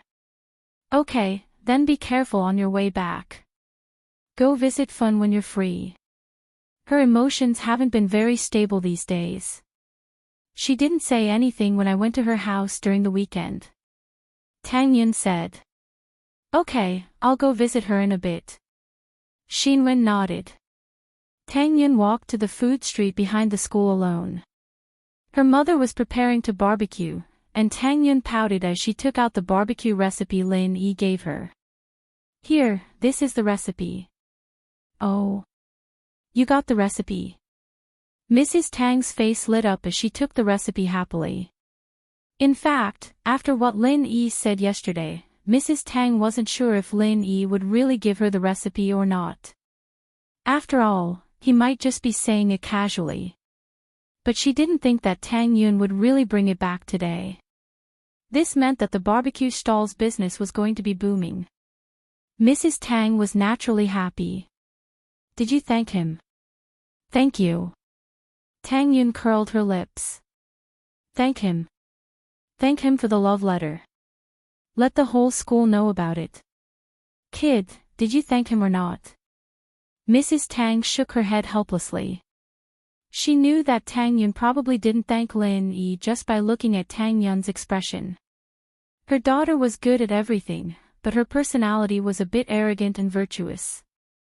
If she'd been born in a rich family, that would have been great, but in this family. Mrs. Tang sighed inwardly. Tang Yun would understand the hardships of life when she was her age. Wasn't she as arrogant as her daughter? But the bitterness of life had worn away her edge, and made her into a profiteer. I already said thank you, so thank you. Tang Yun twisted her body unnaturally. Mom, let me help you, no need. Let's close the stall earlier today and try out the recipe. I'm afraid that the condiment sellers won't be able to buy the ingredients if we wait any longer, Mrs. Tang said as she packed up the stall and prepared to go home. Tang Yun helplessly helped her mother. Why did her mother trust Lin Yi so much? What if this guy just wrote a random recipe? When the time came, it would taste terrible and waste the ingredients. Chapter 170. Chapter 170. Tang Yun's family. Tang Yun went to the supermarket with her mother to buy condiments on the way home. It was just a test, so there was no need to go to the wholesale market. It wouldn't be too late to buy in bulk once the experiment was successful. Mrs. Tang excitedly started to marinate chicken wings and meat skewers according to Lin Yi's recipe. She even hummed a little tune as she looked forward to the future. If the barbecue stall's business could get better, the family's financial situation could be solved as well. Perhaps they'd be able to save enough money for her lover's surgery in the second half of the year. Even Tang Juqing, who was lying on the bed, found it strange that his wife was so happy today. Yin's mom, what's up with you today? Did something good happen? Tang Juqing lay in bed all day, bored out of his mind. He couldn't help his lover even if he wanted to, and there was nothing he could do other than sleep. Yin, her's classmate, gave me a barbecue recipe. If we can make it, our business will definitely be booming. Mrs. Tang said as she placed the marinated chicken wings and meat skewers into the fridge to freeze. Are you serious? That's great. Tang Juqing was happy to hear his wife's words. If it really works, then we'll have to thank that classmate. Your precious daughter is so noble and virtuous. That guy has feelings for her, but she ignored him. What a disgrace. Mrs. Tang was a little angry. If she finds someone like you in the future, let's see how she's going to survive. Mrs. Tang's words were harsh, but Juqing wasn't annoyed. He'd been lying in bed for half a year, and he'd understood everything. It was because of his incompetence that he dragged the two of them down. If he'd had some savings, he wouldn't have ended up like this. His wife's unwillingness to leave him made Juqing feel guilty. At the same time, he hoped that his daughter wouldn't have to suffer like this in the future. This wasn't the life of a normal person. However, his wife's words worried Tang Juqing. Is he the son of a rich family? Don't be like Xiaofen's boyfriend, just playing around. I don't think so. Mrs. Tang said. That kid doesn't have the aura of a spoiled brat at all. I think he'll be good to our Yin. The house wasn't big, and Tang Yun could hear her parents' conversation clearly. She was a little annoyed, wondering why her mother thought so highly of Lin Yi. This guy was bad, but didn't he have the air of a playboy? Sending Pin Liang flying with one kick. Was that considered a playboy? Tang Yin couldn't even focus on her studies with Lin Yi in mind. She'd only been reading for a while before getting irritated. She stood up and walked out of her room to see that her mother had already marinated the barbecue meat and was about to try it out. Mom, can I help you? Tang Yun couldn't read anymore. She needed something to do. Then can you skewer some chicken wings for me? I'll start the fire. Mrs. Tang put the bamboo skewers aside and went to start the fire. Oh. Tang Yun went to help her mother put the skewers on. She didn't know if it tasted good, but it smelled good. After a few skewers, Mrs. Tang started the fire. Tang Yun put the chicken wings on the barbecue rack and helped her mother fan the fire. It wasn't long before the aroma hit her face. Even Tang Yun, who didn't like meat, couldn't help but salivate. It seemed that Lin Yi wasn't lying. Tang Juqing smelled the aroma as well. Yin's mom, this smells good. What? Are you hungry? Mrs. Tang hadn't tried it yet, but the aroma alone was enough to tell that it was good. If they roasted it in front of the school or at the food street, there would be a lot of customers. It'll be ready soon. You can try it first. Tang Juqing was a little embarrassed. He was lying on the bed and couldn't do anything. The mother and daughter had good food, but they gave it to him first. This made Tang Juqing feel very useless. If it wasn't for his deep relationship with his wife, Tang Juqing knew that if anything happened to him, his wife would be very sad. He wanted to commit suicide. Don't be fooled by his wife's usual complaints, saying that she had made the wrong choice back then. However, she was still busy every day for the sake of the family, taking care of the family in good order. Ian, give this chicken wing to your dad to try. Mrs. Tang passed a grilled chicken wing to Tang Yin, asking her to give it to Tang Juqing. Tang Yun took the chicken wing and swallowed her saliva as she looked at the golden chicken wing. It smelled so good. But she couldn't bear to eat it. She ran to her father's bed and gave the chicken wing to Tang Juqing. Ian, eat it. How could Tang Juqing not see Tang Yun's drooling face? 10 or 19 years old was the period of growth. Although Tang Juqing usually ate some meat skewers that weren't too fresh, he was afraid that Tang Yun wouldn't be able to go to school the next day. This chicken wing was obviously marinated. It was very fresh. Tang Juqing wanted to give it to his daughter. Dad, I'm not hungry. I'll get fat if I eat too much. Tang Yun shook her head. All right, you two stop fighting. Old Tang, hurry up and eat. It's almost done. Ian and I will eat this side. Mrs. Tang said with a smile. All right. Tang Juqing nodded after hearing his wife's words.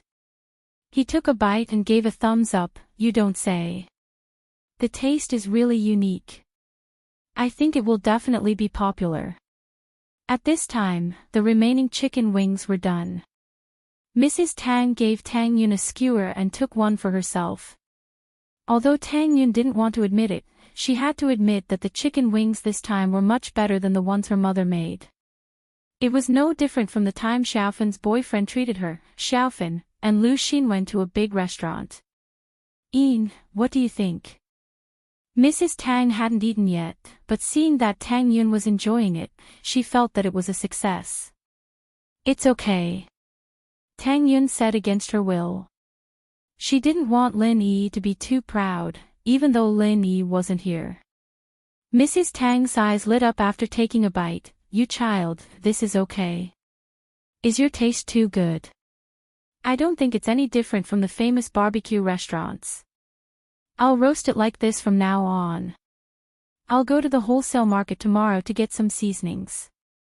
It should sell better than before. Tang Yun had to admit that the taste was more attractive to customers.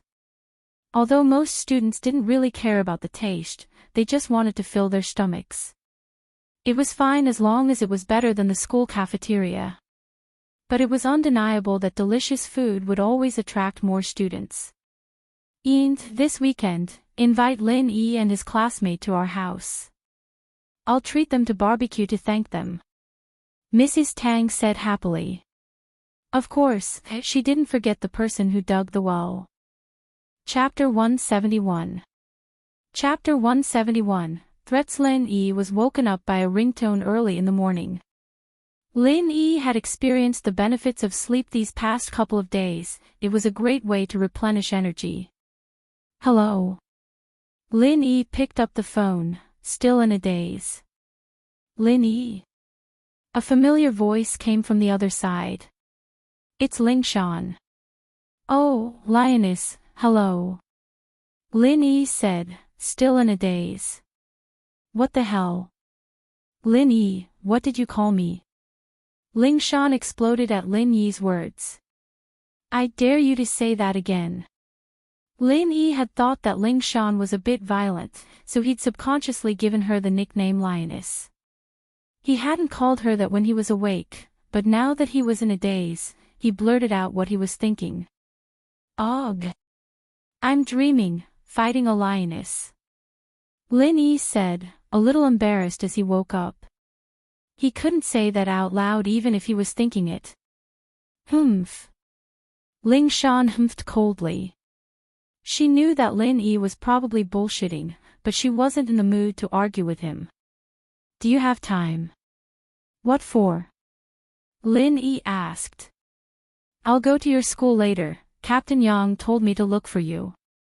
Ling Shan said. Help me solve this case. Ling Shan was at her wit's end. Searching in the forest was extremely difficult, and there were some dangerous areas that she couldn't send people in one by one. She dragged it out for a few days, and there was no progress at all. She remembered Huaijun's request, and decided to give it a try. She called up Lin Yi. Truth be told, she wouldn't have called Lin Yi if it weren't for the fact that she trusted Huaijun as a brother. In her eyes, Lin Yi was just Ming Yao's bodyguard. What could he possibly do? Ha! Lin Yi smiled faintly. Ling Shan had come to him after all. Alright, but you'll have to help me get a day off first. I can't just skip class all the time, can I? Skipping classes all the time. I'll use you for one day, alright? Ling Shan said, pissed. What does it have to do with me when you skip classes all the time?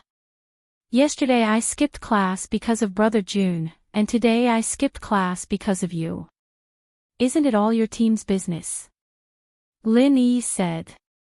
Brother June. Captain Yang. Ling Shan paused, not expecting Huaijun to talk to Lin Yi yesterday. Naturally, she didn't think that Lin Yi was making things up. There was no reason for Lin Yi to lie about something like this. She could verify it with a phone call. Alright, I'll talk to your dean first. Alright, wait for me at the food street next to school.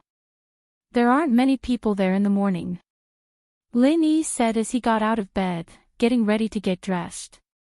Lin Yi had planned to go to school with Meng Yao and Yushu today, since he'd been absent for the past couple of days. Jifeng wouldn't say anything about it, but he was still a student. He couldn't always get special treatment, could he? Meng Yao and Yushu hadn't really touched the food last night, and Lin Yi didn't feel like eating it. He'd just leave it for the two of them, and he'd ask Ling Shan for help later. She wouldn't be too stingy, would she? In fact, even if Ling Shan hadn't come to Lin Yi would have wanted to dig out the kidnappers anyway. There was no reason for him to spoil Sihua now, since he'd already fallen out with him. He'd deal with these small fries first. He left a note for Meng Yao, telling her that he still had things to do today. Lin Yi then drove Yushu's yellow beetle out. He didn't know if Faubert had gotten his driver's license back yet, but he'd let Huaijun handle it himself. Faubert still needed to use his connections. As he drove past the slums, Lin Yi subconsciously slowed down. He saw Tang Yun standing in front of the bus stop, waiting for a bus.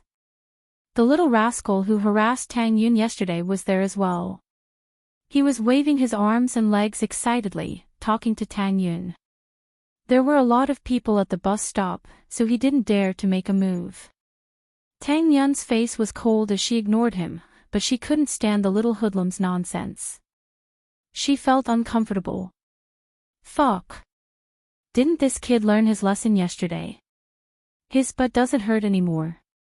Lin Yi turned the steering wheel and slammed on the accelerator, rushing towards the little hoodlum. The tires made a sharp screeching sound as the car made a turn. Lin Yi stopped the car just as he was about to hit the little bastard. Lin Yi was able to control a car like this with ease. Ah! The people waiting at the bus stop jumped in fright, and Tang Yun, who was standing beside the hoodlum, paled. However, the one who was the most shocked was the hoodlum. He was sweating profusely as he looked at the car in front of him, not knowing what to do. After making sure that the car didn't do any damage to him, he jumped out and pointed at Lin Yi's seat. Fuck your mother. Do you know how to drive? Do you have eyes growing on you? Get out of the car. Do you want to die? The little hoodlum's arrogant nature was showing again. With that, he reached for the door on Lin Yi's side. Li Erlin thought that the car wasn't bad. It was a Volkswagen Beetle, and it should cost at least 200,000, right? He had to make the driver pay him at least 3,000 or 5,000. Lin Yi's car door was locked, and Erlin, naturally, couldn't pull it open. He was about to give up when Lin Yi opened the door abruptly and pushed it outwards, causing Erlen to stumble and fall to the ground on his butt. The injury from yesterday was aggravated, and he started wailing as he clutched his butt. "You haven't healed yet, have you? I thought you'd forget the pain now that it's healed. Didn't you learn your lesson from that trapeze on the bus yesterday?" Lin Yi was being domineering. You were the one from yesterday." Li Erlen understood immediately after hearing Lin Yi's words. No wonder the kids suddenly drove over. It was him yesterday. "Ha, you're not stupid. You're just a little dumb." Lin Yi looked at Li Erlen coldly. "Stay away from Tang Yun in the future. You won't be so lucky the next time I see you." After all, the whole school knew that Tang Yun was his girlfriend. It didn't matter if it was true or not, he couldn't just ignore Tang Yun's situation. Actually, Lin Yi would still care about Tang Yun's situation even without this incident. Chapter 172.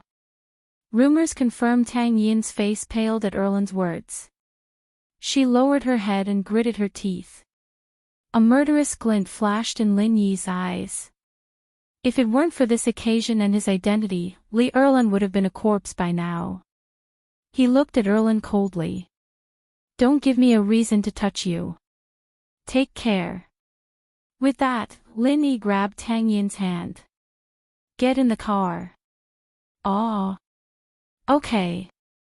Tang Yin's heart was a mess.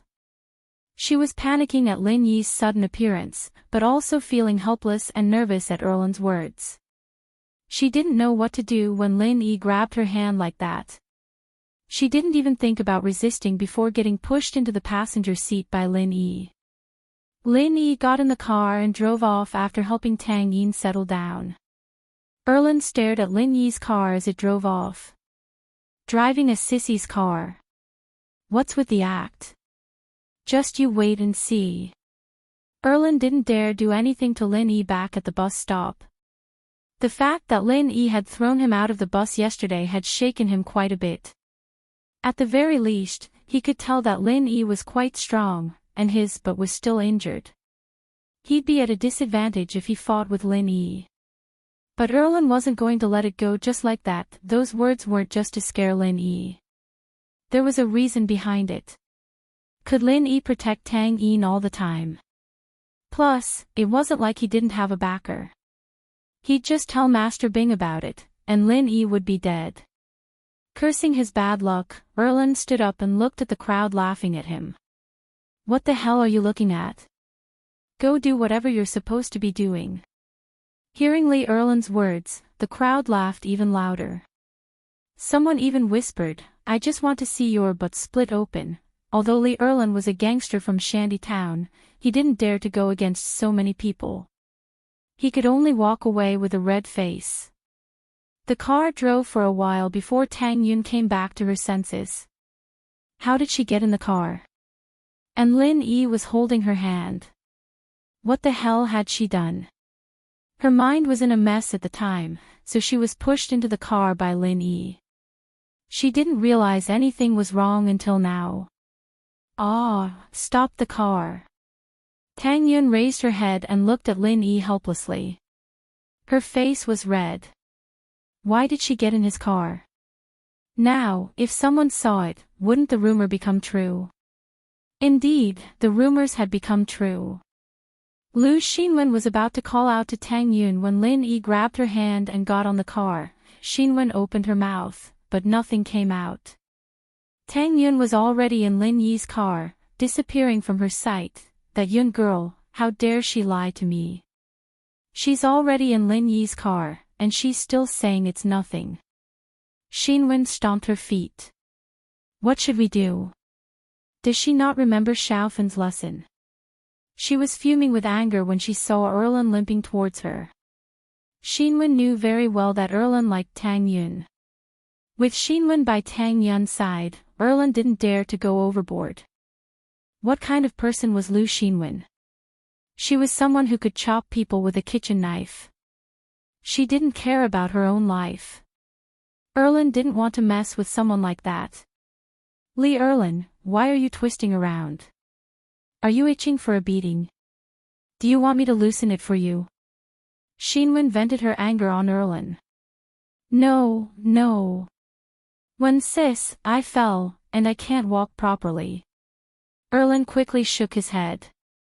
He couldn't afford to mess with this woman. Erlin felt that he was so unlucky. Not only did he get bullied by Lin Yi, but he also got scolded by Shinwen. He had to tell Master Bing about this, and let him know how powerful he was. As for Shinwen, he wouldn't be afraid of her after he built a good relationship with Master Bing. Stop the car. You're not going to school? Lin Yi asked as he looked at Tang Yun, who was looking around anxiously. I'm going to school, but put me down. What if someone sees me? Tang Yun was panicking, but she didn't dare move. How could she open the door on a speeding car? I have something to do in the morning, so I won't be going to school. I'll drop you off at the food street later, Lin Yi smiled. Is that okay now? You. Why are you like this? Tang Yun wanted to refute, but couldn't find a reason. She could only glare at Lin Yi. Ever since she met Lin Yi, their relationship had become complicated. Believe it or not, I just happened to pass by, Lin Yi shrugged innocently. Tang Yun didn't believe him. How could there be such a coincidence? They met yesterday, and they met again today. But Tang Yun pouted. She couldn't argue with Lin Yi, and felt wronged. She turned her head and looked out the window, trying not to look at Lin Yi. Yesterday, did you make up a rumor? Tang Yun looked at the scenery outside the window and suddenly remembered that she had something to ask Lin Yi. Yesterday. Lin Yi paused and looked at Tang Yun. He didn't understand what happened yesterday. You.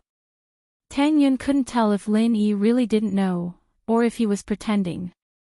She gritted her teeth and said, You wrote me a love letter. I wrote you a love letter. Lin Yi paused again. He remembered the rumor in school yesterday and smiled bitterly. Am I such a boring person? If I wanted to pursue you, why would I need to make up a rumor? That, although Lin Yi's words were shameless, Tang Yun didn't doubt it this time. Indeed, Lin Yi was right. If he wanted to pursue her, why would he need to make up a rumor? He had already made her mother happy, and wanted her to be friends with him. Why would he make up a meaningless rumor? That would only make her angrier. Maybe someone saw it and misunderstood. Lin Yi thought to himself. My little aunt, I'm crazy to make up a rumor. There are 2 misses at home, and I even lost my temper last night. Oh. Tang Yun replied pitifully. She pouted, then next time. Don't always look for me. Or else, people will think that it's true. It's really a coincidence. Lin Yi was helpless. How could he explain this? Every time was a coincidence. Tang Yun ignored him and sat there quietly with her hand under her chin. The car drove to the food street behind the school. Lin Yi parked the car and opened the car's central lock.